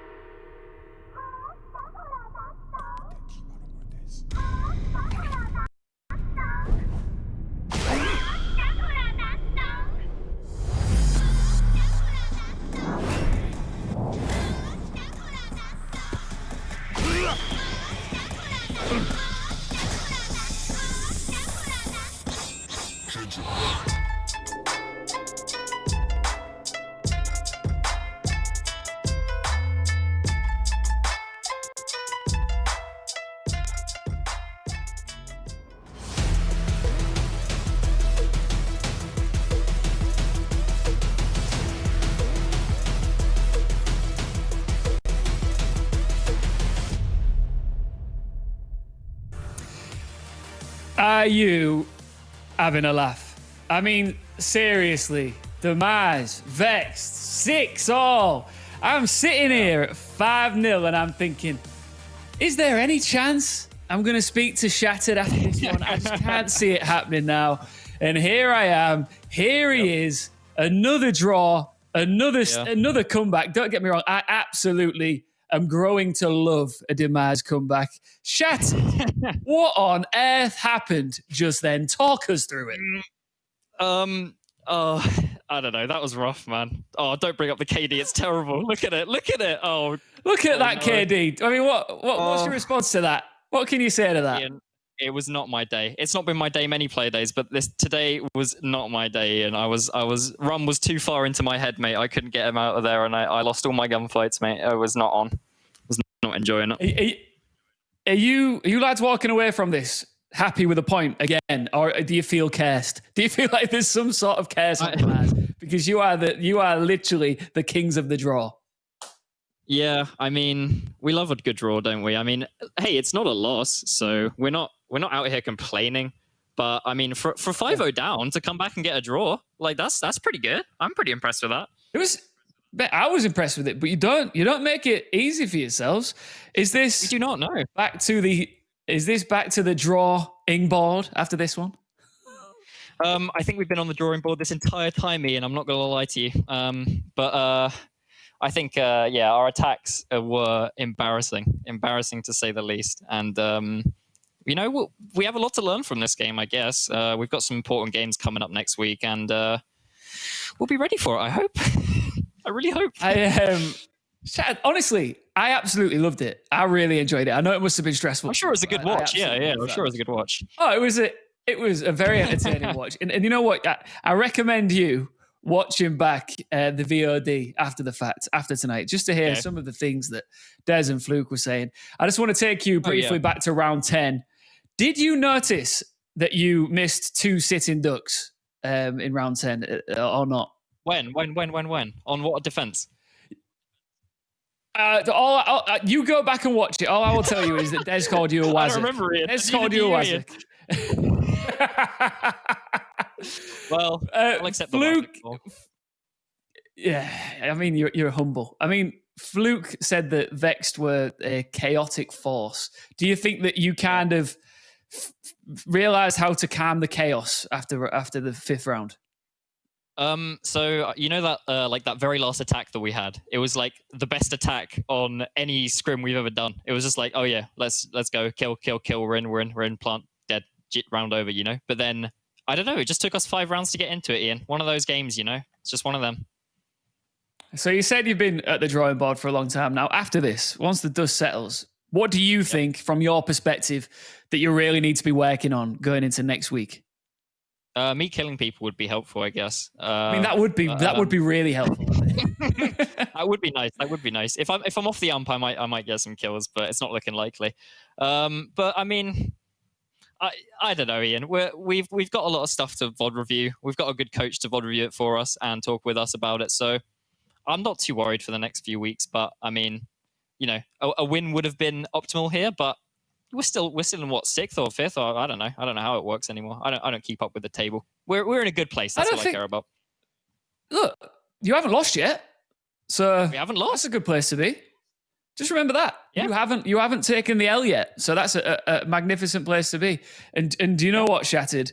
I absolutely love talking to you on this show. You're one of my favorite characters. We need to see each other soon. Come on, Ian. Yeah, we need to figure that out. This virtual thing. Yeah. This virtual thing is just not enough. Nah, it's not. I've been fist bumping. With Des and Fluke, and I was wondering if you want to get involved. Which side are you? This side, is that good? Yeah. Wait, no. Okay, Wait, no. Okay, yeah. Okay, this is awkward. Other side. Other way. Yeah, that's it. That's the one. And boom. There you go. And that's it. We did it. Well, that's all it's about. Congratulations on an entertaining comeback, Shattered. You just lay back and recline like you always tend to do. Entertainment. That's all we're here for. We don't want wins. We're just here to please the people. And that's all we care about at the end of the day. Did you have fun watching the game?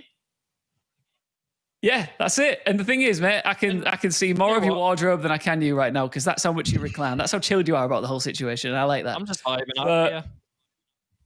Just vibe out, right? I'm sure I'll see you very soon, chatted. Have a good night, mate. Yep. You too. Bye. See you later. Bye. Look how flat. It's just laid back chilling. Des, Fluke at 5-0. Somehow, somewhere, we saw this coming. I'm going to come to you, Fluke. Come on. Yeah, well, it's actually, so Affy, the statsman that we were talking about before, did his predictions, and in response to that, Shattered 2 hours ago said it's going to be a draw for us today. So he knows what they're getting into. It's just crazy. It's crazy. What a strange set of circumstances we're seeing unfold here with Demise. They're doing some things right. You can't argue with that. They haven't taken an L yet. I said that right. I was like, look, as much as it's a joke, they are constantly drawing and not walking away with 3 points at any stage. Like, they are still taking rounds. They are still clearly doing some things right. I don't know, man. There will come a moment in time will appear, and this will be broken, and the UK team will collapse because we're now currently living on Demise's draws. That's all it comes down to. That's it. I mean, Vex have got to be frustrated. We spoke going into this. We were talking in detail about them potentially stringing together a couple of results on the bounce. They had a real opportunity to turn it into 2 wins in a row, 5-0 up. You've got to be kicking yourself after that, Fluke. Surely. Hey, I mean, I'm sure we'll see on the timeline later. It's one of those situations where, you know, because they're a team of high expectation and because they're a team that are, if they're unstoppable, they're beyond unstoppable. Being in that situation where they aren't able to kind of lock it off there, it's just that mental game. And it's a very tough one to overcome. And it takes practice, it takes time and experience. And unfortunately, today just wasn't the day for them. Well, it's another draw on the cards. And I'm not going to lie, I really enjoyed it. Let's move on to game 3. Where are we going to go with this one? M&M Gaming versus London Esports. M&M currently sit mid-table after sampling all 3 results on the buffet, a win, a loss, and a draw. We spoke about consistency a little bit earlier, Des, but M&M have got a real lack of it at the moment. It's probably the best way to summarize it. I think, they had a win, a loss, and a draw so far. They've been kind of up and down like a yo-yo. You can't really decide which team you're getting in any given week. Back in week 1, admittedly, it was a loss coming up against Kavana, currently sat at the top, so no massive surprise there. And a win against Na'Vi shows the capability these boys have got. We saw how good Audacity were earlier on today. So I think it's pretty fair to say they've done well overall. They've done pretty well except for that first week, in which case they're still kind of finding their feet. Its roster only really completed itself about a month ago or so give them a little bit of time. There are some big names on here. We've seen a lot of them compete before, some at much higher levels than just playing inside nationals as well. So I do believe they can be one of the top teams. Just a bit of time to find that glue, sticking them all together. Just a really brief, it is going to pop off later on after all the games are finished. Nathan from M&M Gaming is going to be joining us alongside Pat from Vexed. Looking forward to see what he's... I'm actually really looking forward to talking to Pat because he was like, man, their defense is really hard to break down. I was like, let's have a conversation about that. Let's talk about this issue. Gather around Dez's campfire as he leans close to his mic. Let's all just sit there. That'd be that was really sexy earlier on. Oh, no, seriously, I threw up in my mouth with the ASMR stuff. Can we not do that? Why would you throw up? Oh, stop it, Fun. Stop it. Yeah, M&M, this is... I feel like this is a real crunch time of the season. It's a real point where you need to start cracking on, and they've got a lot to prove here tonight, Fluke. Hey, I mean, as I've kind of said it every single week, and I've really wanted to see it from them. Obviously, a bit tougher last week as they had the fill-in, but in the same way, you want to see them kind of, you know, doing what they can do, doing that consistency, doing the kind of levels that they keep putting themselves into, and that we know that they can achieve. As we said, a win and a draw and a loss doesn't say much. It's them playing as we know that they can do, consistent round to round and day-to-day basis, which we're kind of missing from M&M. And I guess today up against London, there's a lot of expectations for one way. Let's see if it falls. We speak a lot about getting that first win on the board, and like London Esports are yet to do it. They've lost 2, drawn 1. They're not in the greatest of positions right now, are they? No, their losses as well were pretty brutal. A 7-1 against Audacity and 7-2 last week against Vexed. As you can probably imagine, the only non-loss result they have is a draw, and you won't get any money for guessing who it was against. It was against Demise. That was on Oregon. So I think for these boys, there's still a point to be proved, I think, for these guys. They do want to kind of step up and show, we are kind of new faces here in the scene, but we do belong. There's always a team that kind of has to acclimatize to what's going on in the UK league, I think, and this is their chance now to show that they belong here with the best. And I don't doubt they can get something out of some games. Do I think against M&M it's the game to get that something? Probably not, to be honest with you. When you are on such a poor run of form, Fluke, it's important that you've got characters within that side that have true character and heads don't go down. Every single week you've got to come into it thinking, come on, this is it. This is where we get it. This is where we get our first win. Do you think they've got those sort of characters in their squad? Hard to tell for now, but I guess it's something that we'll see as the season develops. It's also worth obviously noting, as we've said before on Audacity's game, that last season, similar spot, similar location, similar performance levels, and unfortunately a similar result at this point in the season as well. And now you look at how far Audacity have come, it just shows it's work in this league. It's work getting the roster tighter, putting in the kind of elbow grease and finding yourself and finding how you can bring your flair and your kind of pitch to the ever-changing conundrum that is the UK League. There's always places to go. Unfortunately for them, it's just a lot of it is up right now. They haven't really shown us what they're about, what they stand for yet, have they, Des? No, but there's a few kind of flashes in the pan, I think, Dare, I want to say. Look at Meds. He's the guy who's got 10 opening kills, second only to Joe in the whole division. His ratio is the best, actually, +6 between those two stats. And then you've got Sejanex, I think, who has like the most plants. They've only won 9 attacking rounds, but in 7 of those rounds, or at least 7 of the rounds they've played on the attacking side, they have got the plant down. So they're a team that has these kind of big spikes of delivery where they can do really well. It's just about actually turning it into results and consistency between rounds that I think we need to see here. They've got the elements, they've got the ingredients. It's now trying to turn that into a tasty meal that actually nets you some outcomes. I love when you use the tasty meal metaphor. It just makes me hungry. Mate, all I'm going to say in is, right, I had a KFC, other fast food is available, and I've been scoffing it during the break, and I'm feeling good right now. So food is on my mind. Oh, I bet your fingers are so greasy right now as well, right? Disgusting, mate. I've got this little pack of things, right? They're really good for like removing grease from your face, but I think they also work for hands, so I've got them in hand now. We're all good.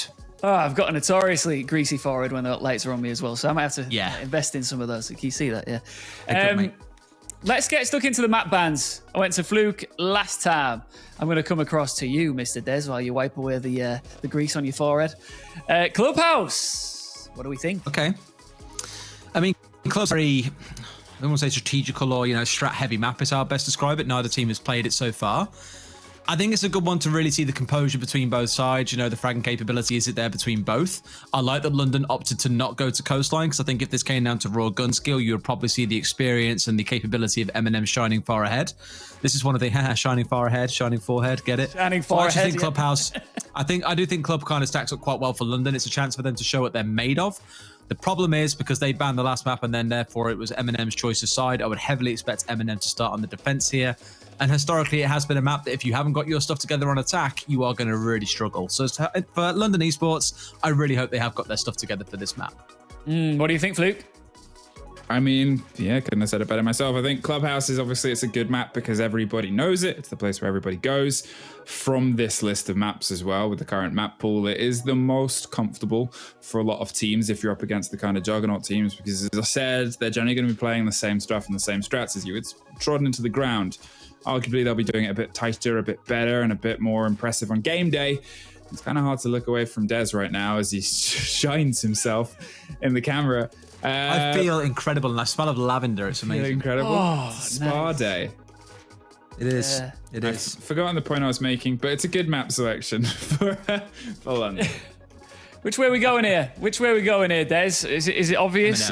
I mean, yeah, I think it's as extreme as like a 7-1 to M&M. I think I'm calling. Oof, you are sensing a stomp in the air. Is that what you smell of lavender, and you can sense a stomp? Have faith, my friends, because we all know how poor my predictions are. This will be a win to London if that goes against anything else. I've said M&M, they're doomed. Fluke, what do you reckon? I mean, you would assume it would go to M&M's favor, based on, obviously, again, how both these teams have found themselves in this league. We have, obviously, a lot of knowledge of M&M on this map from previous seasons. We know that these players, again, huge rosters of experience, huge rosters of capability. But in the same breath, so is Fierce. And Fierce, unfortunately, were put to a side today on Theme Park. London obviously haven't been able to have the same momentum that Audacity has had in that similar kind of showdown. But, you know, it's halfway through the season now. They've had a few weeks to kind of get themselves together.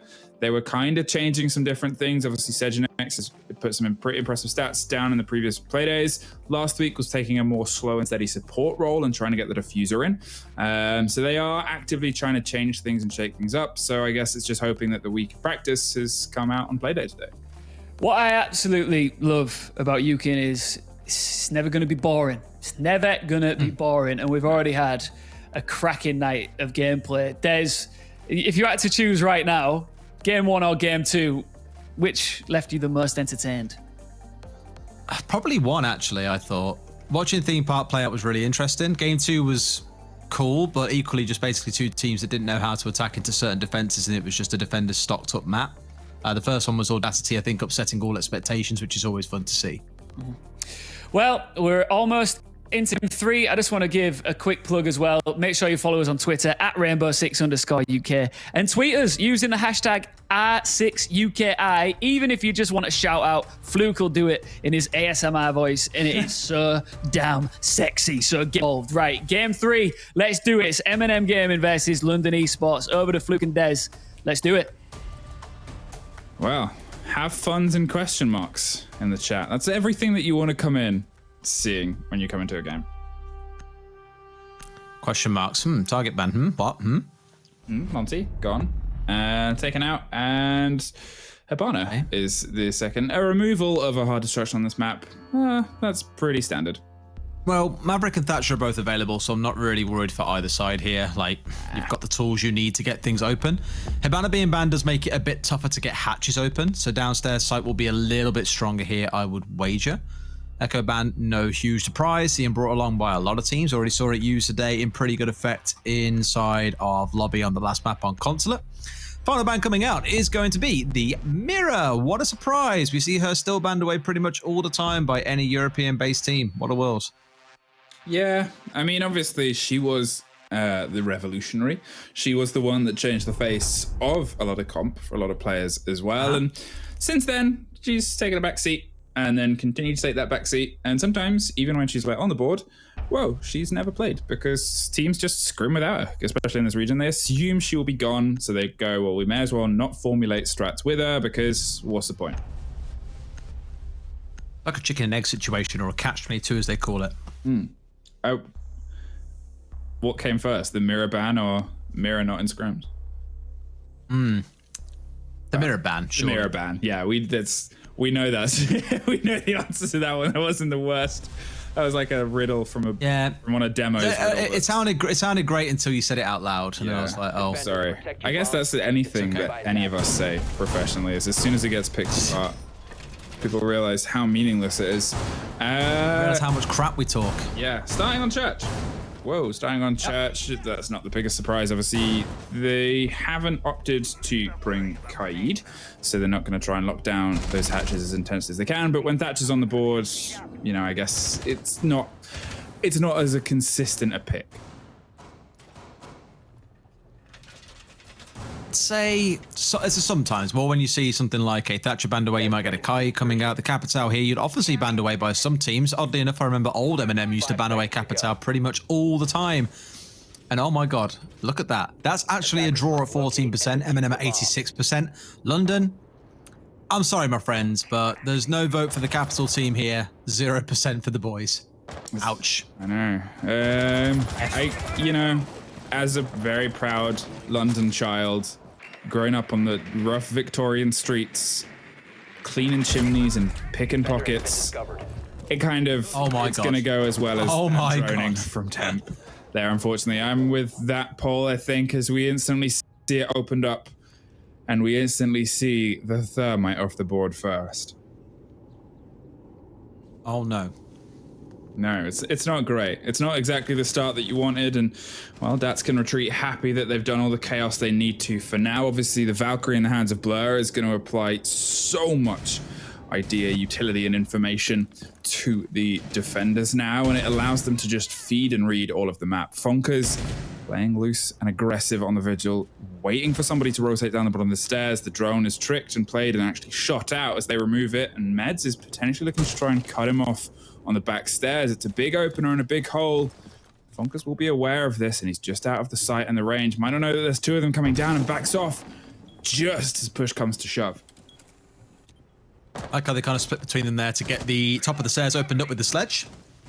Means that if Vigil did choose to try and play aggressively there to push onto stairs as Virch pushed down, he no doubt was going to get traded or killed outright. It's a smart play by London to take control of that area. It means Funkus now has to force his way back. You still got Nathan playing here, though, mind you, inside of Moto. You got the one player upstairs opening up the hatch. So slowly, London are forcing the members of M&M Gaming back. Let's not forget again, though, that it is still a 4 versus 5. So yes, this is good, but it's all going to come down to the on-site execution, which needs to happen soon because we are down to this almost final 60 seconds or so. Droning in and Maverick doing all the work as he looks towards Moto. A very important corner of this push to be able to get a lock on. Usually it'd be followed by the thermite going to that church wall, but unfortunately it's going to be a little bit more artwork from the hands of the blowtorch at this moment in time. Swing on that English shotgun on that door that Nathan's holding. It's one of those combinations that it is just built for that gun. It is a tough place to hold. Obviously going a bit wide with the SMG, but has the capability to swap to it if they need to. And just having that entity, having those canisters, having the ability to push is a big thing. Wow, the prediction came through there. Great pick. Meds gets one on the opposite side as well as London starts to collapse, but Jonker swinging an Alder around to get two. It's now a 2 versus 2 as Virch is going to try and stick the diffuser in. The smoke canister gets thrown wide, but a little bit too late for the man. Doesn't know that they've actually rotated round. Funkus finds the diffuser planter. And now it's just a bit of chaos and a bit of nerve getting a little bit stuck in the doorway as they try and find one. Get found first. Nathan blocks it off. I actually like the, dare I say, non-combat progress made in that round by London. I mentioned it back at the start, how they managed to force Funkus back downstairs after the initial chaos of losing your hard breach. Managed to force him back to the bottom of the stairs, get him away from bottom of stairs, force the player out of Moto. They got control of the whole west side very comfortably without really having to commit to, you know, the damage of having lost the hard breacher earlier on. The Maverick was doing enough to get the bar hatch open for them, and that's where they really staked their claim. And of course, it wouldn't be the UK without another rehost coming through here, the third one of the evening. We'll bounce out to us and get that sorted out for you in just a second. But like I say, I think it was promising signs for London. It's now how they can turn it into endgame results, mind you, because there were some good kills coming through for them. They dealt with the player inside of blue very comfortably. Just didn't quite have the angle covered there to make sure that plant went down securely. Well, another rehost. I think actually didn't have many last week. I think you're just cursed, I'm afraid. But hey, thanks for bringing it over to us. It's obviously it's a start there for London. I liked that they had a little bit of kind of aggression with how it came together. The push was quite finely tuned, which is obviously something that comes with the practice of club, as well as comes with the practice themselves. But club helps. It's a big map.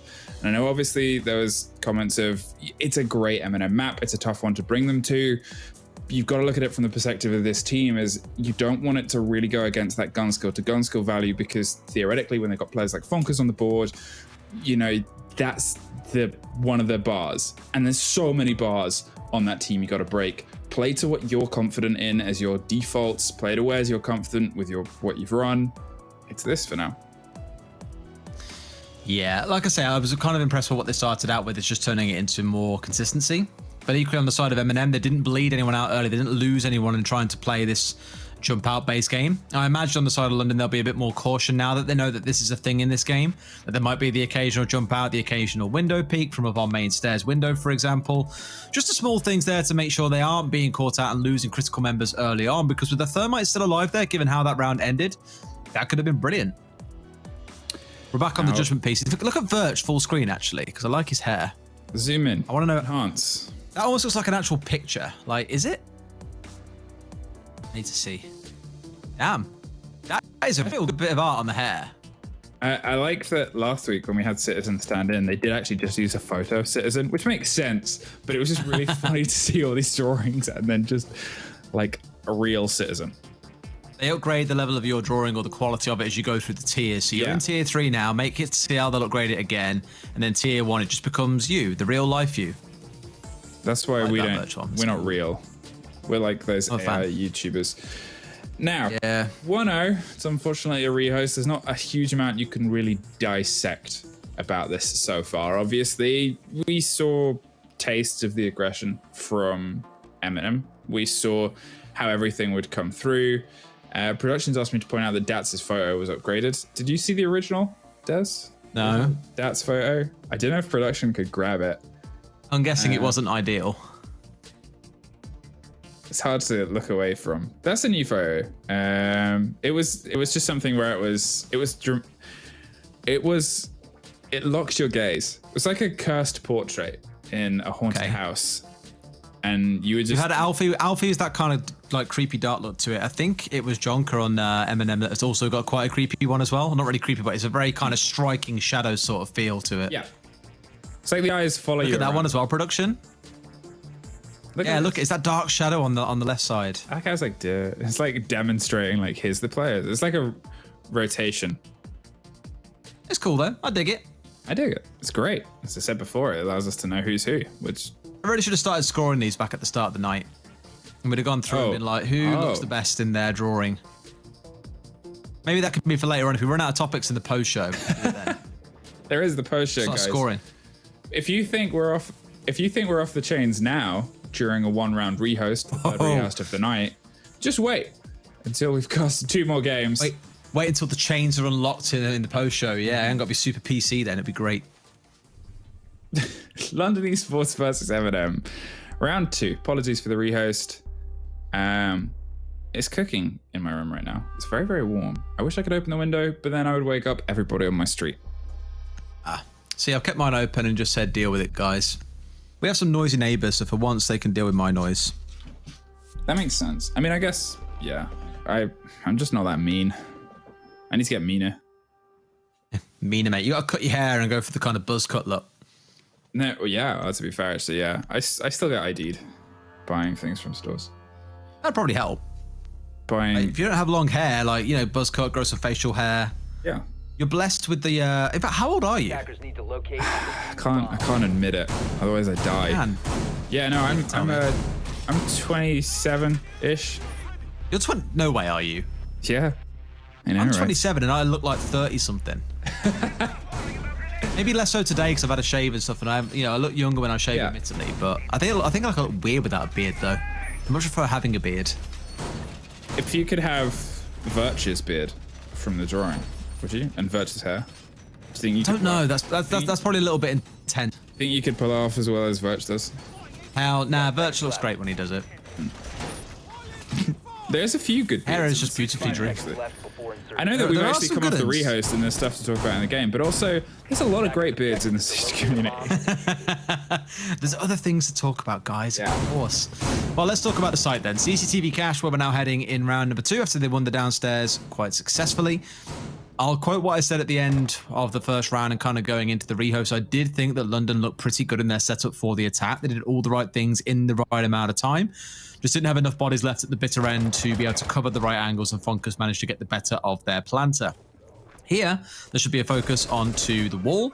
There is no denial for it. There's no mute jammers. There's no bandit. There's no Kai. There is nothing. And they have both the Thermite and the Maverick together. So maybe we're going to see the defenders just basically give up on that east wall altogether and say, you know what? You want it? You can have it. Not a problem. Temp seems a little more aware of the shenanigan Dats is playing, but Nerf doesn't seem as aware. Hops up on the wall. It's not currently being actively watched by anyone, but there are a lot of other guns around. So if Dats jumped out, there is a very high chance you would hope that he would be traded and picked off, whether he got nerfed before that happened or not. Sejanex is actually eyes on right now and is waiting for the potential. There's the Claymore too. They're not going to try and fall for the same trick, but at the same time, they're not being as active as they could be. They're leaving the passive defenses and hoping that it does the work. It buys a bit of time, or eats a bit of time even, as it buys Eminem more time. Blur is on the deep roam on the other side with the Valkyrie getting all the information they need to potentially formulate around out from strip if anyone gets a little bit wide and tries to apply the pressure on the big opening towards Garage, but apparently no catch, no one yet, and Blur's going to use this time to rotate background. Big map, big play space, can't waste too much time on the far side. Goodbye, Sejanex, but it was actually the gun of Funkers from above. Interesting. Okay. I mean, normally the attackers take control of those garage doors. Oh my god, Jonker, keep stimming yourself, buddy. Don't burn to death. Oh my god, he's wearing about 5 HP. Oh, what are you? Okay. All right, I'm done. UK, I love you. Carry on. I'm gonna eat some more chicken. You made me really hungry now. I might have to order some unbranded food from unbranded food company later. Now they're trying to apply some pressure towards Garage. If you are unaware, which at this point means you have never seen a comp game of that man was cooked alive, of Siege on this map, you take control of that CCTV wall, then you take control of Garage, which is what they're actively trying to do, and it was a big pick there from the kind of drop down. I believe it may have been Fonkers to down or get one during that, and the down potentially came from someone else, which to do whilst you are being cooked alive is a very impressive feat. But as you can see, now they have that control. They cannot actively seem to be entirely pushing as they wanted to get the thermite up first. Unfortunately, Dat doesn't quite win that one as Meds is able to take it and push forward. Now it's just down to Blur and Nathan. All the canisters are gone. There's one on one shoulder. Looks for the second. There's the C4 just saved by the second. Push for the kills. And Eminem dance around the piles of cash and cocaine to safety. What? That's the room.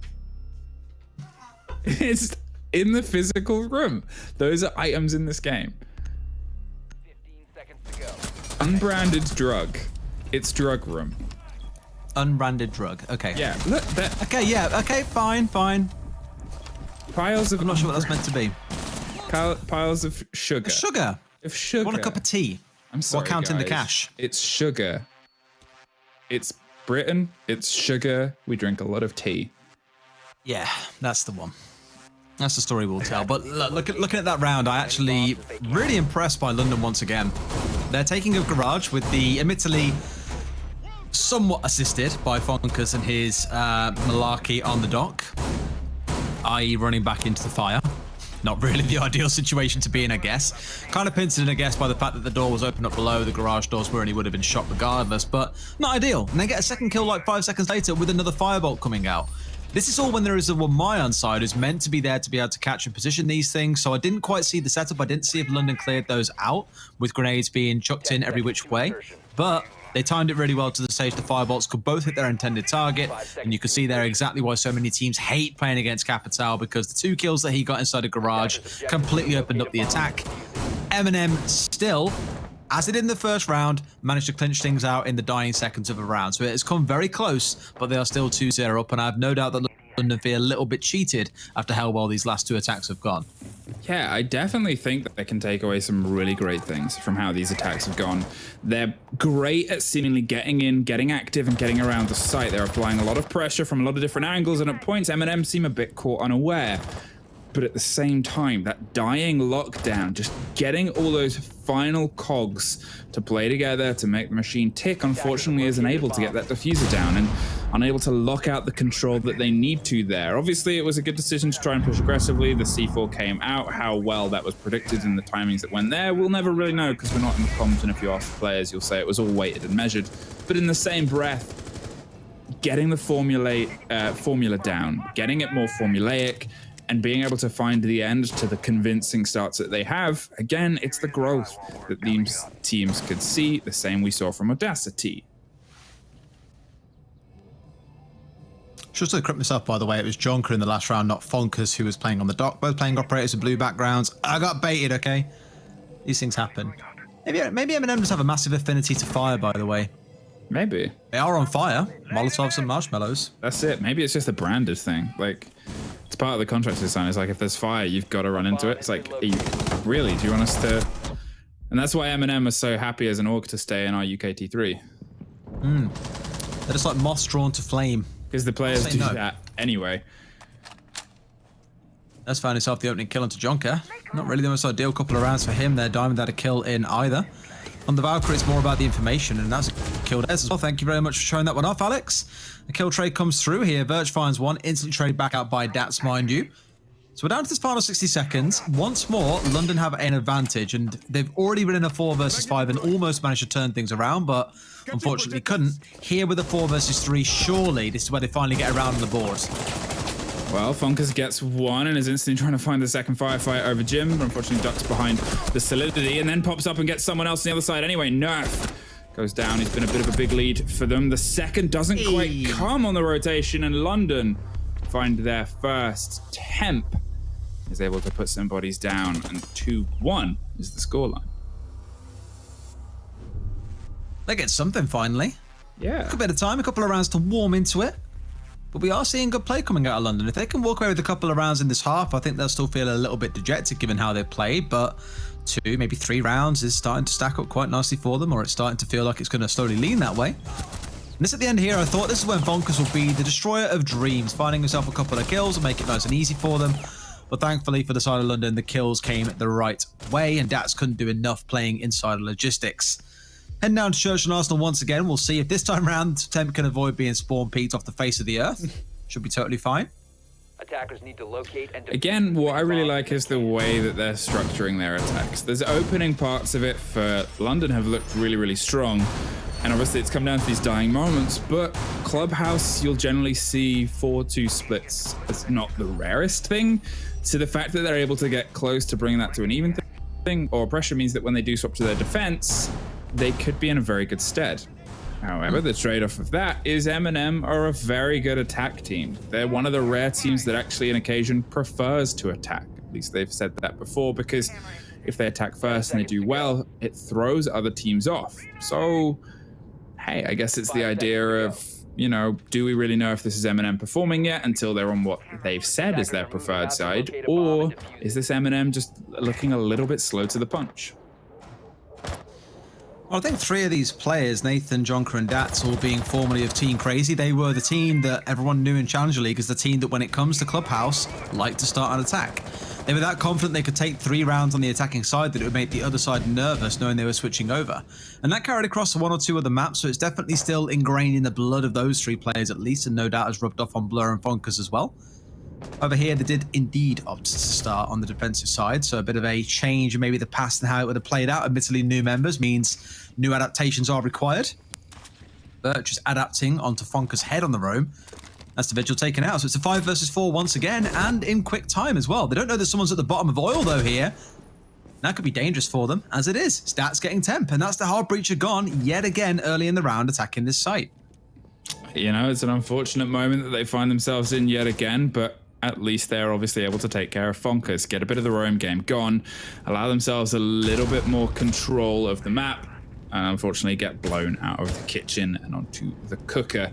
Med's gone from Blur beneath, and with the sledge off the board to it, again, slightly limits what they can do. They still have some capabilities for the soft destruction if they need angles. They have obviously Virtue's capabilities too, but those are much more necessary in other places, especially if you got a Maestro on the board too. Troublesome Evil Eye in a bad location means that you want to save those charges for as long as possible, because now you have no other option apart from the Maverick if he gets a bit close. But again, he's the only hard destruction, so he's got a lot more on his plate, a lot more that he needs to do. Same steps, same route, same road so far. Virtue is holding along the corridor, and Motor Hatch has been popped open. Can they make it click this time? Hopefully click onto a few heads if they can shut them down a bit earlier on. I mean, it is a 4 versus 3, so still a similar numbers advantage. 1 over to the side of M&M. It's about sticking the plants is the big one for them, but even trying to walk around this corner, we've seen this position so many times. It's kind of infamous to the UK. Nello winning at 4K, I believe, here from this exact angle where Nathan is holding, got them their spot to proceed into Pro League in their game inside, or I think it was in Challenger League playoffs, potentially towards the bitter end of things. Here with about 40 seconds left, it's one thing I'll give to London. They are pretty good with time. They aren't running things down to the wire every single time. It has been once or twice, but they act with good intentions and all in good time. Charging inside of the site here, but it's an absolute bloodbath. It's Jonker at the back with the Owl. Finds 1, finds 2, sorry, almost makes it a 3rd. And that will get shut down from the backside there in AKs. Man didn't need an AK, and Alder was enough. 3 kills for Jonker. London gets shut down once again. I'm wondering if what we keep seeing from them, and you assume it is the plan B there from London on that push, because that's twice in a row, lost the Thermite very early. They're still going for that initial opener of as if they would do a church take, as if they still had a Thermite. They're doing it within good time, as you said, but in the same breath, we saw them try and push blue last time, and we've seen them try and push from that close entrance into the armory from the bottom of that double door. So, it's unfortunate as it's been 2 for 2 now, and we're not going to see them at a full strength push below. But in the same breath, they're still doing good bits with it. They're getting close, being able to put a little bit of damage down. Yeah, sure, it's an Alder in a very tight location. He's already torn it up last time. You are probably not going to get through the cavalcade of bullets. Hey, the Twitch extension gives a little bit more faith to London this time. So the London crowd woke up and finally hit the button by the sounds of it. It's still pretty heavily weighted towards M&M, as you probably would expect. I think we all said that on the desk, is that coming into this, M&M are the team expected to pull ahead and ultimately close things out. But I will keep on saying, as much as London are sat at the bottom, and I think lots of people would write them off, I have been mildly impressed by the way they've approached most of these rounds. Maybe it's down to M&M not giving them as much grief as you would expect, but London are doing okay. And I think if they can carry that style of play across the defensive side of the map, then they will nick a few rounds. Is it enough to result in a win? No, but it's still not bad. Holding up on the upstairs, and obviously this came down to, well, beyond the wire. It was a little bit scratched at the end there with a close C4 throw, and I think this is something we didn't actually mention, but the plant position that they decided to opt for and decided to take. I wasn't sure if it was because there was a smoke canister being burnt on the other side of this kind of CCTV wall, excuse me, and it wasn't because there was, maybe the close corners, maybe they didn't know where the bodies were. But if they had been planting on the other side of servers, you think, well, they might have been able to stick that. Bomb located by attackers. All in good time. Don't know denial. Okay, the kide's there, but in a spot like this, there's no way it should ever last. I tell you what, Garage is just a cursed spot for them here. That's another one going down, and Mr. Jonk is there to back him up. But you can see the bullets raining through, going to try and drop himself out there to get himself out of dodge, which he succeeds in doing. But London have full control of the side. They have burst through, and there is no opportunity for a reaction coming out of the side of M&M. This has been absolute dominance. It has been building in good time. They'll try and do what they can. It's a flawless round for London. What more do you need to say than that? That is clinical, clean execution. Hey, that's what you want. That's what you get. And London, you're really delivering right now. I think that's the thing about all of this is they're a team that, as we said before, they haven't quite had the best run. They haven't really been able to build themselves up to these good pressure situations. And they haven't really been able to find themselves being consistently kind of, taking rounds and being in this position. But here, the way they've shown up today on Clubhouse, they've done their work. They've done their prep. And they've put themselves in a really, really good situation. I like it. We haven't really seen either of these teams step onto this map before, I don't believe, if I recall correctly. No, we have not. So there's been no real opportunity to sit back and say, hey, what VODs have we got that we can crunch out here? Where have we seen this team play before? The simple answer is you have not. But either way, the composure coming into these attacks has been nothing short of impressive so far. But M&M may be a little bit static in terms of the setup. And if London can end this half at 3-3, I said if it went 4-2, they would probably be a little bit disappointed given how the first couple of rounds were going their way right up until the very bitter end.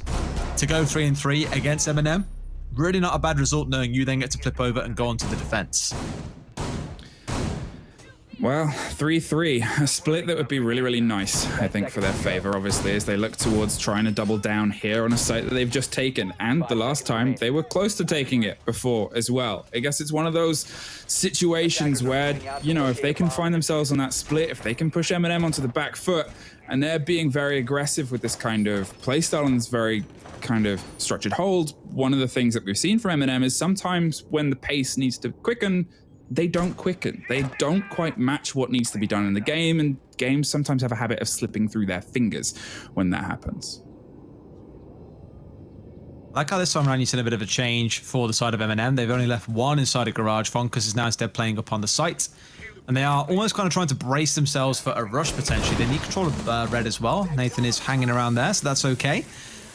They've got the right pieces in place, but everyone's dropped off from the side of London, and in fact have rotated over to construction very quickly. This is kind of the, dare I say, the more modern way of taking this that we've seen a lot lately. Garage for the longest time got dropped in favor of taking over gym and bedroom and then pushing your way into construction, or just going straight through the logistics hatch and then soft breaching your way through the wall inside of electrical leading down into construction, and then look to get that wall open. And with the kind of split pressure you've got where you're blocking anyone being able to get through garage, you're kind of limiting who can actually push through cash at the same time. You go for a plant and no one should really be able to stop you. I would say that when you're attacking onto these sites, you need control of at least 2 of the compass directions, north, east, south, and west. It's very easy to get east. You then have a choice where your focus comes in from there onwards. Now, as they get the opener frag, Blur takes care of Meds. Hasn't been able to have the best luck sledge across the sites and across the play spaces. But to be fair, London have found ways to make some of it work, even when they're on the back foot just a little. They're looking to get a bit more of a rotation back towards the hold, towards the site. They're not going to throw everything away. The Claymore is prepped for the run-out potential. Dats is also prepped too. You're assuming there's a Claymore on that window as well. Doesn't seem like a huge, obviously, bit of presence here, and I'm kind of questioning how aware of it they will be, and they're definitely aware of it a little bit now. The canister pops, as it does Fonkers. Segenex gets the trade there and the pickup to Nerf. You hope that Thatcher's done the work they need to, but with CC open and the pressure coming in from construction side, well, it's looking pretty good for London. Perch has got all of his utility left as well here, so can even make use of that if they want to open up a couple more holes, or even just look to try and blow someone out, and there we go at the back. Out come the concussions, no one immediately being hit out except for Jonka inside a garage, and they know they need to clear him out of this angle, otherwise he's got a free agency to spray down anyone who tries to push him from construction. And here we go, Virtue's in, managed to get nice and close but can't beat the man. Man is red, and M&M have just said, you know what, we'll sit back, we'll let this pressure come through. You guys do what you want, but as soon as you try and push in, we will collapse on you with a vice-like grip, and that is exactly what they do. M&M taking that final round. So that was a good end to the half for them. We've seen them kind of warm into it a little bit. London, again, with the right intentions, but not quite the execution required in the bitter end of things to actually close most of these rounds out. End of the half, 4-2. Said, not the most peculiar, not the most unusual thing. But again, with how London have been playing, hey, some of those rounds could have closely gone the other way. There could have been these moments where it could have been a more balanced turn of the half. It's down to M&M, I would say, to try and step things up a little bit. Don't get me wrong, we haven't really seen a huge amount of London's defenses, especially on this site. But from that point, you know, where do you kind of go from here? London, can you find some of those momentum, some of that moves, and those maneuvers that have played you so well before, and bring them onto the different side of this two-faced coin? Blur, just shy of the even Caden. Just about. Yes. I think he's one of the players who you look at and say, you know, one of the players you'd expect to stand up. We know that he stepped in for a short while for Na'Vi in Pro League in the last split. Back when they had their kind of roster juggling going on, shall we say, when they were changing things around. Of course, Citizen left and they had Pi for a short while. And Doki couldn't play, and it was a real mix-up for them, I think, at the start of this year, it's fair to say. And now they are settling into that level of consistency, but it does give a good amount of experience to players like Blur, who I believe Kendra even turned around and said he is a phenomenal player, and with time he will become excellent. This is why I keep on saying on this side, and Funkus being on there as well, we know about his time with Team Secret, for example, that you would expect to see like oozing experience and capability between them. That first half looked okay, maybe gave a little bit too much room to the side of London, but now we've got to see what they can do on the attack, and this is where you might see a completely different side to M&M. Fonkers clearing the very top floor and concerned about the tall game that a lot of teams do play, but it seems like London aren't going to play that game. Gone for the old-fashioned wide defense, which, to be fair, used to be the classic run of this. You would occasionally see 1 or 2 roamers, and then obviously we all started to see the tall defense, and that became a little bit of a norm for some teams, have some ability and have some capability of being aggressive across the top 2 floors. This isn't how London want to play. 2 minutes with the board and discovering that information isn't great time for M&M, as now they know that generally the rest of the building is clear. They have eyes on the staircases that would lead up, and you assume they've got something on oil pit too. So now it's just a matter of, well, fulfilling the rest of the strategy, getting these hatches open and relying on trying to keep themselves alive and getting that thermite in. I'm assuming we're going to see, I guess, the part 2 of the part 1 that we saw flirted with by London, which is get this motor hatch open and get thermite down towards Church Wall.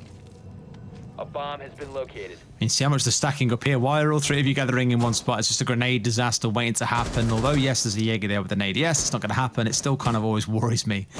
You're in a spot here where you want the Jaeger to play on this generator as well, because what you can do is kind of trick onto it. So grenades start raining in, you get the ADS out, you plant it on the generator, which is to his right-hand side. Simple as that. You can dodge around a few grenades. So it's all about trying to hold this for as long as possible. You heard one of the magnets being burnt out just a second ago, so the whole game plan here is hold around for as long as they can. Birch going for a bit of a walkabout, it seems, actually looking to push his way down towards oil. Interesting adaptation. Now it's just a matter of holding angles. They did all the work before, and they've kind of handed over the land that they needed to. It's the firefights. They're going to be where things have to come together for them. No immediate response to the hatch of kitchen, as it's already been popped open, so they're just going to have to pull down and try and catch them on the drop. Temp is the one that's holding the big angle. Verge, if caught unaware, might be able to pull apart Dats on the entrance, which could really just stop the anvil on the backside of this push. But with Jonker going down dirt, it's a steady and steadier bit of clear land that is falling into the hands of M&M. The rotation towards kitchen. They want to go for the armory plant. They've got the body inside, and they fire towards the man behind the third box of meds, but not enough bullets land. There's the swing onto the side, and Nerve actually finishes blow with an impact. Oh my god. And he was like, what, 0.2 seconds from planting there as well? Very well played. That is grim. Nerf gets one more, and Nerf gets one more, with Meds getting another. And what was seeming like a very strong push there from M&M has completely fallen through, unfortunately. There's two bodies on the ground, but it doesn't even matter if you can't get the last. Last one was behind bar as well, and I guess it's hard to push through the smoke in that case. You don't want to find yourself going down to the smoke. Last round will be over regardless. So good from the side of London to really just hold fire there for a second. It looked a bit shaky, admittedly. I thought, no way, surely they don't manage to pull this off. But unfortunately for M&M, the perfect grenade comes out and does manage to connect onto the planter. I think Blur, like I said, literally had about 0.2 seconds left on the plant timing. And I thought it was all over for London for a brief second, and then you saw Nerf do his thing, and it was like, okay, unlucky, I guess. So kind of a revenge is a dish best served cold is the best way to describe it. Because that's exactly what happened all the way back in the first round against London. They were in the commanding position. It looked like they had everything going for them. The plant was going down. Only for M&M to cruelly snipe it away in the last second. Well, that's happened exactly here. And we'll see if the half carries on following that similar trend.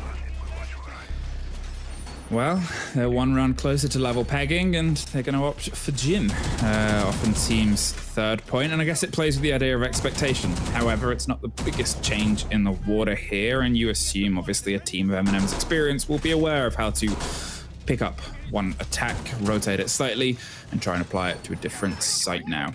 Locking themselves with a pretty big extension towards, obviously, CCTV, making sure they have some of the angles held. The single hard wall towards Garage as well shows that they want to play this a little bit deep, a little bit aggressive, and try and push some of the momentum towards the other side of this top floor. Slow and stem the flow of M&M before it becomes too big of a problem, and a tidal wave that can sweep them all the way through this gym, just as it's reopened in the pandemic too. Just reopened, and now we're in there to start smashing it up with the sledgehammer. Brilliant. Yeah. This is one of my favourite sites to watch, to be fair, because for the longest time, teams put a lot of stock in holding the West Wall and saying, right, electrify it, castle barricades, shields, anything we can do to stop them getting this open, 100% the game plan. And then teams started abandoning it and focusing a lot more on holding the site and saying, if you want control of the hallway, that's fine, but you can't take gym and you can't push towards stock. So by all means, have main stairs, have the West Wall, you won't get much further than that. And a lot of teams on the defense started putting a lot of stock into holding onto the east side of the map. So looking towards things like cash and CCTV and wasting attacker utility, getting the east wall open, and then forcing them to make kind of rash decisions coming towards the end. So it's an interesting site because it leverages the entirety of the top floor, even with it changing a little bit now compared to how teams used to play it. Close angles held and waiting and baiting. And this is one of the things I said about M&M before, is they don't really quicken or slow their pace too much depending on what the opponents do, which, to be fair, can be a good thing. If you're not being shaken by the waves and the motions of the opponents in the oceans, well, it means you can focus on your game, bring your consistency, and bring what locks in and locks well for you. In the same breath and in the same beat, it means that sometimes if they're in a bit of a pressure situation, sometimes they don't quite have the urgency that they may need at points. It becomes a bit formulaic, a bit step for step, and they become a little bit on the back foot. Here so far, obviously, with the pickup of Funkers, it's one of those decisions where they can kind of go, he brings a lot of this clutch potential, this aggression, and he's going for a bit of a wider clear here, and forcing Sejanex to rotate up by the main staircase. First EMP gets caught by an ADS through the window. We hear the second throw burning it, and Nathan getting temp through a pre-fire through the wall. You hate to do them like that. You really do. But and you can see how much London have kind of dug in around the site as well, just trying to... This is a cheeky one. Oh, no. Surely he doesn't spray through. He knows he's there. He can hear the grenades going. There he goes. Walks in front. This is free as killers. Meds is going to find all day-to-day Blur. Clearly, the boys have no idea what's going on inside of logistics right here. Kind of to be expected when Sejunex is playing on that mute. No doubt catching those out. And Dats goes, right, enough of that. Smash the wall open. So at least now we can actually see him where we're not relying on bullet holes. We're looking for a drone to come in. Does the drop come through as well? Not yet, it does not. But there we go. Now you can see where he is. Can he get the spray down? Does a bit of damage, but not enough to finish him off. And finally, Meds gets pinched out there. And Eminem have control of logistics. Only 15 seconds to go, mind you. They've got to make this one work. And no, they don't even know that Nerf is inside a bathroom. It's as free as it should be. 2 more kills. 3 versus 2. London, this round should be theirs and in the bag as the Maestro finds yet another. Can't quite make it the third, but Dats is out of time. London take another round and tie things up at 4 apiece. Well, no team has been able to string more than 2 rounds together, and that's the first time London have been able to do that all game. Can they break the mold and find a third here as they go to CCTV and Cash? Again, it's a familiar sight. There's the filth and the pre-fire and the unfortunate location for Temp to be trying to find, and there's the response from a Jaeger with a bullet hole in a wall. A Fable deep within the tombs of Yukin.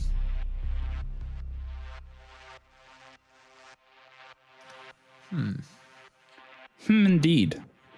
Eminem must be thinking. London can take it. Is that... Oh. That's a hot take. Honestly, my predictions are so cursed today. It's unbelievable once more. To be fair, coming in like, Fierce, one of the top teams, they can take it, lose to Audacity. Coming into this one, London bottom of the table, haven't really done much. Eminem can take it. Just about to start losing to Eminem. Unbelievable. This has been... And then about starting to London, all the way around. Yeah, this has been such a tightly run season so far. Usually every season there's a team that is on the top uncontested. Sometimes there's 2 teams on the top. Obviously last time it was Eminem and Navi. Usually it's Navi, Secret when they were here. Here, I mean, sure, Kavana, obviously they could find themselves being that dominant team today if they pull a win against Navi. That would really set a scene, but at the same time, if they lose that, then the point differential, assuming London take this, is there's only 4 points between last place and first place if Kavana lose today and London win. And that for the 4th Playday is just an insane statistic. Yeah, looking at it now, there really isn't that much, especially in the middle of the table, right? Like 3rd place and 7th place has 2 points between it. That's ridiculously close. Yep. UK. The thing is, okay, it's fair to say some teams have had off days and some teams have had off play days. But at the same time, some other teams have just shown up. London here have shown up really, really well. Their attacks were very, very good, very aggressive, very well put together and formulated. Yeah, it's Clubhouse, everybody knows it, but that, again, doesn't mean that it's easy to run. You still have to get things working to a dime. We've seen them try and adapt strategies mid-round when they've been taken kind of off the board early, and they've done very, very well. Audacity, earlier on tonight, had a fantastic game. It was consistent, it was aggressive, it was very, very well played from them. And, well, little mistakes by their opponents just keep being punished. And this could be one of them. Verch, maybe potentially left undroned and unchecked here. Nathan's going to go back around and cover the flank theoretically, or just rotate round to logistics, and the slow creep of a Jaeger could be the shutter over the eyes of Eminem's round. That call surely is coming to Verch. Okay, they're grenading us, they're burning things out now. In fact, he's not even going to bother, and instead he's going to rotate himself in towards Bar. Surely that stairs is part of the agenda, because he could do so much damage right now if he gets upstairs in the right nick of time. Attackers have located a bomb. Go on, Verch, be a boy. You want him to put the pedal on, but I guess that's our perspective in it. Because you would assume, if you're him, that there is cover and there is watch and there is drones. There might be stuff that we haven't caught as well, but at the same time, the fact that there's no active guns there, the fact that there's no active gunner, if he can play this smart under the audio cues and checks that's going on above him, you can see him creeping closer and closer and closer, depending on when he strikes and how he strikes. Could be, again, beyond anything. No Claymore at the top of the stairs. He rotates around onto logistics, but Fonkers is there. The force that he is gets one, and the diffuser is being put down by Blur inside the site. Managed to get away with that one as well. Unfortunately, a flank drone must have caught him out because there's even a rotation coming outside from Nathan, I believe it was, or maybe Dats to get behind on the south window to be able to catch him out as he pushed into the room. Med's going to combat back here and find himself a double kill in this round, but has got to do a lot more to keep his team in this one. 3 versus 3. And they're trying to, I think they were trying to go for a long arm there, but there's no way you're going to make that one work in time. Peeks around the corner. Dats finds a second, almost gets a third, but Temp trades it back. 2 versus 2, 19 seconds to go. That doesn't give you a lot of time to make this one work, boys. Funkus finds one for himself. It's a 1 versus 2. Sejunex gets one. Will he find the last shotgun out? Doesn't quite know that he's that close to the breach. And Funkus finds the closing kill. M&M taking a round and putting themselves at 5 and 4.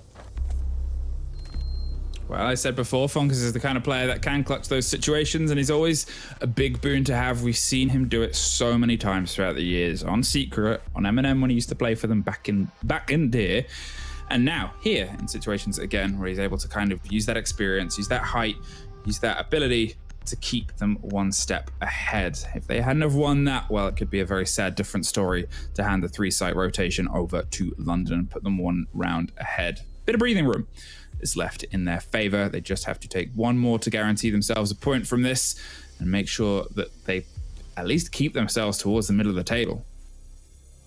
Felt like escaping a bit of a fright as well, right? Because I think M&M know that London aren't messing about today. They are actually looking like a pretty decent team overall, I'd say. It's just a shame that once again, kind of coming into the closing execution moments, it's maybe not as together as they would have liked. But I like that they're not, grouping up on site and sitting there waiting for inevitable defeat or something like that. They have got Verts trying to make smart rotations and waiting for the call to come through from his team, things like that. They have the right ideas.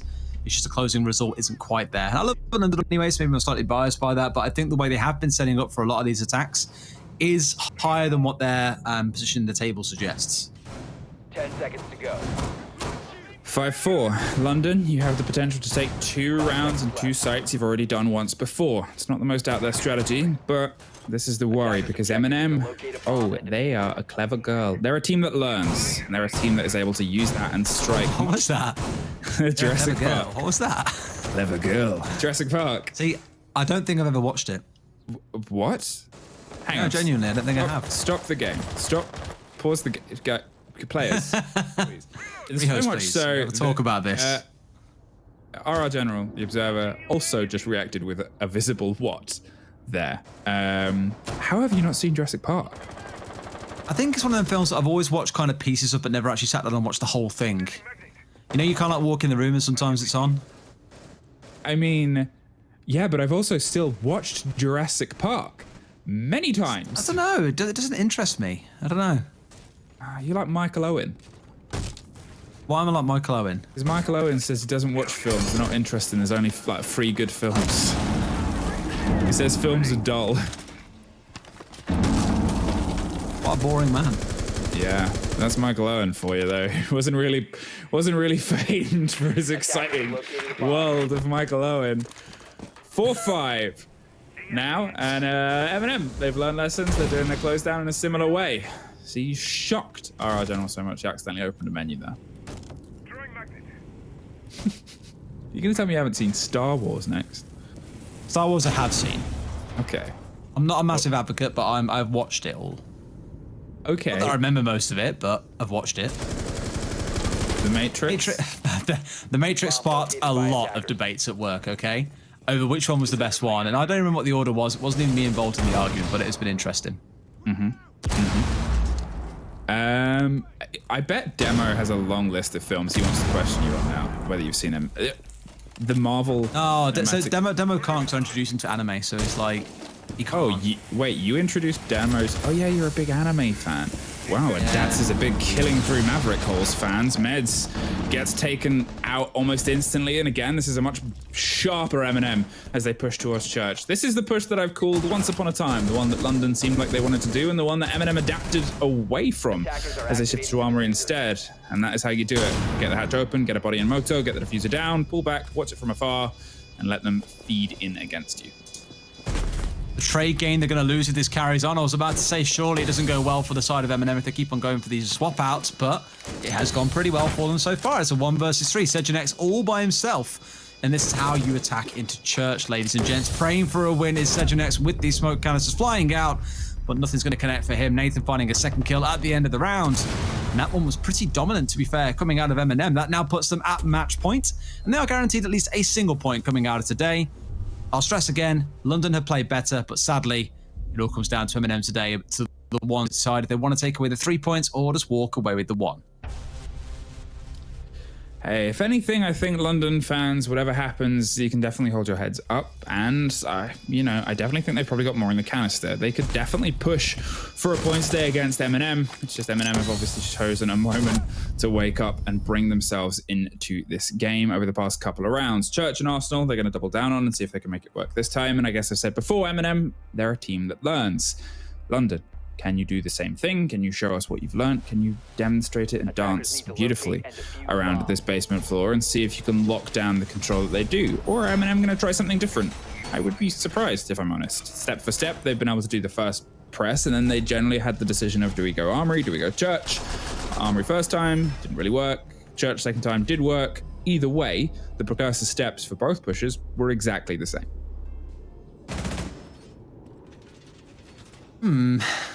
I've done that quite a lot tonight. I've gone, it's kind of a amusing point where I'm like, I wonder where the London that we saw in the first half were. Because I spoke about it at the end of the first half, right? I was like, we've seen some really impressive signs coming out of London, and surely if they can replicate some of those on the defensive side, we'll see a good number of rounds flying their way, and M&M will be left a little bit stranded in a way, given they're the ones on the attacking side. But it looks like old habits die hard, and despite it only being 3 out of 5 members returning from the old version of Crazy, or M&M before that even, I think it's pretty fair to say that their attacks are still pretty good, man, when it comes to attacking our clubhouse. Well, yes. And I guess, obviously, it's why, as almost, I believe at the beginning of this game, said in Twitch chat, why would you bring M&M to Clubhouse? And to be fair, London have made a very good run of it. It's a good map for them. It seems like potentially against other teams, they might have been able to find a little bit more earlier on when they had all that energy and had all that fire. But I guess it's one of those other things that is often cited in Siege and often cited in any of these games is, sure, you're playing for X amount of time. How long can you keep that fast energy, that fast ability to click heads and spin round and get covers? And how deep into the night can you keep doing that? Because we do play late, obviously, but it's something that comes with experience. It comes with whether you have all the time to dedicate to playing the game or not. In this case, dedicating their time to keep yourself in the game. You can see the kind of spread setup coming out of the side of London here, holding all the places that they need to be. No one playing around Moto, mind you, so that turns to be the focus once again for M&M, then that church wall could be pretty free for them if they are not careful. A C4 or 2 on side wouldn't have gone amiss, I don't think, but with none here, they're not going to be able to yeet that out towards the church wall if it does get opened up. So no free kills to come out as a result. And you can see M&M are going for the same sort of result as before, right? They're trying to get control of all the west side of the basement to try and force these members away. No one is down there for you, sadly, but this does mean that all of Pipes, all of Moto, all of the west side, or at least back armory they call it, is free for them. This is where they can go for a similar push to last round if they want to, or the focus can come in towards a kitchen drop, which in my mind is risky given you have one player inside of Dirt, you don't have Dirt control yourself, and you still have players inside of Moto, inside of Armory, sorry, with Nerf holding just near the entrance. So you've essentially got 4 guns that very, very quickly can be brought to bear on the kitchen drop. Feels like a really bad idea coming out of M&M if that's going to be the focus. Well, more pressure is attempted from M&M on the cross hatch of this site. They're looking to apply some towards blue and towards the opposite side and draw some focus and attention. In the meantime, the spots are still coming. Verch has dug in the corner their end before, tried to swing on Dats last time around. It didn't quite work. They didn't really have to as immediately as they did, but obviously things came together after a really good hold from the body. Here's the crossfire, and here's Umai dancing with the prospect of killing a man, but Dats is not having any of that. As he swings back, takes care of Meds, and well, that's Verch watching a friend die and not being able to find the trade. Jonker finds Sejanex on the far side, and Blur digs in, but can't quite get the diffuser down with only 10 seconds left, and behind a hard wall, they have to move, and they have to move now. Verch taking care of Dats on the far side is a very big take, as that pulls apart the defense slightly, and there's big work done by Temp. On the far side, it's a 2 versus 1. Cannot find either. And for the second time in a row, London Esports lock it down to time. It's like I said when all the setup work was being done, I don't see Armory as the place to drop right now. And they didn't have control of Dirt, so they can't clear out the player sat in AKs. Didn't have control of Blue, so also couldn't clear him out from an alternative angle. It was just a little bit too too comfortable almost coming out for the defenders there when there was only really one angle they had to worry about, and that was the plant going down in the corner. Temp had a wonderful time sat here in AK, just spraying them down as they kept on trying to go for a plant inside the same corner. Would have preferred to see a church wall take. I appreciate the attempt, but it does now put you in very dangerous territory where you win this last round, or London take away those 2 points and get themselves one to close us out in another draw this evening.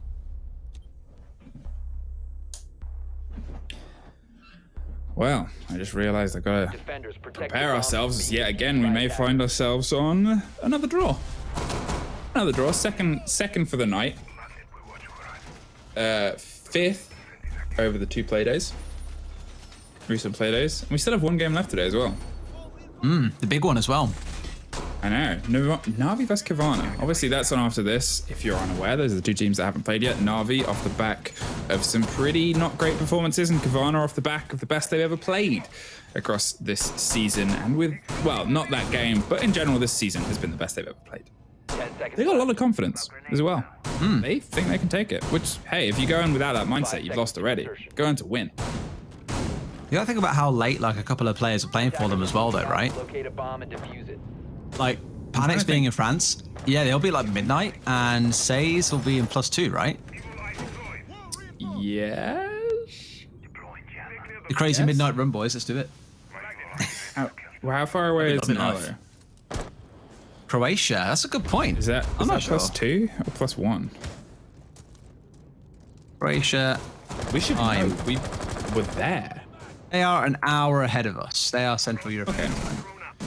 And I'm trying to remember now on the roster, the Kavana roster, who is... Right, mate, they'll neck that sweet monster sponsorship Na'Vi have got and just keep themselves going. Gorgona is the only one that isn't from the UK for Kavana.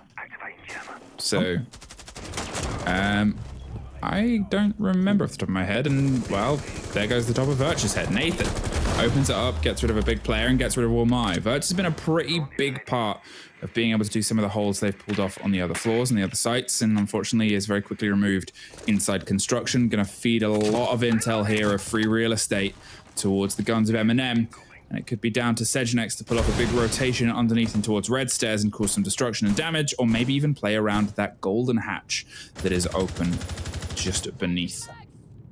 Oh, I'm looking at Sejanex here, knowing there's a C4 in hand and wondering, what damage can be done here? What did we call that in the last couple of rounds in basement? No C4s on side and here in gym and bedroom? They're bringing it along. This could be massive if they don't get rid of him. Here comes the pressure towards logistics. Meds hops on a table and is going to try and take this firefight from the close corner instead of look for an escape and look for a rotation. They want to be aggressive about this. They want to force them into an uncomfortable situation, and, well, unfortunately, it doesn't go their way. Dat swings a gun, and Nathan swings another one. Temp caught out on the rotation, and it's starting to slip through London's fingers. I said it could come down to Sejanex doing big bits. It looks like it might come down entirely to Sejanex. Nerf is doing his best to hold on inside the bathroom and fire bullets towards every possible ping that is careening across his screen right now. Misses the first head as the players of Eminem dance, but it looks like they can swing their way now towards...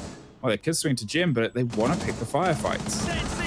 Going for a plan here inside to the left, but C4 comes out. Does he get a double? Yes, it does. We spoke about it already. It's 2 kills, but Funkers trades 1 back. It's a 1 versus 2. Nerf has got it all to do here. Can he win the fights? No, he cannot. It's Eminem taking the game 7-5. London will be heartbroken they couldn't get that final round to force it to a draw, but a very entertaining game, and dare I say, both sides playing really impressively, to be honest. Yeah, I mean, obviously, it's unfortunate that London don't take any points from this, I would say. They played the best they've played so far. They played against the tough Eminem sides, and they were just shy of being able to find some points. But it's definitely things that they can take away from. As I said, we saw the growth of Audacity over 2 seasons, and look at them now. We saw the same with Kavana X Burning Foxes. Sky's the limit for you, London. I mean, look at how it started, right? Those first couple of rounds that both went the way of Eminem, coming down to like a post-plant situation almost a couple of times. And I was like, man, that's real heartbreak that in a 2 versus 2. You haven't just quite got what it meant for you guys to be able to clutch those out. That could have been a draw, if not potentially a win. But arguably, there also a couple of rounds where it was the same, flip round the other direction too. So all in all, a very entertaining club game in my mind. It definitely wasn't as boring as some club games can be. It's always good to see a team kind of scraping the bottom of the table, show what they can do. Sadly, at the end of the day, it doesn't matter how well you play. If you aren't getting points throughout the season, there's going to be problems. Yeah, and obviously as we have a quick glance back over the history of this game, you know, it started with how it meant to go on, at least from M&M. It was the response from London that was really something that pulled them back into it. I think you got to give credit, obviously, if the game starts with Thermite being spawn peaked on by a team that a lot of people, as we saw from the stats and our own predictions, are predicted to beat you, you can get in your own head a bit, but they really pushed on the gas, pushed on the fire quite literally, and pushed on these situations where it very easily could have been a slightly different split for them. It was a rough one, as we mentioned, but I think if you're looking at like a Thermite being spawn peaked, go and talk to Doki. He's played Thermite a few times this season of EUL and found himself getting spawn peaked off the face of the planet by Rogue, so some lessons to be taken from old members of this M&M team, not forgetting again, this is where the current Na'Vi lineup started and grew into what we all now know as the powerhouse in the European League. And although I think there's still a bit more work to do for these boys, a couple of the rounds giving London a bit too much time, not adapting to things like the Capital Firebolts burning out 2 members inside a garage. Otherwise, we saw members like that, so I'll probably shout out as one of the standout players for me in this game, just tearing it up in the mid-round and really swinging things back in their direction. As mentioned, it brings it quite close to 7-5, and you have to wonder if this is against a team that isn't at the bottom of the table and has maybe got a bit more experience playing together. Would this have been an M&M win today? Probably not, is the answer I have in my mind. Well, it came definitely as down to the wire as it could possibly, and I think this is the first time we've ever had a game that has been a win, but it's been within a couple of rounds. Otherwise, it's either been a draw or a 7-0 or a 7-1. So, hey, shows the fight that they're able to bring today. One game left. One big game as well. Kavana versus Na'Vi. It's going to be a good one, that is. So what we'll do, we'll get to a break nice and quick so you can get that interview with the winner of the game, and then we'll come and bring you that 4th and final game of the day. See you in a few.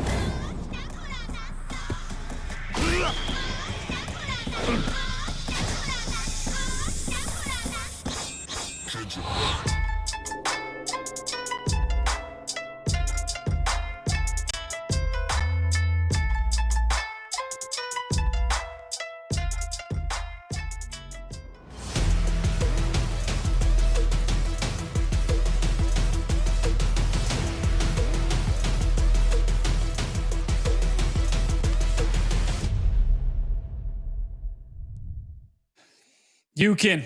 It's what it is, isn't it? It's exciting. Thought we might have had yet another draw for a moment there, but M&M pulled through 7-5 over London Esports. I'm now joined by Nathan from M&M. Nathan, you must be chuffed with that result. I mean, it got dragged out maybe a little bit longer than you might have liked, but you got there in the end. Yeah, I mean, to be fair, I think we had a lot of mistakes, but I won't take anything away from London. They played pretty well, to be fair. Yeah, I mean, you guys started well, but then London really did start to show up. But towards the end, do you think that you finally started to wear them down and get where you wanted to go? I feel like we knew what we was going to do before the game, and we knew like we had a good game plan in game as well. But I feel like there was just small things during that game that cost us rounds, like the 2 church attacks. We missed Maestro Gami's time. We naded directly on it, but all comes to siege. But I mean, stuff like that costed us like 2 rounds. Like, would that have been 7-3 instead? It's a big difference, but it's what it is. You got the win, but you're still finding those moments frustrating. Are those the sort of things that you're going to want to work on going into next week's game? Yeah, I mean, like I know 2 of them plants are like super close to getting down. I think one round they we dropped the kitchen ash and we're going to plant and like in double impacted. It's like 1 second off, and like moments like that. It's just you want to tilt, but you can't tilt. If you know what I mean. Fonka's pulled up in some big moments and did his thing. He was an important player for you tonight.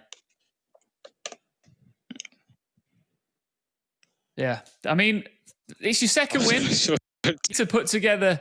Sorry, we just went silent there, just chilling, just had a moment. Yeah, so I didn't know if that's a question or not. Yeah, Donald's all right. No, I mean, how impressed with you with Fonka's performance tonight? Yeah, I mean, I think he was a lot more vocal today than usual, which I think helped. I thought Blur was a lot vocal as well today, which I think really helped. A lot of adaptations, but yeah, I mean, kills wise, yeah, Focus did play pretty well. So that's your second win. Ideally, now you really want to put together a run of wins if you want to stay at that top end. Something that most teams have really lacked this season so far is consistency. It's something I imagine that you guys are looking to achieve, and you're crying out for it really now. Pretty much, like I think a draw. I think last week when we got the draw was kind of gutting, but happens. At least we got a point. Fierce got nothing off Audacity, and we play Fierce next. So, hopefully, 2-2 go together. Is the season unfolding as you'd expected it to when you first came into it so far, or is it been a little bit more unpredictable? Compared to last season, the skill level is like ridiculous. Like it's got like every team can compete now. It shows like every team like Fierce drawing against Navi as well. I wonder what the Koana will do against. That'll be an interesting game against Navi tonight. But yeah, I definitely didn't expect this to go the way it is. It's still all to play for. 7 points, depending on what happens in the final game. You're right up there. You're still gunning for that top spot, right? Of course we are, mate. Of course you are. Just before I throw it back to our casters, London, sadly, after what was, like you said yourself, a very impressive performance, they still sit bottom of the table, but you got to give them some props, right? Yeah, of course. As I said, like every team in this league, I think can compete with everyone, get points of everyone. So I mean, they're probably the same thing for them. I think like the two small stuff that happened that costed them rounds as well. I mean, I think it could have gone either way at the end with what was happening. But yeah. Yeah, well played, Nathan. It's been an absolute pleasure chatting with you. You're joining us for the debrief. Yes, later on tonight. Looking forward to that. We have a lot of fun. We have a lot of fun on the debrief. Are you up for it? I'm so ready, mate. All right, man. Well, congratulations on the dub, and I'll speak to you a little bit later on. All right, then. Thank you. Bye-bye. Catch you later. All right. I am now rejoined by a couple of handsome casters. Fluke which side is he? To the right of me.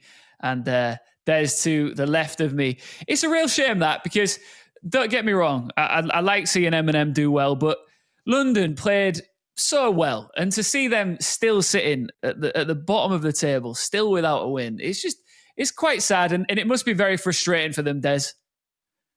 Yeah, I think it will be. Like I mentioned it a couple of times during the game itself, that some of those rounds went really, really close, and like it came down to the final execute. They'd done everything else perfectly, the droning, the setup, and I was just like, man, just not quite the end product that you need in some of those rounds. So I think it's fair to say teams can watch this game back and look and say maybe Clubhouse isn't a map we take London to. They look pretty coordinated on it. They look pretty well structured. Don't risk it. Force them onto another map instead. Where did London fall short tonight, Fluke? Because they seemed to do so much right, but Eminem just had that extra edge. I mean, for me, it was just a little bit of the closing moments, really. They didn't quite have as much in the canister towards the end of the Playday. They couldn't quite lock it off as consistently as Eminem could, and Eminem just had that last little bit to take them over the finish line. But at the same time, early on, there were a couple of moments where they weren't quite able to swing themselves into what was a very great opener to the round, and things just didn't quite click in those dying throws. It was a lot of panicked final 20 seconds today. I want to talk more about Eminem in just a moment, Des, but where do London go from here? Because it's like we said, we've touched on the frustration. We say every single week, they've just got to snap that rearview mirror off and just focus on the windscreen and just keep on rolling. But this is going to affect you, isn't it? It's going to affect you, losses like that where you fight so hard. It's hard because the next 3 games aren't exactly against easy teams as well, right? The next game next week's against Kavana, who we're about to see play, are currently top of the table. Then they've got Fierce, who looked weak tonight, but as we know, historically aren't exactly the worst team in the division. And then you've got Na'Vi in week 7, when arguably they've had the most time post-Pro League to prep for this kind of game. So I feel bad for them. Like those first few games they've had were the ones to get some kind of result in. The fact that they haven't is probably going to come back to bite them at the end of the season. M&M now sitting on 7 points, right where they're to be towards the top end of the table. Obviously, the result that we will see up next could change things right up there. But they're where they want to be, and it's a step in the right direction, Fluke. Yeah, and I think that's the kind of swing they're looking at it here. Obviously, when you, as we've already talked about, it's a very close run leaderboard right now. Kavana could find themselves obviously towards 10, but you know, Na'Vi are the team that we've got to look towards here. They're obviously high expectations, currently sit 5th. And you just think, well, they're 4 points. They've got a good round difference because of the pace and how tight they've been able to make the games that they lost, or the game that they lost even. Where can they go from here and what can they take today? Right, here we go. Let's discuss the final game of the night. It's the big one. Save the best till last and all that good stuff. Oh, by the way, Jurassic Park, are you having a laugh? Are you having a laugh? No, mate, I was dead serious. Okay, sorry, we'll talk about that. We'll talk about this in the post show. Yeah. We'll talk about it then. Yeah. Kavana Gaming versus Na'Vi, top of the league versus who we thought would be sitting top of the league at this point. It's proving ground for both Kavana and Na'Vi here. Na'Vi can close that points gap. All it takes is 3 points to get themselves right back up there. Let's start off by talking about Kavana's roster. Oh God, I'm just so excited about this, Fluke. Hey, I mean, they said that they performed the worst they did last game. Randy was very clear about that. In debrief, he broke down that they, are confident that they can beat Na'Vi. As I said, you got to have that mentality, whether you really think it or not. If you go in a loser, in the words of RuPaul's Drag Race, you've already lost and you're already going home. So, you got to see if you can bring it today, and they think they can. Des? Gonna be good. I hear Map Band's ready, by the way. Let's go. Let's have a look at Map Bands. Let's do it. I'm not messing about in this final game, mate. This is the big let's one. do it. Let's do it. Let's not play games.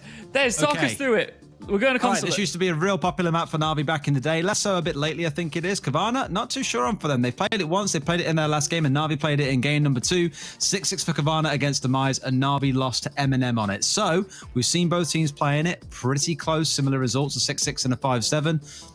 Heaven knows which way it goes. It could be explosive. I think if you're really trying to say push comes to shove, you'd say Na'Vi, given their experience. But we've already seen tonight, stuff is mad, so you really can't call it. Spitting bars faster than Eminem right there. Fluke, which way is this going?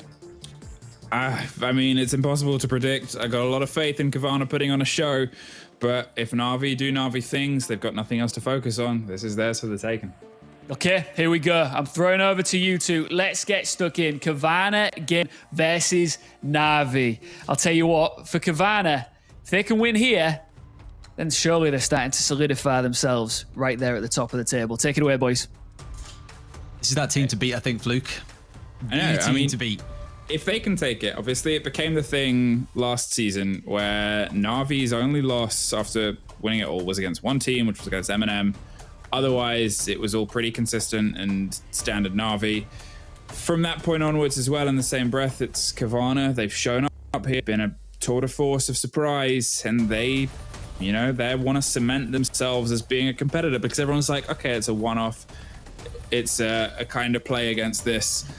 But in the same breath, this is where you make that mark. This is production's fault, right? They're like, right, time is 0.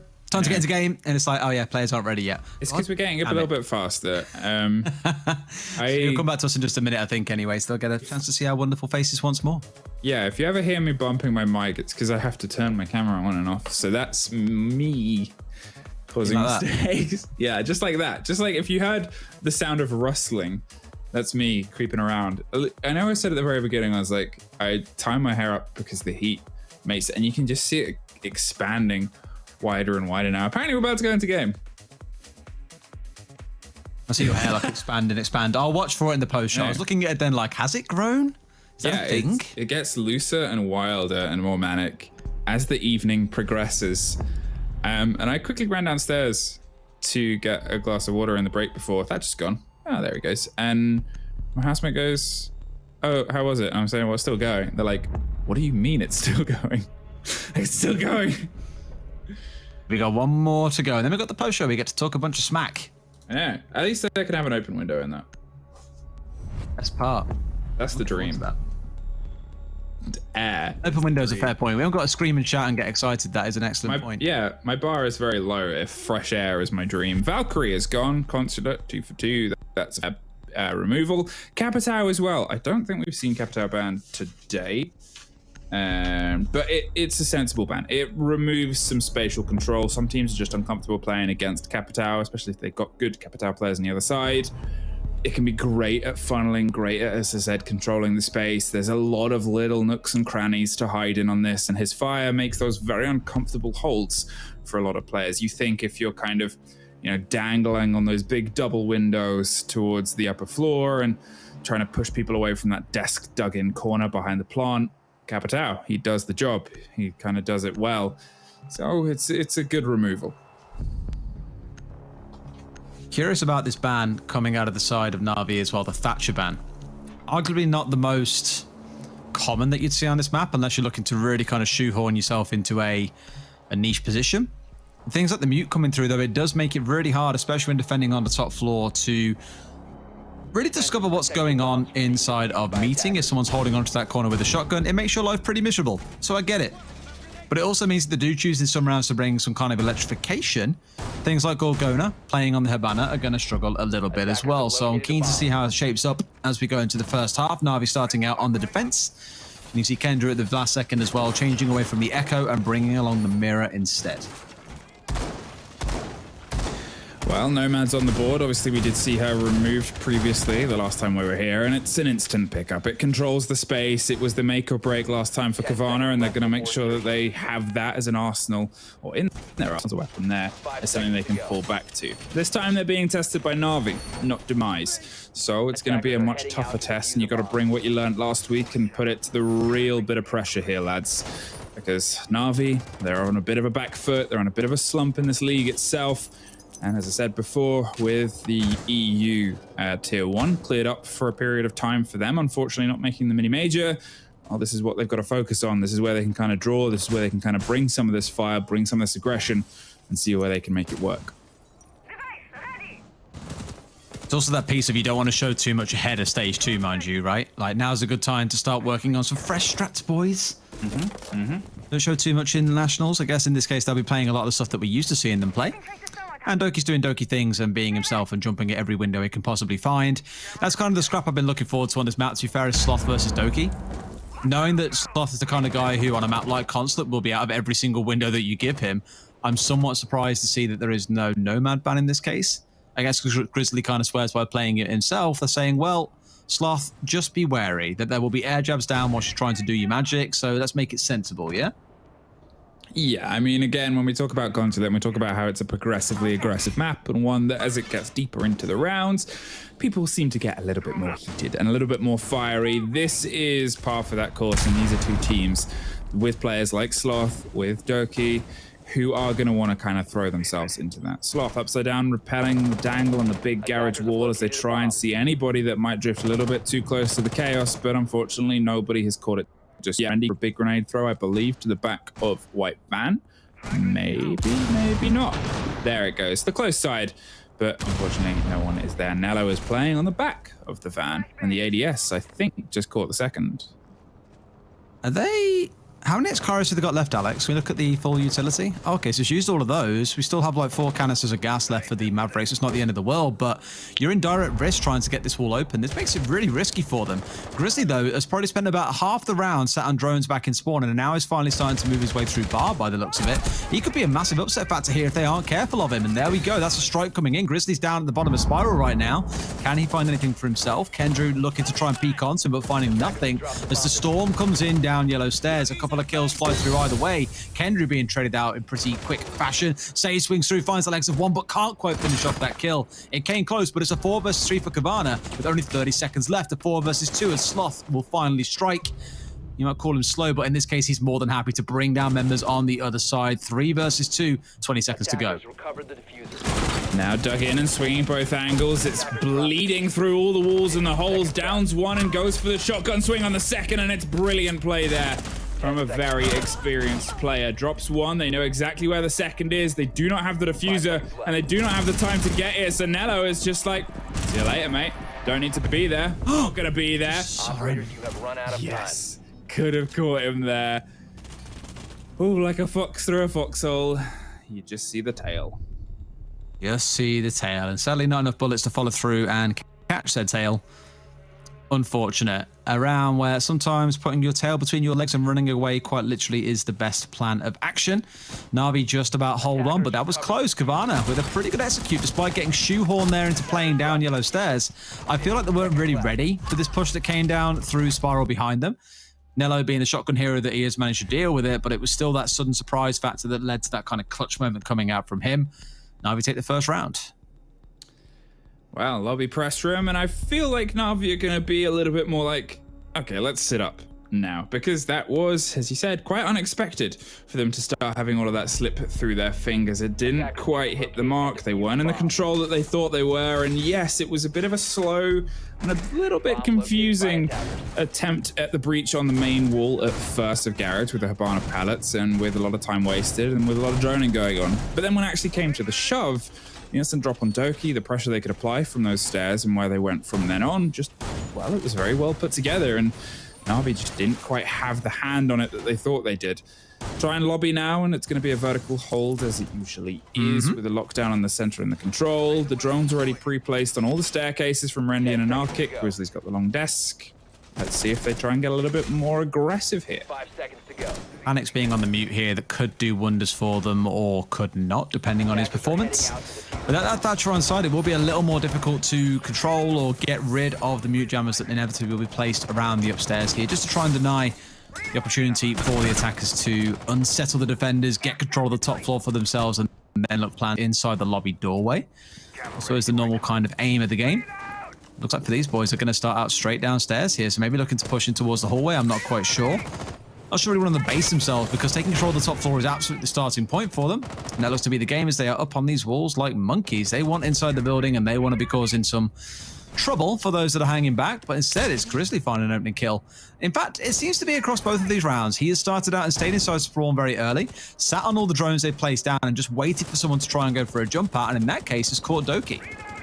Yeah, that's 2 entry deaths in a row for Doki, unfortunately, and it may be one of those games. He's either hit everything or unfortunately get hit by everything. And, well, it's early doors and early days yet, but there's still room for Doki to find his feet within the aggression that this can bring. They are not taking risks, though, Kavana. As you said, Grizzly is being very slow and steady with the drone game, and they're making sure that they gather all the intel that they can before they start to try and take control and take pressure of rooms.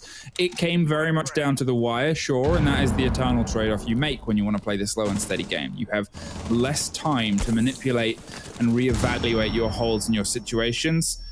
And a great use of the stim there to just meter the damage taken. There is the wide swing from an Ash that gets revenge for the drop that happened last time. And Sloth crouching, drifting, dancing, and killing. I love this man and the things that he can do sometimes. 2 versus 5 in this case, not a kill yet to come in this round for the side of Na'Vi, and look how much time is left on the clock. They are hardly time starved here, but Sloth is surely know where he is now. They do indeed. He's down to about 25 HP, and Kendrew pieces out not just down one, but down both hatches to get himself down to safety before he has to try and find a new way back up to help contest in towards the inevitable plant that should start coming through in a second. Oh, and that is an unfortunate place to be for saves. The grenade not fully cooked, so it just rolls away, but it does catch him completely out of position. The rotation has come to double down and reinforce the sliver of the hold they have, but there is Nomad, and there is a 5 versus 1, and there is a flawless round for Kavana. Sloth being the monkey was always made to be. 3 kills charging around the map on the Ash there. Someone stop the man. I love Sloth because he's one of those guys who I seem to just kind of follow no matter where he goes. Like, first it was UK, then it was Nordic, then back to the UK again. And when he was in Nordic, he joined a team called Gamer Legion. And I spoke to him before the whole season kicked off. It's a 14-week season. The Nordics closed off about 2 weeks ago. And he was like, yep, 14-0 season, coming in feeling good about this and cause trouble. I think week 1 went well, and all the following weeks just completely fell apart. And he was like, look, I just want to cause some trouble, and I really couldn't quite get there with that team. It was a shame. Coming back to the UK, it was like, the boys actually set up with the framework, so I know how and when and what I can do. Like, can I be super aggressive? I've got to be more passive. And it's showing in around like that where they're saying, right, Sloth, we've got a massive numbers advantage. Go and do your thing. Just walk at them, and he can pick up the kill for his team.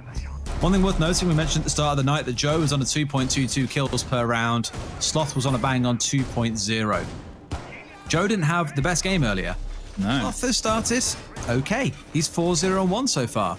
Go figure. He may well just take that top spot for the highest kills per round in the whole tournament. It's the thing about it, obviously, with our region, when people see that you have Na'Vi in here, you're going, okay, well, they'll be on the top spot. And then you kind of look at these names, which otherwise, outside of our region, generally like Sloth, who has a little bit of showing, or Joe, who's a little bit known, or in the case, obviously, Hosty. These are names that are putting in these stellar performances pretty consistently. They've had a bit of a shaky day today compared to what they've had before, but in the same breath, they're still close to a 2 KD. I think today was kind of the day of the non-superstars, right? Yeah. We've had different players step up and make themselves shine, and that's not a bad thing. I'm not saying that these players that did step up today, I'm thinking back of like Zumi, for example, in their game earlier. I wouldn't turn around and say they aren't superstars. Zumi's been one of the consistent players even last season for Audacity. When they've looked rough, he was still one of the good players for them. It's just I think everyone's looking at kind of the younger gunner names in Joe and Hosty, like you mentioned, as the ones to really step up and shine. But it's always worth remembering there are others who can step up and be consistent. And that's the sort of thing I think that we have seen today. Today is a win for the consistent man rather than the stand up and shout once or twice every now and then kind of player. Hey, consistency is key. We said at the very beginning of the day, it's what we want to see from these teams, and it's what really gets you progression. Okay, draw mice. Don't consistently draw. But look for wins, but consistently find growth, find new places to be and new positions to be in, and that stability is what can lead to success. Close battle here, and Doki's still on the board, but so are all the other players. So they might be the opening death for the 3rd time in a row. It really depends how this little trade here on this side goes. Saves dug in on the site itself. Nobody is applying any intense pressure from the double windows, and Nello is actually the first one to find a firefight, but Doki, well, you hope the Doctor is able to do something at this point. Utility check, please. Thank you. Grenades, grenades, grenades. They burn every single grenade they had. My word. They had 13 grenades and still haven't managed to clear Doki out. This is how you hold yellow. You burn through all the utility. You leave no one dead. You can get juiced up by the dock. In this case, you've got the Wamai. You have the Jaeger usually. In this case, it's just a Jaeger, and they've still managed to get rid of all that utility. The double swing in comes, though. Unfortunate for Gorgona there because he was pre-firing onto Doki and picks up Rendy at the same time. It's a 1-for-1 trade on yellow stairs. It cost all their utility. It cost 2 minutes. And overall, a net trade when it comes to operators. That has not been an ideal start to this round for Kavana. Yeah, got to give credit, obviously, to Doki. He has been the opening death 3 times in a row, but as you said before, the way he played that round, the amount of utility burn, he even took the air jab on at the end there. He actually moved into it to get rid of it, because at that point, that's the role you're playing. When you've got that little amount of health, you're burning utility. You know they're going to put a pressure on in a similar way. Oh, Nello's the one that's suffering a bit of pressure there and gets caught out in the rotation. Grizzly finds one, but Kendrew finds a Narkic. In the meantime, he takes care of him. Grizzly has the diffuser and wants to try and find an entrance, and the canisters of panics.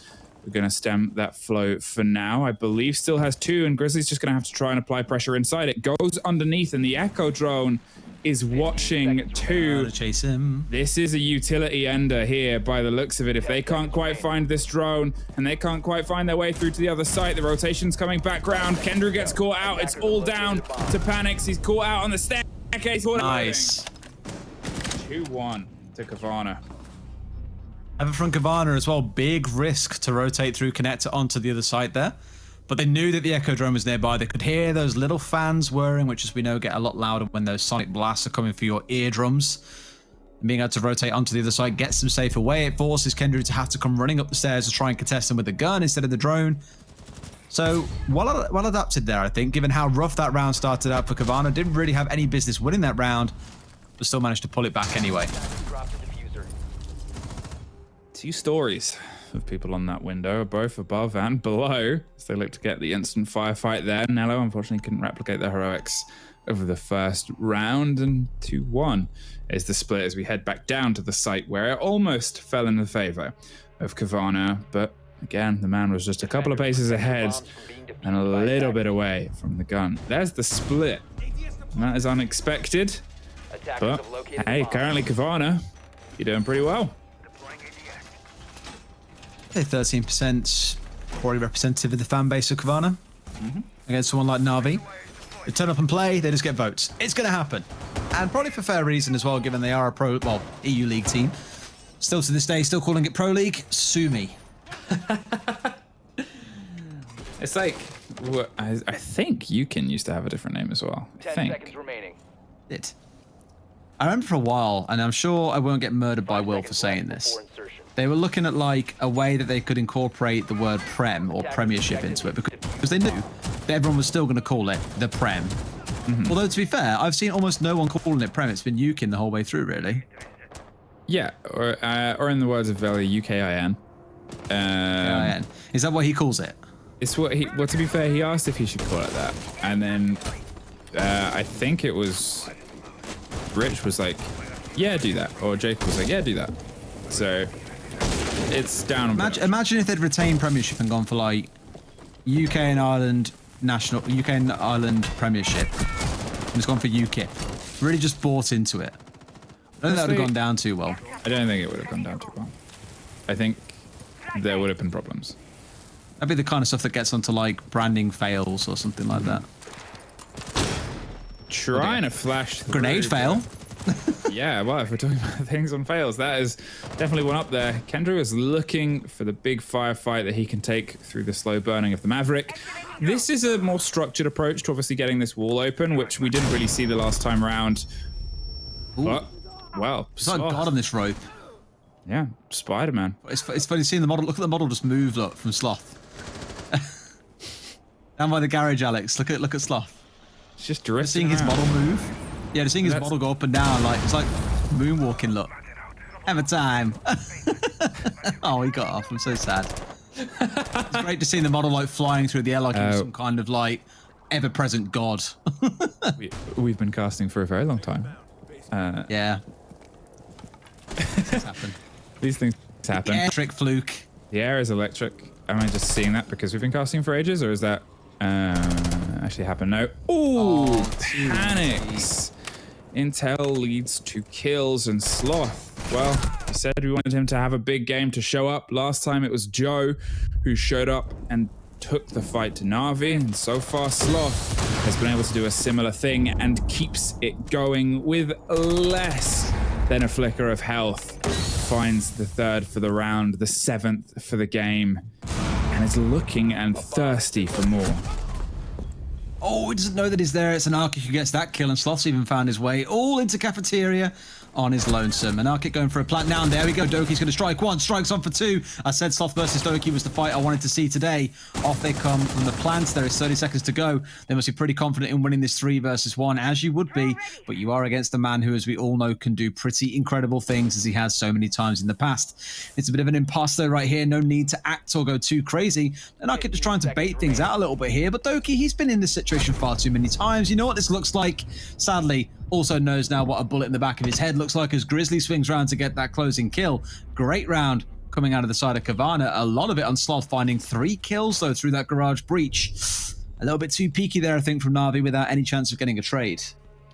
Not including the game, obviously, we had on Consular earlier this evening, but being ahead on your attacks isn't the craziest thing for this map. A lot of teams generally find themselves ahead on their attacks, and I'm not just saying that because, you know, it's the current scoreline.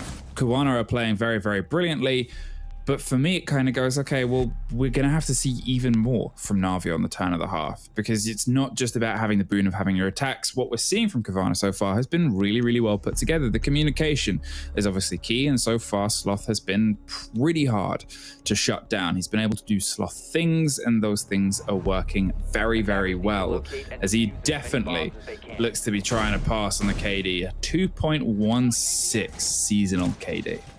Oh boy, he's stepping up. I mean, what's he on now? 7-2 across 4 rounds. That equates to at 1 point something. I don't know. I don't know if it'll end on higher than Joe. I mean, Joe had a pretty traumatic game, let's not lie. It wasn't good. Do you know? I mean, I don't know if you've seen. Production's put a Rip Des in. What? What have I done? In your Talonix production. Oh damn it! Let me have a look. What's happening? You've only gone and done it. Well, you have a look into that, and I'll remember you fondly. But if your mic suddenly cuts out and I suddenly hear Ian trying to cast, well, I'll know what's happened. Basement. Oh, was that my whole thing around the whole like basement push? Prem thing, maybe? Are they upset? This is what happens when you get in a celebrity caster. Randy is down from a window, dropped from the top of the yellow stairs, I'm assuming, but unfortunately Doki couldn't quite lock and land the kill.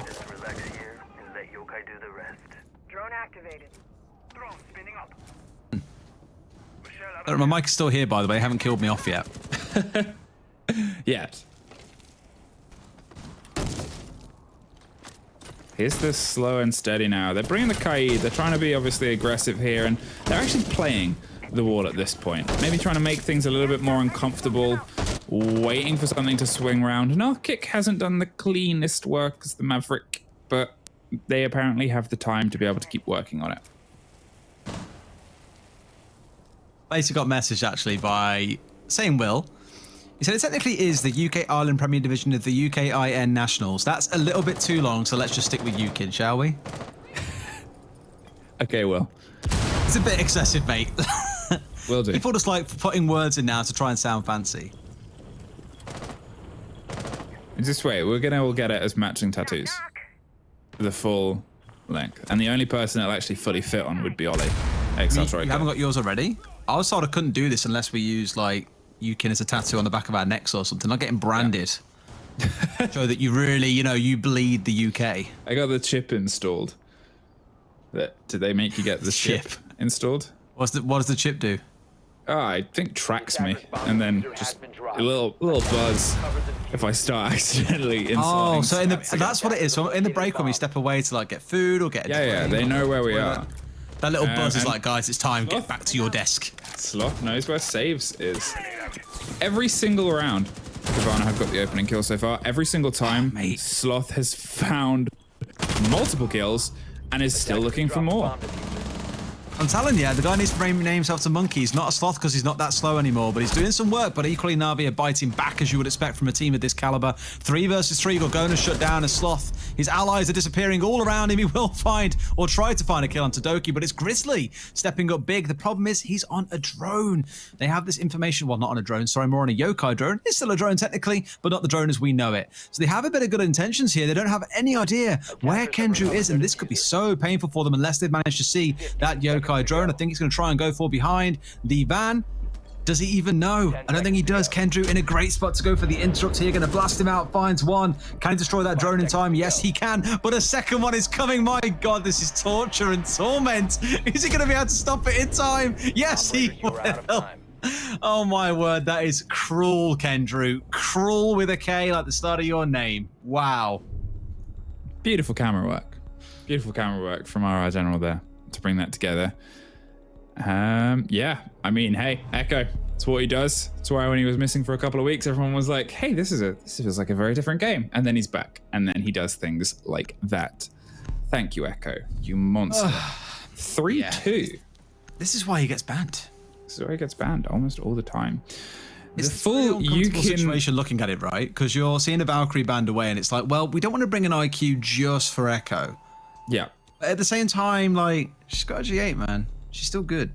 Mm-hmm. The full Yukin name. The full Yukin is longer than the cost stats in week 1 and week 2. Is it really? Did you see the stats that they were throwing up for me and Exotroika? Nope.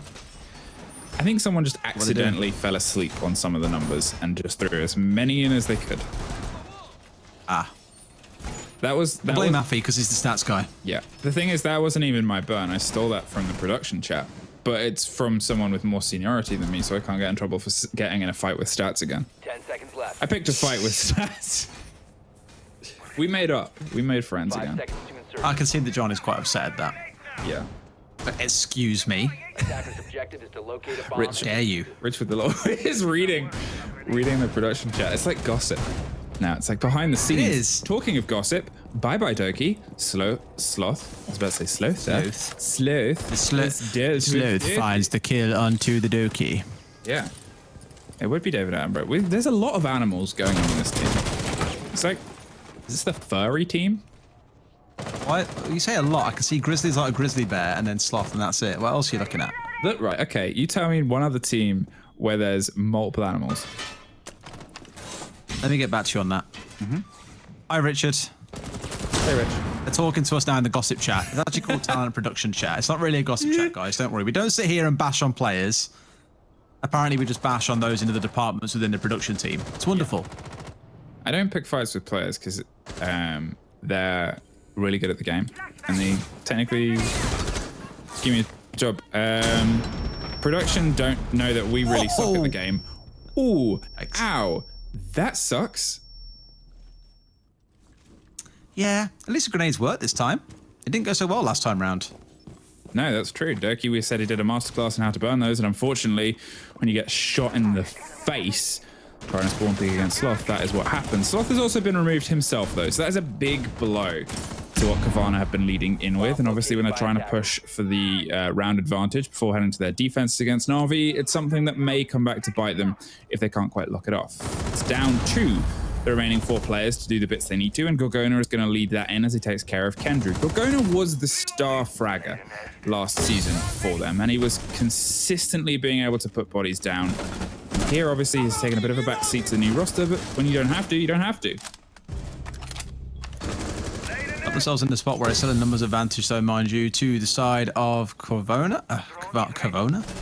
Kavana? Hello? Kavona? No. I think that's where it came from. My Kavona.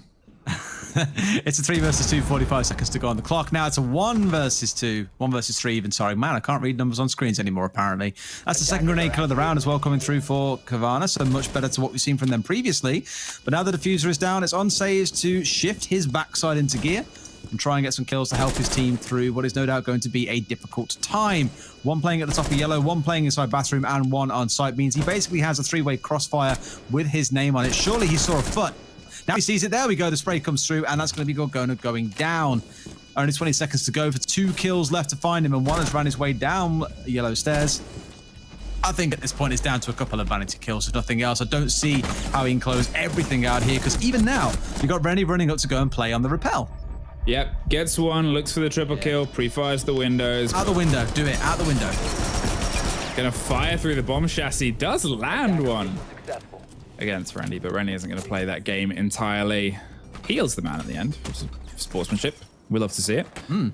Let's see why for heal. X. And that's 40. That's a 40 split. Again, it's not the craziest split, but you got to give credit to how Kavana are playing. It's been really, really well put together so far. They've had the cover. As I said before, it was a question of what happens when Sloth is off the board early, and they were able to answer it. Sloth, in the meantime, opening frag 3 times. About those 6 rounds. Doki opening death 4 times. Ouch. Not the ideal first half. I mean, speaking of first halves, I think we're kind of getting to the halfway point of this kind of banter chat behind the scenes, because we saw the comments that came out. And then kind of head guy Jacob came back and was like, I give consent for you to bash stats at your own will as long as it is only Affy. And then we had John, who's our other stats guy, come back and say, reminder, the people that made the stat systems are also the ones controlling your network connection. It's all fun and games, and then Affy steps in and comes out with, I can't really read this chat often because I'm actually doing my job, Des and Fluke. And I was like, wow. Our job is to entertain. If that means reading out what people are saying in chat and exposing their secrets to the world, that's entirely at our own discretion. Haven't you got some opening kills to record something, mate? Come on. Got something to do, Affy? Yeah, you know, your Keep job. yourself busy. Just the job. My camera's accidentally started slipping, I've noticed. I'm on a bit of a crazy Dutch angle right now, and it's kind of... A Dutch angle? Yeah, do you not know what that is? No. Okay, it's a type of angle. I think it's called a Dutch angle. I gathered that, but I have no idea what a Dutch angle is. This is a very soft Dutch angle. I don't buy this. The pre-show is starting early. Known as Dutch tilt canted angle, a oblique angle is a type of camera shot which involves setting the camera at an angle on its roll axis so that the shot is composed of vertical lines at an angle to the side of the frame.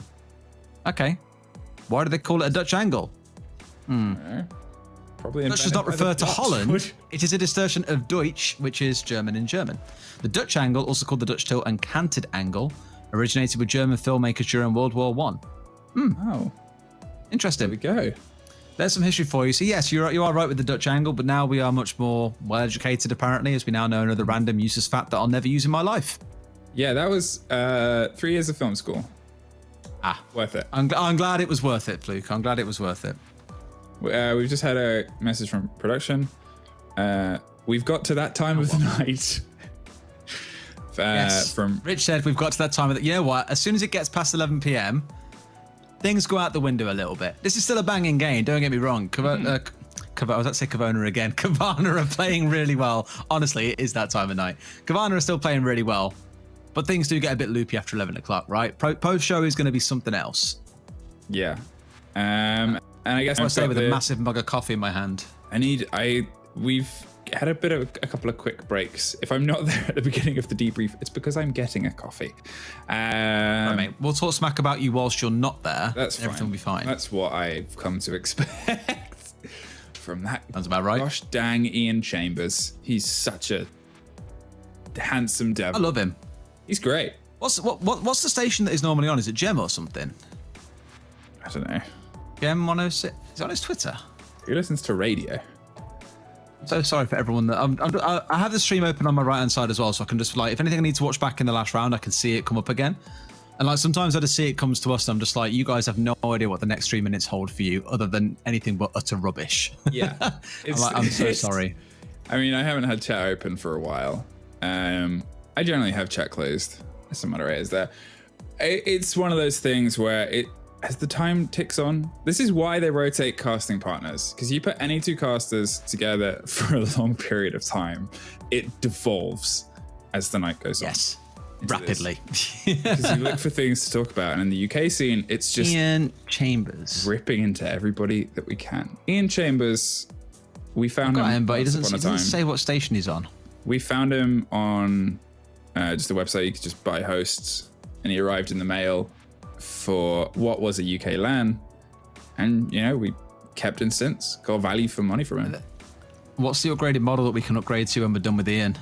I don't know. Are we ever going to have Affy on the post show, on the debrief? He is on, by the way. Have Affy on the debrief. Radio. I would love an episode where we get Affy as the stats guy in and get Alex as the observer in. Yeah, that'd be such a laugh. Affy Let's make it like a cast casting. I just had an epiphany, or however you say it. We're supposed to be going back into the game. We will be going back into the game. I'm glad Affy does stats, because that is the worst spelling of epiphany I've ever seen. Des is a Jekyll and I'm Hyde. Epiphany. Epiphany. Epiphany. Epiphany. Could I have it in a sentence? The man had an epiphany when he woke up that night. Piff. Knee. Epiphany. The game's starting soon. I've got to show you some good videos of that stuff later on. I'll find some for you to see. Where there's Everyone's a getting weird involved spelling now. piece. Have you seen the heron one? Please tell me you've seen that. What's the heron one? Where it's I a guess I spelling bee haven't. and it's heron, and the guy, and she's like heron, and he's like, can you see the sentence? And he's like, the heron flew to the nest, and he's like, can you spell it for? Can you say it again for me? Heron. One more time, please. Heron. And I'm just like, oh my god, it is so funny. And he goes, oh, Heron. I'm like, oh my god, are you serious? Like, it was They unbelievable. take it really seriously. Oh, mate, it's hilarious. I'll find it for you later. I don't think I've ever done a spelling bee in my life. I'm not interested, to be honest with you, but just watching those outtakes is wonderful. Fluke is just making sounds right now, not even words. Wow, that's true. You guys, Ian's like, you guys are beasts. I would love to know how they feel on the radio. I'll ask him later on when You do post it. this? I'll say, right, if you had to fill, what would you do? Yeah. What is radio? What is radio? That's where we don't get to see our wonderful faces, and you won't be seeing our faces much longer because we are now going back into game. Hey, segue, round number 7.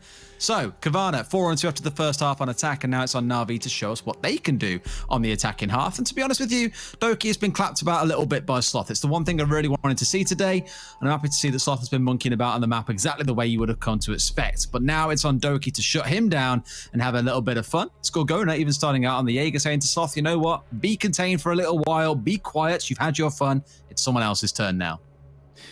Console, we're going to head up to, and obviously it's the turn of the half with a 4-2 split. Not the craziest thing to have on the board, but I guess we'll go from that point onwards and see where we can try and, well, find ourselves, Kavana, because you've had some pretty solid rounds. You've had really good adaptations towards what Na'Vi are doing, but this is a Na'Vi that, you know, the 2 rounds that they did pull, one of them was a bit closer to the wire, and one of them, which was closer to the turn of the half, was much better put together. Things generally threaded much better there as well. It's a lot of 3 versus 1s, 2 versus 1s that they're finding themselves in right now, Na'Vi, and they seem to just need to get a little bit more of a handle on the space, because unfortunately it's slipping a little bit further away from them, and their attacks is where they've got to try and make their mark. I'm very curious to see where they try and set themselves up here, because they have 2 shields being brought along by the side of Kavana, and they have the Wamai and the Jaeger together, which just screams they want to hold on to yellow stairs. And that, I guess, then comes down to Na'Vi wanting to put some focus on taking that, or instead head out towards admin. And I wouldn't really say they're an admin team as of late. I'd say a lot of the focus that you see at the upper levels of pro play do tend to be around yellow stairs, because although it's harder to take earlier, as mentioned before, once you have control of that area, you get control of bathroom pretty easy. The whole west side of the map then basically becomes yours, because you can cut off the connector rotate, have one upside down on the repel on console window, and it's a nice simple plan to get in place. So I understand why teams love it. And just like probably anticipated, Na'Vi are going to kick things off on this side of the map. So now it's time to Gorgona at the window, trying to cause some trouble earlier on and get rid of some grenades. Finds no one. Now can ensue the utility war, the barrage of grenades that comes singing through, and whether or not they find any kills is yet to be seen.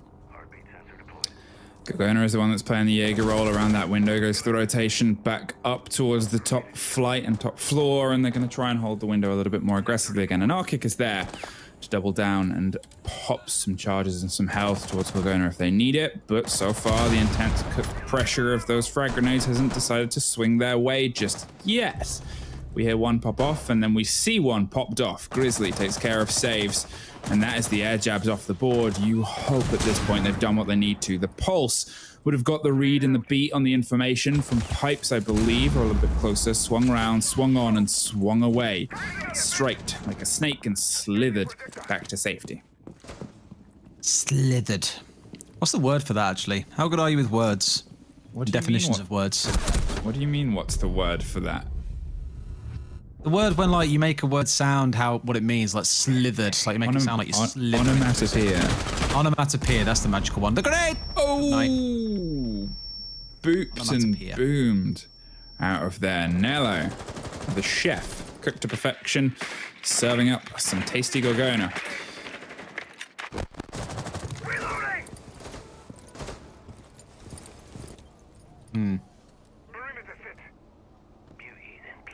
Good piece. And there was a calm that spread across. A lull in the action. A lull in the action, which is peculiar because Sloth is still on the board. And you expect him at this point. Doki is not. Doki is not. Wasn't the opening death this time, though? I don't know. No, it was saves, wasn't it? No, it wasn't. It was saves. And the thing about that is every opening death has been Na'Vi. Every single one. There hasn't been a single opening kill go their way. It's been rough, but they still managed to find themselves 2 rounds at least. Yeah, go on, Afe, put in the stats. Oh, what? Sloth, please. How do you know? What is that? Can we see a replay of that pre-production? Like when we get a second? You got pancaked. I love how Ian was trying to say don't panic and he said don't pancake. Don't pancake. That man struggles with words too, but it's nice to know that that's across the board. Sam has lost it as well. Social's lost it. Here we go, the replay. Look at this, look. Just turn around, ignore it. Did Sloth chasing the Oh, wow. Saw Sledge open and just chased him. Was he? I think he was anticipating he'd push through once he'd opened it, so tried to knife him there and then realised he was running away and was like, I guess I carry on, right? That's a lot of pace coming from the response here from Ivana. And that's it. They're leaning in to the aggression. That's what Na'Vi can do. They're not really struggling in the shadow of the giant that is Na'Vi. And for all the embiggening we did of the team at the very beginning of the season, they haven't really shown up to the level that they usually do in this league. I don't think our observer has realised that by typing in the channel he has typed in that most things that are said in there then get repeated. I mean, that's Alex. Rich is offered You know what? a bit of perspective. Here's what I described. I've got a wonderful story about Alex later that I need to tell you all. His social hand grenade story. And the whole world needs to hear it because it is just biblical. You can hear by his response. He's like sitting there in chat like, oh, for God's sake. Yeah, be ready. It's fantastic. 5 seconds left before Alex is brilliant if ever you want to laugh. Like, if ever anyone goes to a LAN, find the observer and just spend half an hour with him. You'll be in tears, I promise you. He's hilarious. Yeah. Shout out. It's like you're trying to make him friends. I love how you've got like Alex basically in chat, by the way, like, I'm away for 5 months and Na'Vi is suddenly bad, and then Rich is like, all Kavana are just good, and everyone's like, yeah, Kavana are insane, and I guarantee Alex will double down and be like, no, they're just bad. Kavana are playing. There's take it from me, someone who's been here for 3 weeks in a row now. Chat. That Kavana, they're really solid as a team. All the mistakes that they used to make in last season, which then I'm not saying they made loads, but they made enough to put them in the mid-table. They've ironed out, they've found new depth, they've obviously had a little bit of a change of roster, and things have really come together on the new roster. They've obviously got Sloth, who's been able to do a huge amount in terms of Sloth shenanigans, and then from then on, they've structured themselves really, really well. The trades are there, the concept of their pushes and their holds are there, and from a team that everyone kind of didn't not respect, but looked over a little bit. Well, bait and switch, look at the Oryx, and then look, oh no, there's a guy up on yellow stairs killing you. Unlucky, I guess. 4 opening kills for Sloth, 5 opening deaths for Doki.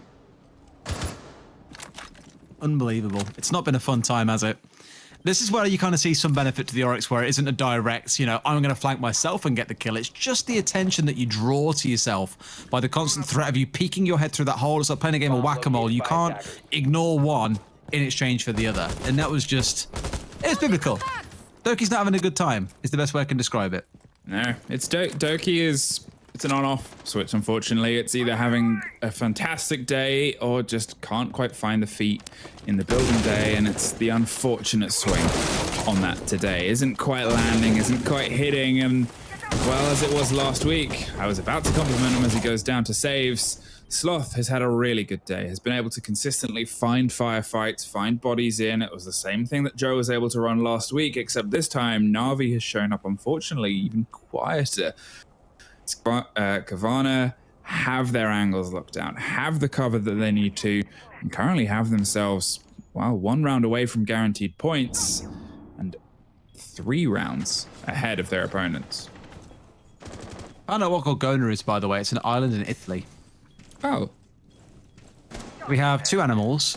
We have an island in Italy. Maybe that's where the animals live. And a team HQ, boys. That's it. 15 seconds Oh, to go. Kendrew found a man fishing, and Nello finds another. There goes the island in Italy, and there goes the second grenade over the top. There's the third, Yes. there's the Echo drone, looking for it, finds it, there's the swing of the Wamai, and there's a double for Grizzly, but gets caught just in the last second, panics, throws it down, but Echo, a repeat of what happened before, and a guaranteed point for Kavana.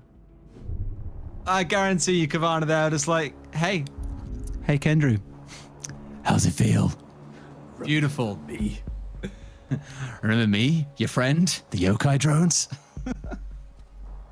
I live for it. Beautiful stuff. I mean, the intent was good. They were in a 4 versus 2. Everything was going their way. We think, yeah, okay, we got the drone. Then by the time they're looking towards the drones and changing weapons again, it's a free kill coming through the other side. Echo drones. I like how we What went a nuisance. from talking about the fake HQ of Kavana to within 10 seconds, a pretty insane Wamai swing double kill clutch Echo situation. That's casting at midnight or 11:30. I don't know, man. This stuff happens. Normally it's during elongated fills that you end up talking absolute malark, but here it's the I know, it's a hard play, but I like it. I quite enjoy it, to be fair. I don't want to blame production, but they've definitely, it's like they've gone, yeah, be silly, guys. And I'm like, are you sure about that? They figured it out, basically. We're all far more entertaining when we're casting late. I don't even feel tired at the minute, but I'm just like, it's late, therefore stuff has to get crazy. That's why, yeah, they get us really delirious, as Alex just pointed out. And giving me the long words make me sound smart. Yes. Holding on to Archive Stellars, but it's like the first time we've seen that on our console at Playday today across the double showing that we've had, and they're trying to use it as a little bit of a surprise swing, I'm assuming. C4, instead C4, of taking C4. the lobby. Yeah, open the floor. Here's the C4. There's Kendrew, who's gone, I want to play Ash Doki. Get off of it. You're having a bad day. Swings in, gets one. Really almost got caught by the second there. Got lucky to escape with the sliver of health that they had. Sloth is still on the top floor playing around admin. And the C4 swings wide. Doki very expertly pulled away. And for the first time this game, on match point, Na'Vi got the opening kill. Good cover there with the frag grenade to make sure Doki can repel in safely as well, as no one's going to be holding that whilst the frag grenade is present. This gives them control of admin, which is quite a pivotal piece of getting control of this site. But with no hard breacher, they won't be able to get this hatch open inside of admin, so there's a kind of worrisome point for them. It does mean that at least on the side of the defenders here, you're a little bit safer to be playing inside of Visa if you opt to do so. And looking towards an Arcit playing downstairs here, mind you, though, at least telling everyone on his team where the aggressors are, what it is they're looking to do. You got Sloth playing just below Copy. We all know how much damage you can do with a C4 from that location if someone comes charging through. So Doki needs to be wary of the exact angle he's looking to take. Slow creeps up angles, unfortunately don't quite work, but Sloth finds Kendrew and stops the roll of a man after, to be honest, had the most successful entry Na'Vi have had all day. Sloth is doing Sloth things, though. Finds his second, and they've doubled down the guns inside the spiral stairs, and Doki is looking to try and pick apart the trade. In the meantime, Panics got caught from beneath. Yeah, it was an Arctic who swung on from the close connector and is playing just on the bottom of the staircase. There is a deep rotation coming from saves, but that is all that is left. Oh, man. I think we all know how this one ends. I think we all know, and Sloth is loving life. Sees the angle. Ooh, almost a cheeky shot from Saves. Doesn't quite land it. Yes, he does this time round. Okay, it's a 2 versus 1. Winnable. That's all I'm going to say. It's winnable. He can do it, but he's only got about 35 seconds to do it. And right now, he's pushed all the way back up to the top floor to try and make it happen. We know how tough these sites can get. Does an Arctic still have his C4, please, Alex? No, he does not, but he has the scanner if he needs it. All they've got to do is spot him. There we go. He's coming down the stairs. This could be as easy as 1, 2, and 3, and game will be over. Knows he's there, goes to the pre-fire, connects onto nothing, as he has no time left at all. One up on top of the cabinet. Nothing more to say. Kavana with a dominating victory over Na'Vi. I think no one would have put this down in their predictions tonight, and I'm pretty sure with that, I've got every single prediction wrong so far this evening. Well, I'll say so far, the night's over, but I've still got everything wrong. Well done, me. You got to keep tradition, I guess. I have, mate, of constantly getting it wrong. At least they have someone to blame the losses on today, which is you. Yeah, I guess so. Yeah, it makes sense. Na'Vi, a lot of them out of the lobby as quickly as they can, are showing that they're probably going to want to forget sooner rather than later. Unfortunately, it's gone from blow to blow for them, and that was their weakest performance yet throughout this tournament. An unfortunate showing on a consulate that they are usually so electric on. They just couldn't keep up with the pace Kavana wanted to put forward. Kavana, good. Like, people have been saying it, and Sloth especially. I mean, when you're not controlling a player who's so freely running around the map and finding yourself 2 or 3 kills around, this is going to be the end result. Like, even being able to find 1 kill consistently per round is already a big deal. Being able to find 2 just completely shuts any chance of you being able to get a foothold inside a map. And you said it yourself, Doki was a ridiculous number of opening deaths. Everything was going the way of Sloth, and it was just Kavana's day today. Yeah, and I think that's going to be the kind of frustrations that Na'Vi have going away from this, is that things weren't clicking quite in their favor. It's obvious that the structure that Kavana bought was well rehearsed, well prepped, which Na'Vi just haven't really had the chance to do to the same degree. But again, it's all these stories, all the excuses. When it boils down to it, you know what Na'Vi players are like. They're going to kind of be frustrated at this. They look at how they can grow from this.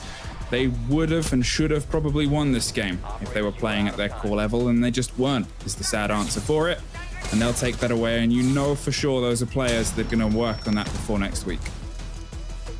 Jesus, those grenades just singing in every which direction they could possibly hope for. It was an entertaining game all the same. In fact, I'd argue all 4 games tonight have been entertaining for all kinds of different reasons. The second game of Demise versus Vex was arguably the most dominant. I think both teams doing very, very well on the defense. The first game, Audacity surprised us all on Theme Park. This game just now, we've seen a Pro League team EU League team. I'll get it right at some point, I promise. Look like they'd be stepping into a spot to be able to bring down the team who are currently sat at the top of the table. But Kavana say, no thank you. We are the ones who are here to hold on to the first spot. And with this win, they pretty much cement themselves in a very, very commanding position. And game number 3, let's not forget about London either. I'd say their game was very impressive, although ultimately M&M just came out as the ones on top. I'm curious to see, obviously, the stats that have been broken down at the end of this and see where Sloth sits, because for all the players that didn't quite have the show up today in terms of being the big fragging talisman players, Sloth did. Sloth was there, Sloth was killing, and he was killing very well. So I'm assuming that puts him a little bit clear of those top 3 board, and Joe and Hosty fall a little bit further down the rankings. He's got more to do there, I think, if he wants to hold on to that top spot for too long, because I'm pretty sure after a performance like that, Sloth is definitely number 1 when it comes to not only number of kills, but also kills per round. What a season he is saying. However, it isn't always his name those people are talking about. However, that is the end of our 4th game. We're going to go to a quick break, and when we come back, I believe we've got an interview for you, and then everyone's favorite, it is going to be the post-show. We've got so much fun and ridiculousness planned for that, so don't go anywhere. Stick with us. We'll see you in a few.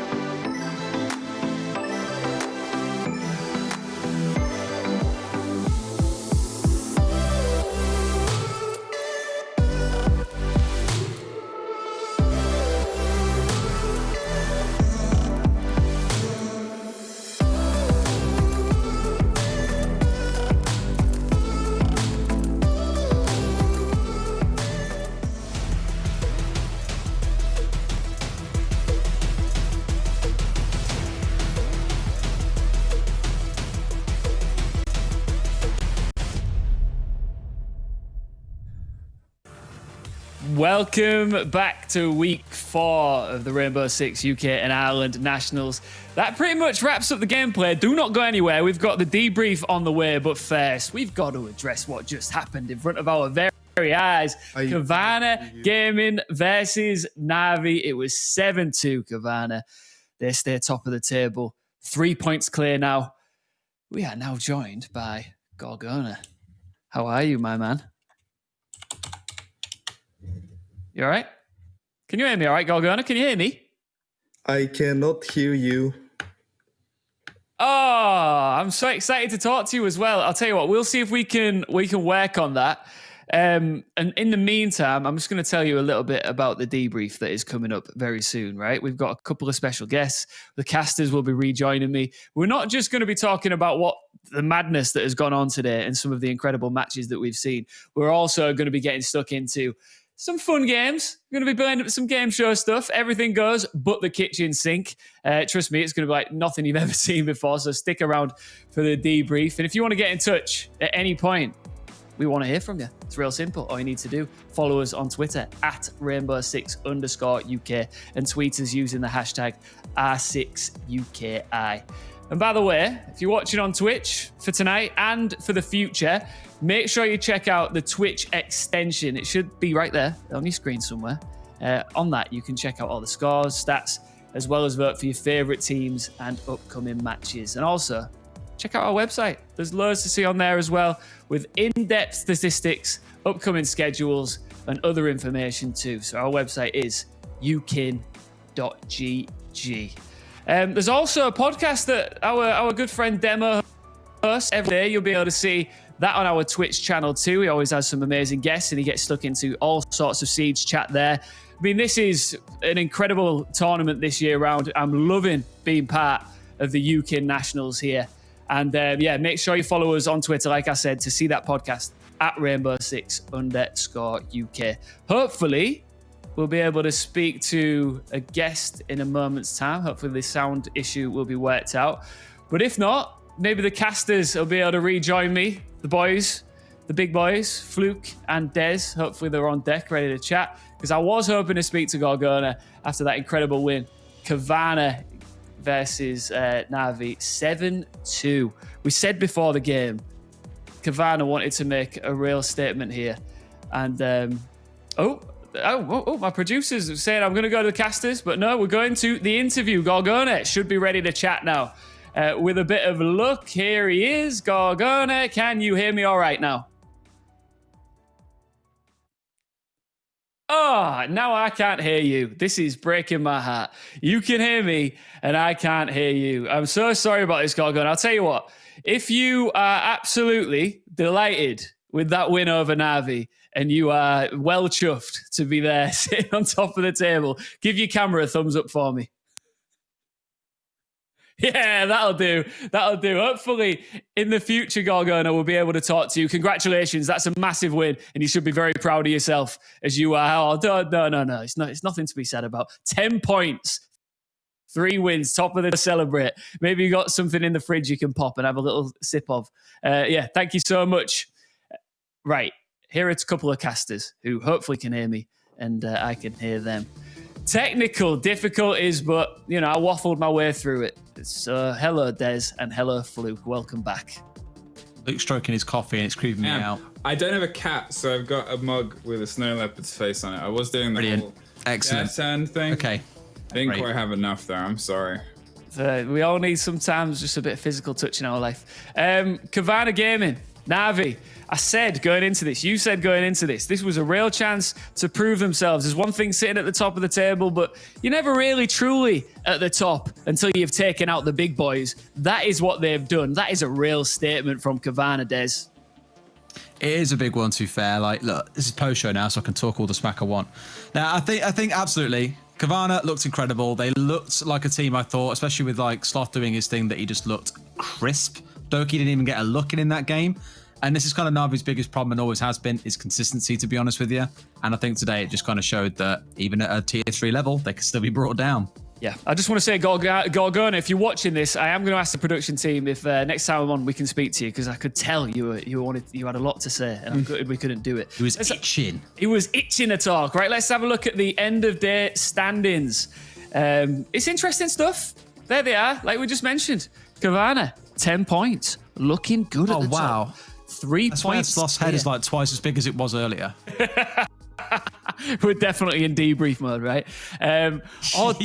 Audacity sitting in second. They are looking good now. There have been some changes. M&M with 7 points as well. This is shape up a little bit, Fluke. Yeah, I mean, obviously, you got to give credit to Kavana. They've taken 10 out of 12 potential points here. They drew to the eternal draw machine.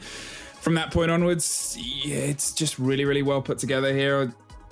From them looking now downwards, I need to do a little bit of maths, which I already struggle with, to work out. It's 9 potential points left on the board. So they've at least guaranteed themselves safety against London, but that's still one more potential spot of relegation if the worst happens. Des, what's going on with Navi, mate? What's going on? Hey, look, I mean, as much as I want to talk smack about them and take the mick, like, there's a reason why they are an EUL team at the end of the day. Like, it hasn't been the most perfect split for them. It hasn't exactly been the worst either. So I think give them a bit of time. Got to settle back into, being in tier 3. It's a bit of a different ball game down here. Although you would kind of expect at this sort of level where they would be able to deal with someone like Sloth charging around the map like a madman. Not quite in the head. The head weren't quite in the game today, I don't think. It's going to happen sometimes. Is what it is. One of the two key takes for me are Kavana have really proved themselves and shown that they are worthy of that top spot. But also, I am really sad to see London down at the bottom with only 1 point. I just feel like they deserve a little bit more after their performance today, Fluke. Tough league.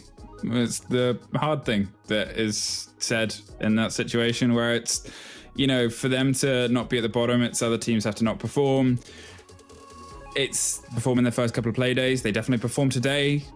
Doesn't guarantee them points, unfortunately. It has to do a little bit more than that. Des, do you think we're ever going to see anything but a draw for Demise?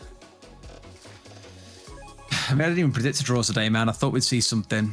They will break the curse at some point, right? I don't know when, but it will be broken. It might be this year. It might be next. It might be next game. It might not be. I really don't know, but it will be broken at some point or another. Fluke, who had the standout performances for you? Who are you going to go away from tonight thinking about? I mean, Audacity. Audacity. They were really, really solid. Everything was locked together. You're up against a great team in Fierce, but just having things come together with that kind of technical pace for a team that, again, is quite an unknown entity, and they've come against a team that's, it's not like technically Na'Vi were on an off week, as weird as it is to say, even though they're Na'Vi. Fierce have come off the back of pulling point against Na'Vi, and they just got outskilled today, unfortunately.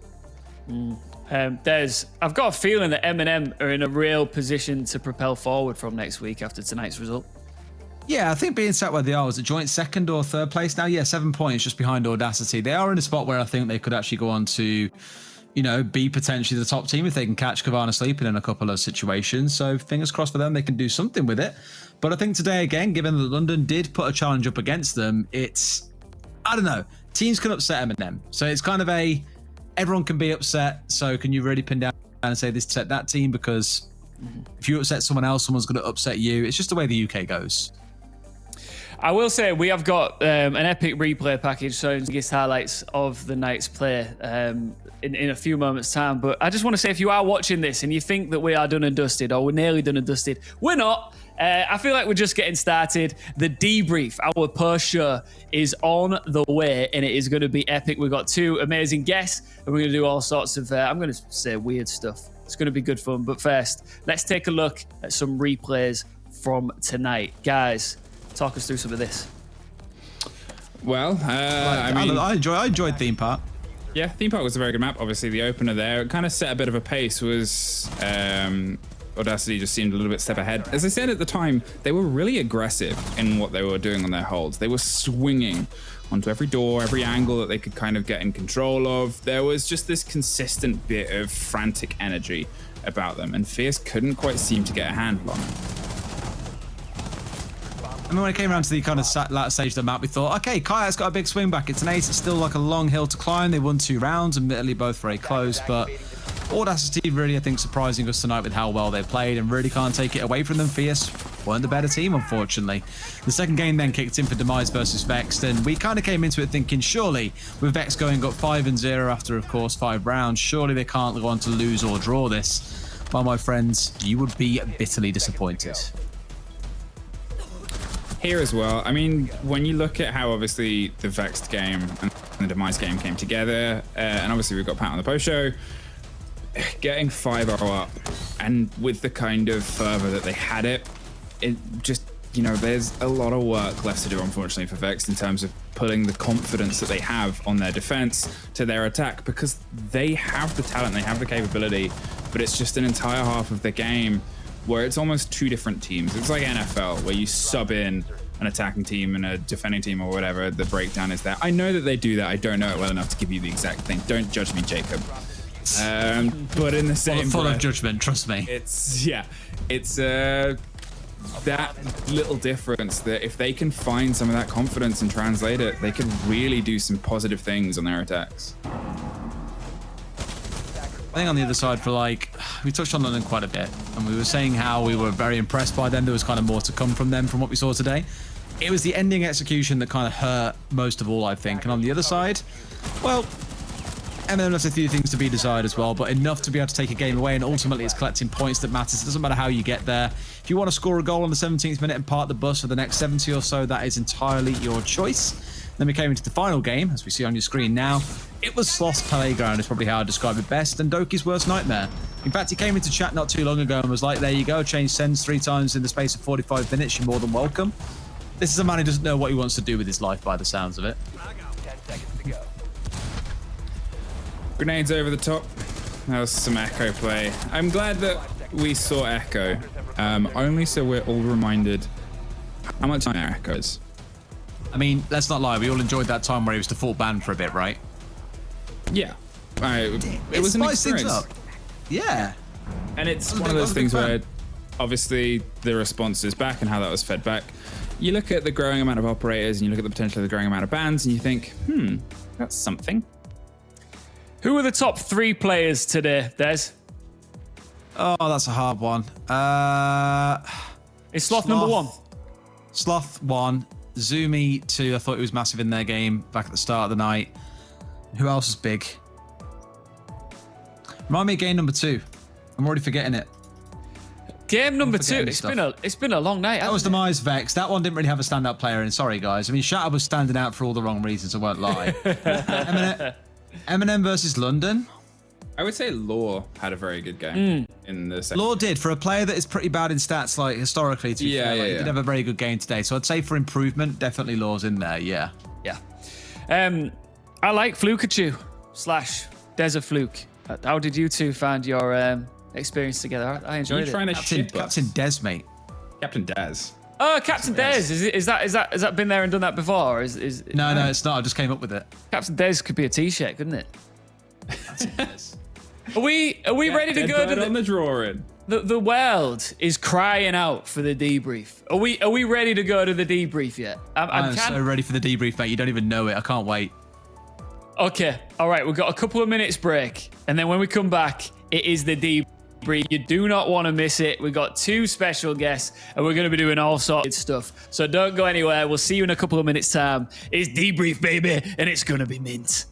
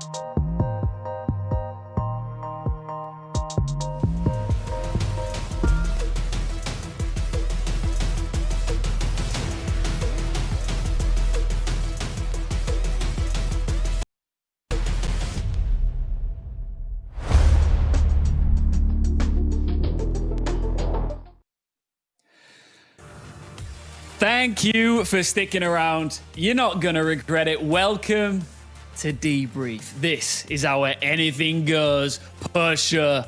Before we get stuck in, because when I say stuck in, there's a lot to get stuck into. We're about to have a load of fun. Here are some reactions from players in last week's matches. It's some team comms. How about this for some insight?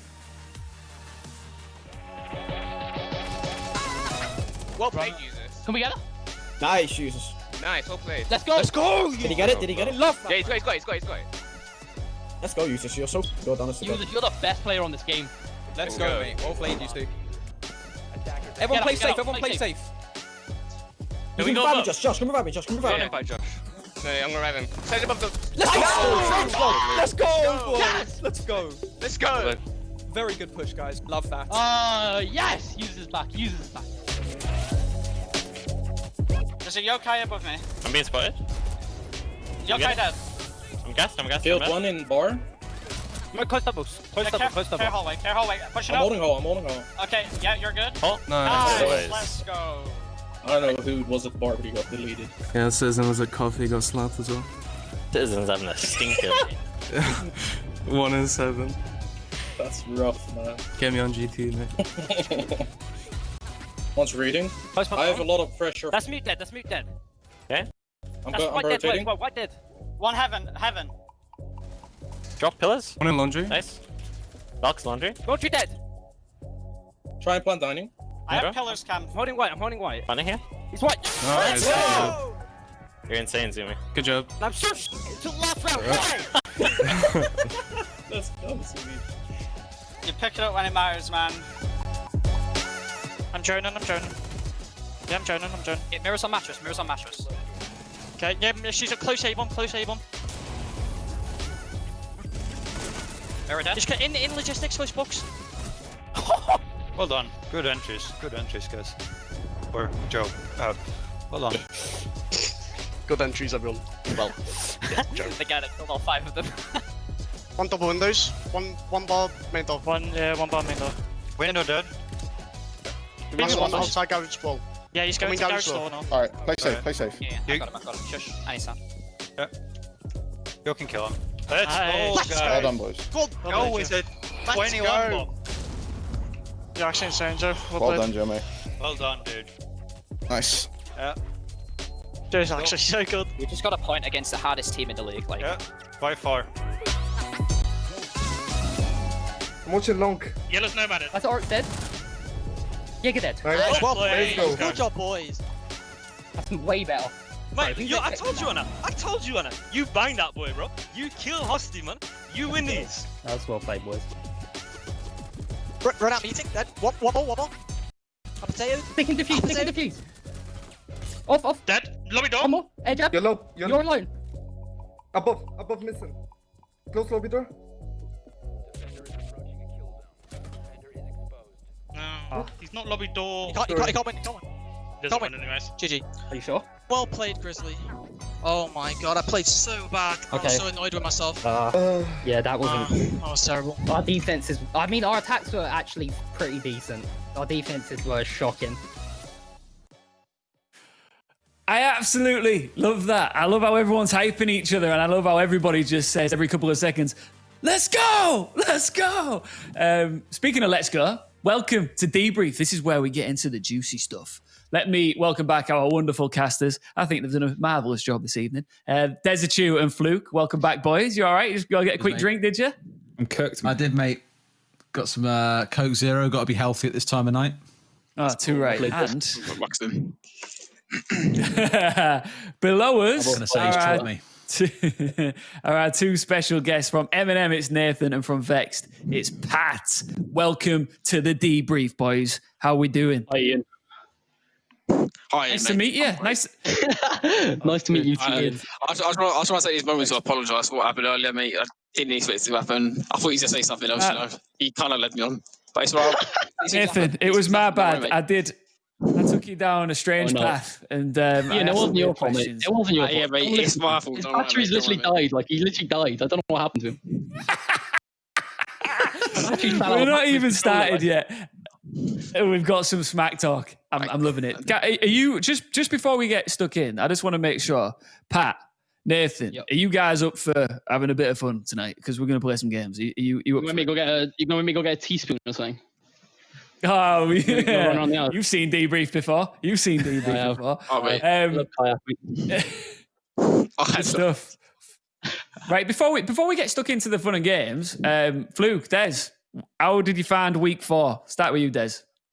I found it really fun, actually. Like, real talk, and someone's definitely going to quote this at some point. Like, going from I don't mean to sound really up myself for saying this. Going from casting EUL to doing UK. Oh yeah, it was actually really refreshing coming back and doing UK.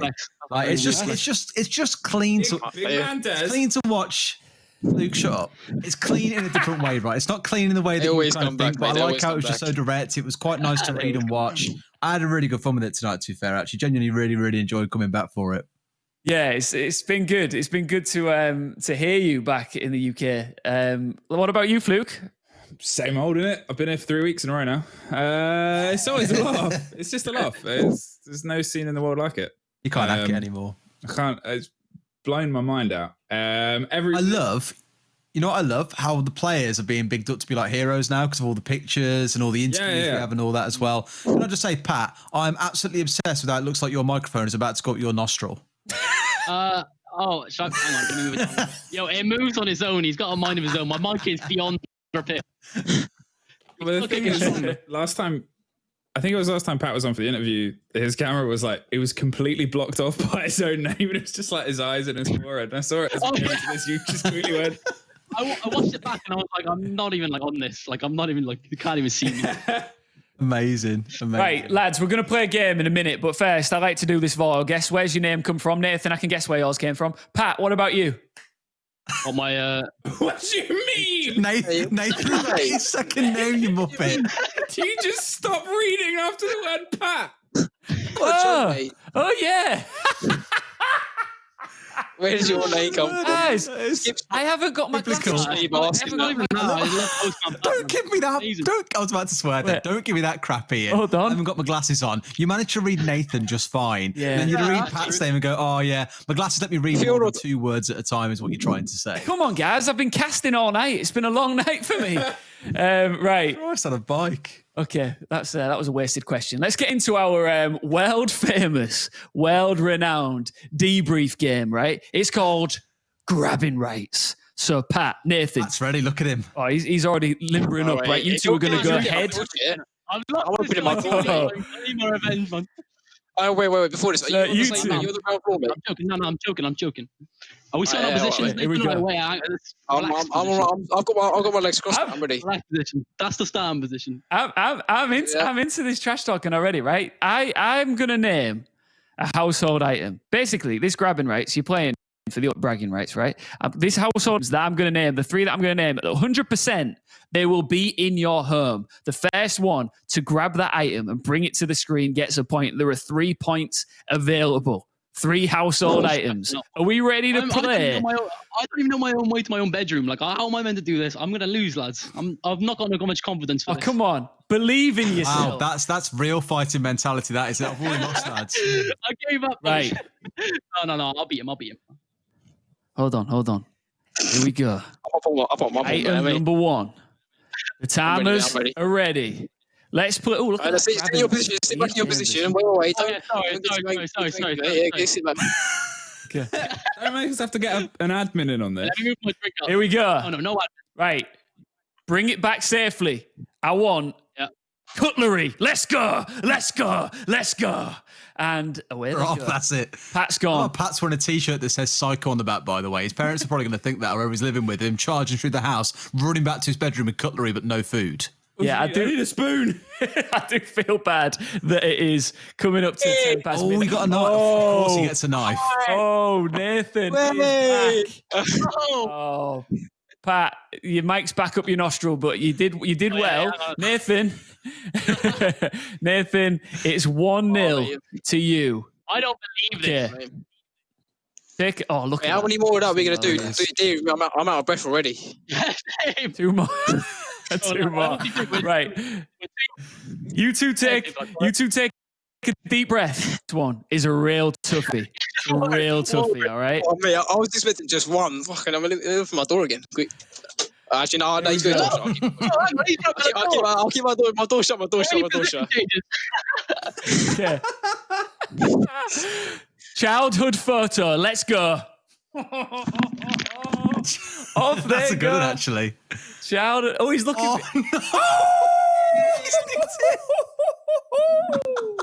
Pat's gonna be pissed. Nathan. Oh, I don't know what you my can see now, but it's like word. being that's me. Oh, well Brilliant. played. Yeah, mate. Well he has played. rocked you tonight. No, I'll show you So anyway. what? Here it is. Oh, that is. Oh, look at him. Can we take Pat on the big screen, please? Can we take Pat on the big screen and we can see this image when we get us? Oh, There it look is. at Look that. at him. That kid had no idea. Like, Look at him. I've got no What idea I've got what last, he mate, is what the hell's happened in the last few years. Oh, what's right. Come on, man, let's be friends. I've got a question, Nathan. How confident are you? Would you be willing to put 2 points on the line to be the ultimate champion? Right. So, are you willing? Are you willing to go head to head one more time and put your bragging rights on the line here? Oh, lad, I've been 7-0 Right. already. Nothing to lose. So, It's all right. Here's the deal. Here's the deal. We're going to do one more item. It's winner takes all. But seeing as Nathan is putting it on the line, that means for the rest of debrief, Pat, you have to refer to him as the king if he wins. Yes. I'll say that. I'll happily lose. No, you'll clip it. You'll clip it and you'll put it in the group chat whenever I give him verbal. That's on the soundboard. That's on the soundboard. You will. That's on the soundboard, lads. Okay. When it's on the soundboard, it's going on comes the off. Are you a gambling man, Pat? Are you willing to do this? Are we doing this? Yeah. Don't be Okay. Of course, You mate. up for it, You Nathan? know I'm up for it, mate. All right. The final item is any item of fruit. Let's go, baby. I can't wait to come back. That was off. That's the fastest I've seen him. Pat move does so not far. want to have to call Nathan the king because he knows that's getting clipped and will be brought out against him every opportunity that comes to light. He don't want that. He doesn't want that, does he? He really doesn't Nah, want he that. doesn't. Pressure on these doesn't. lads. You're really I love stretching. it. You're really stretching the athlete bit of esports. I think. Oh, the king's back. The king's back and he's got fruit in hand. All right, the king at that, return to mate. claim his crown. Okay, I don't think Pat's coming back. I don't think Pat's coming. Oh no, fruitless. Pat knows it. He's got no fruit. I think that tells you a little bit more personality, you know. Tells you what I get up to, like Oh mate, what I've been eating. that's it. If you want to win tournaments, you need to be eating your Father Day, pal. Seriously, I'm shocked that you don't have any fruit in. Nathan, you are now the king for the rest of the show. Pat, what am I, mate? You are now the king. From now on, Pat calls you the king. Wait, what am I? So what do you? And the full screen. I will remember this. You are the king, Nathan, mate. Cheers, mate. There it is. There it is. The proof is in the pudding. Des, this is Des, this has been a baptism of fire for you. How do you find grabbing rights? I have loved it, mate. I could sit here and watch UK players go up against each other doing this probably 24 hours a day. It is brilliant. It just out of curiosity, before we go on to probably another ridiculous game, do you or Fluke have any actual serious Siege questions that you want to ask these two lads? Any serious Siege questions? This is a Siege podcast. I know, right? Well, apparently Siri thinks I'm trying to ask her a question. That was not the plan. She could probably tell you more about attacking than I could, mate. Apparently so, yeah. I guess that's a good question to start with. You were having so much fun running around, weren't you, for a while on the defensive side? Then it comes to attack and it just disappears. What happened? I don't know. I think we kind of lost any spark we had last season, like before. Like, we've never really been a coordinated team, like even at Pat to Sleep. You know, like, it wasn't really organised, was it? Like, I don't know. Our style is quite... It doesn't suit the meta, in a sense. And our coordination's, like, really off. Like, we're working on it. Like, you know, we've been doing a lot like a work like towards our... One-man army, mate. That's it. Run around in the pulse and kill everyone. Sound. Yeah. We won't miss any attacks, though. But no, we are working on it. You know, we just got Rum in as well. Rum's like made a like improvement straight away. But I think, you know, there's like 5 weeks now until... You sound about breath, mate. I was about to say, he sounds a bit knackered, doesn't he? Yeah. Honestly, I've been sat here for months. You know what I mean? Just playing Siege. I haven't done anything else.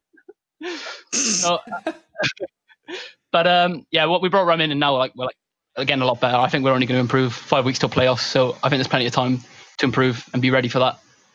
I think we just got to jump up one spot, and I think that's doable. Des, we've had a very interesting message in our Discord chat. Do you want to address this? Oh, do I have to? So basically, Jacob, our producer all not long, has been collecting puns about Demise drawing. And do you want to hear the list that we've got? Yeah, I do. Really. You can tell how much effort is put in. So it said Demise hasn't drew First Blood yet this season. That makes me want to die. Mm-hmm. Demise can always draw a crowd. That also makes me want to die. Yeah. Demise for players keep their socks in a drawer. That's also really bad. Demise for Cowboys, they will be able to draw their guns fast. That's woeful. -4 out of 10. -4. Demise is drawn to not winning. It's better. Okay. Demise is like a black hole. They draw in everything around them. Oh, that's good. This is just how much time we had on rehosts as well. This is when he was working this stuff together. It was on those pauses. So he's had an evening. There's Demise loves archery. It has a lot of drawbacks. Oh my god. That one's actually the worst one. I Peaks corners. They draw fire. I've got a couple. This is why he's behind this camera, right? This is why he's not on cast. Go on, Ian. Tell us. I've got a couple. What about this? Demise are having a drot. Next, you know the famous film. That's the response you deserve, mate. Wait, hold on. Wait. He's got another one. Oh, don't say another one. Is that draws? Oh, all right. Last one. The best one so far has come from our observer. Actually, it's like Demise are really fancy because they never forget their tie. That's a pretty good one. Oh, that's good. That's the best The one last so one far. I had was Demise always deliver. They are just like Santa draws. Anyway, what do you think, Nathan? Have you got any? Definitely not, mate. I'm not embarrassed with myself. I'm not embarrassed with myself. Next, That's me, mate. I've won my challenges, mate. I've got a knife. Exactly. Right. I think it's time to bring Fluke into the action, right? I think it's time that Fluke and Des become talent show hosts. Oh, God. Yeah. God. I'm ad-libbing this. Talent I don't show. know where this is going to go, but that's what I like about Debrief. Anything can happen. Pat, Nathan, I want you to think for a second about what your party tricks are, as long as they are clean. I don't want to see anything weird. And I want you to do your party trick first, Pat. And anything. Like, I don't know, like I've got one. Like, what's a party I've trick? got one, mate. I've got one. No, Ian, I'm not going to lie, mate. I'm All not right. very talented. I haven't got much to offer, really. Yeah, you are. You're a talented lad. I'll tell you what, Nathan. Mate, finger something, mate. So what do you mean? Bar, Nathan, with your party trick. We'll go from there. I've got a wild one if you want. It's gonna look weird on a stream. That's great. Save it. He's itching to put one forward. So what if Des just represents Pat? It's not really a party. It's not really a party trick, but I half look like I can break my wrist right. Like, watch my wrist here. Like, watch this. Like, it's like and just bend the base all the way down. Oh my god, man! Wait. Oh my god! Wait, director. Can we take a solo shot of Des while he does this again? All kinds of weird stuff, right? I can bend my fingers as well, some little fingers like that. That can bend like this. Something. Oh no, that's horrible. And this can bend all the way down like this. Oh, pretty incredible. That is wrong. What is that? Are you bending? I was hoping. Like middle finger. Yeah, I can bend my fingers. I can bend my wrist as well, so I can bend all kinds of stuff. Yeah. Oh, I can't do that stuff. I can't do it, man. I can't do it. The wrist is the best one though. That's incredible. Don't even calm down. End it.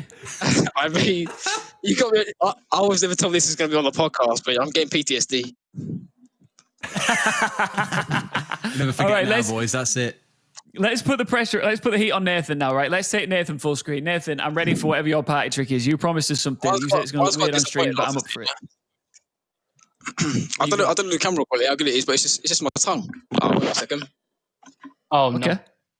What are you? Whoa, wait.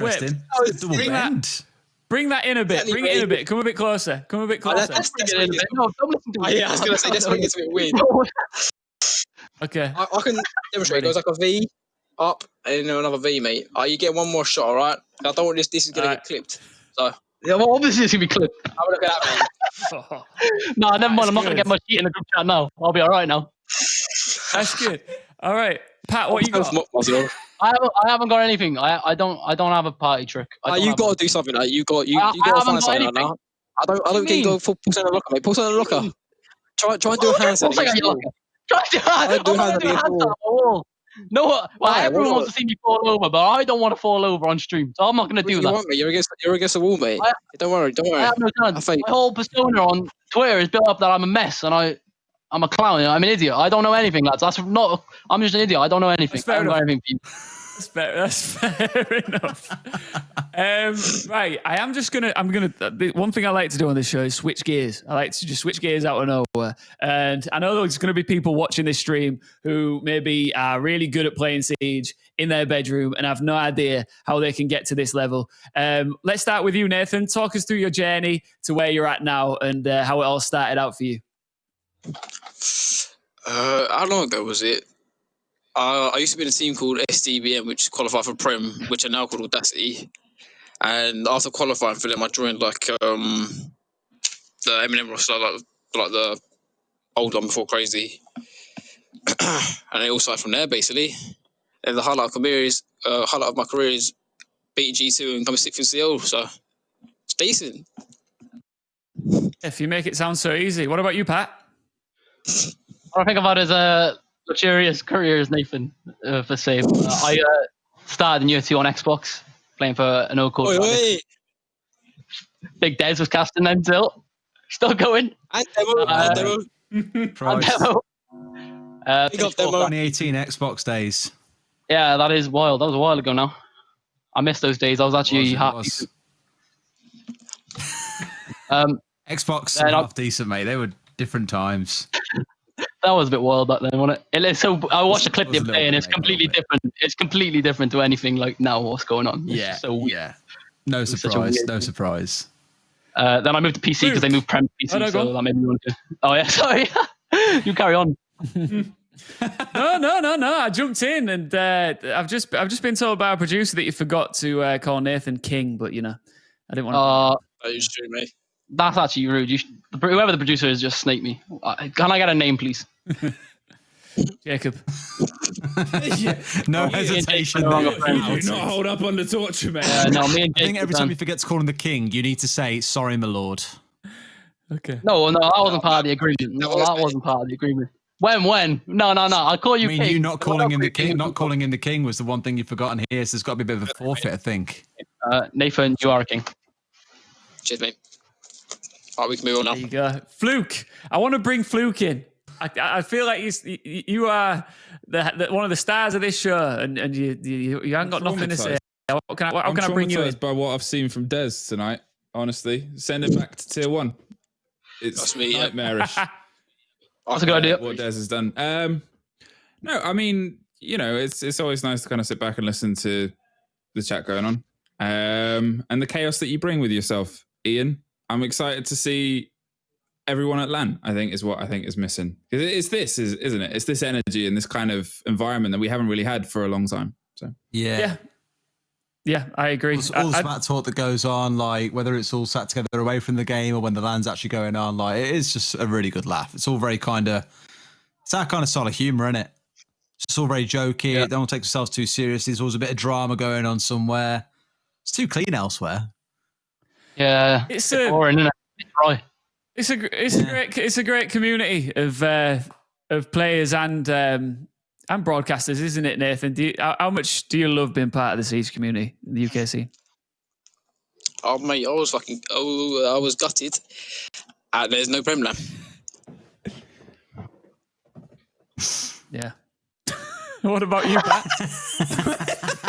That's your life there, like. UK scene is lively, mate. I love it, mate. Ian's had your absolute life. It is. Yeah. You what? Say that again. Ian, you've had his life there. You've absolutely had his life.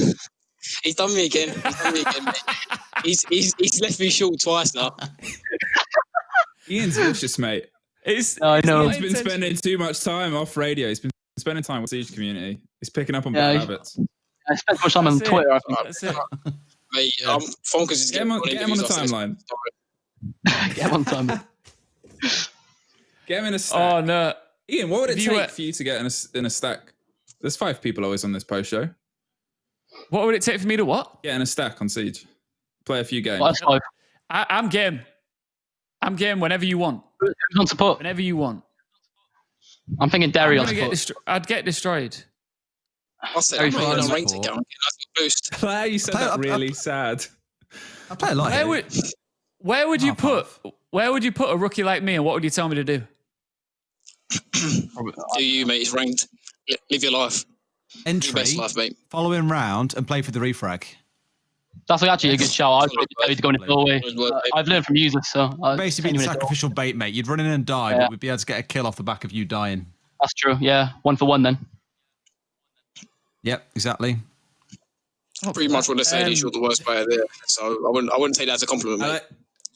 I like how we were like, yeah, you'll be the one, you're the bait, you get traded, and you're like, I'm up for that, yeah.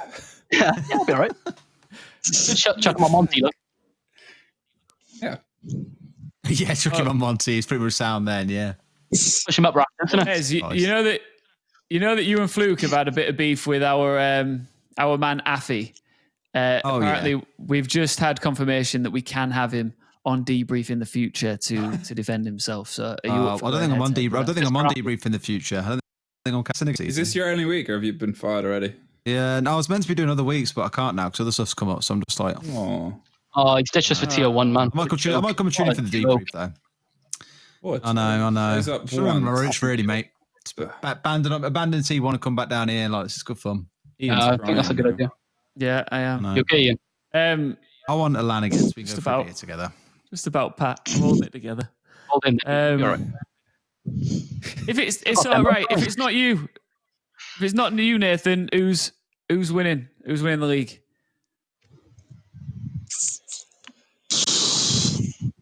If it's not us, is it who do I want to win or who do I think will win? Who do you think? Who do you think's gonna finish at the top?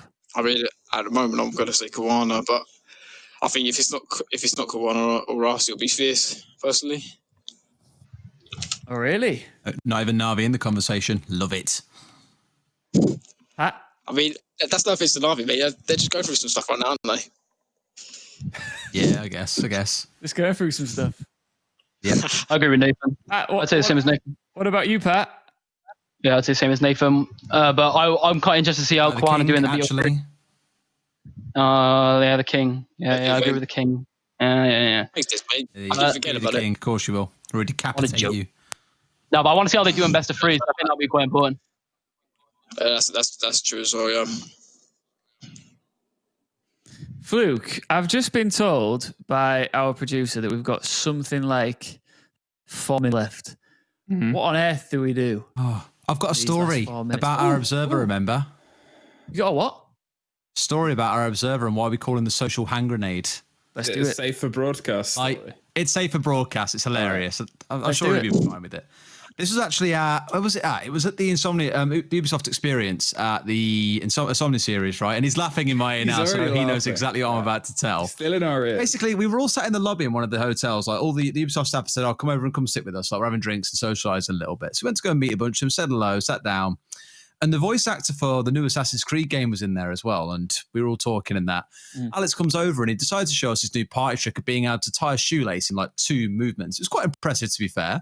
And he was showing everyone how to do it. Everyone was, oh, wow, that's really cool. He was like, yeah, I've practiced it loads. And then this random actor guy pops in. He's like, oh, I had to practice my signature loads when I was younger, just to be ready for when I have to sign it all the time. Alex looked at him and was like, I'm sorry, but I have no idea who you are. The whole room just like died in like, and I was just like, oh my God. One of the moments when this guy is like quite, happy with who he is and believes in himself as being a pretty big deal. And Alex is just there like, sorry, no idea who you are. If ever you want a good moment, like I say, just spend half an hour with him at a live event. He'll say something that just makes you go, as a person just said that really out loud. It's brilliant. Do you know what? That's what I love about that man. He just says it how it is, doesn't he? He just says it how it is. See, the problem is that people say that about like Trump and stuff as well. So it depends to what level we're saying he says. Mate, how is this podcast? I'm intelligent, he says. He is his answer. to Trump. Yeah, I told you the debrief gets weird. Pat, just It's before we something else. wrap things up, just check out your Twitter. Apparently, there's a clip on there that you might want to see. Let's all just do it. Let's all just check out our Twitter right now. That makes for wonderful viewing. Yes. What is all just checking out Twitter here? Oh, What a there he joke. is, calling him the king. That's getting a I don't retweet, believe you know. it. I can't believe it this, all. man. What a joke. There you go. I don't believe it. Well, you're never how going to have- escape now, mate. So, Pat the King, have you enjoyed your first ever attendance of the debrief? You can go first, Nate. Just ask you, mate. Said your name. He said you as do well. like that again. He said If it was- Pat. if it Do like was that me- again. Seriously. If it was me, mate, you just said. If it was me, I thought mate, the you king said the goes king. first. So next, All I'm mate, you go saying, first. right, is it's a good thing these two are not on the same team, okay? Oh, Right. I'd get him dropped. Well, do you know what? I'm gonna say I love the debrief. I really enjoyed having you on, Pat. I really enjoyed having you on, Nathan. Like, just seriously, thank you for being good sports and just going along with all of our madness. Fluke, it's been a pleasure working with you again. Des, I loved hearing you two together. It was music to my ears. Thank you for watching all night. I know it's been a long one, and thank you for sticking with us. I hope you've been entertained in this weird little debrief. And we will see you all next week for more top tier competition. Should we all say bye and wave at the camera? What do you reckon? Oh, that's so awkward. Just me then. Go on then, mate. Go on then. Bye. Bye. Bye.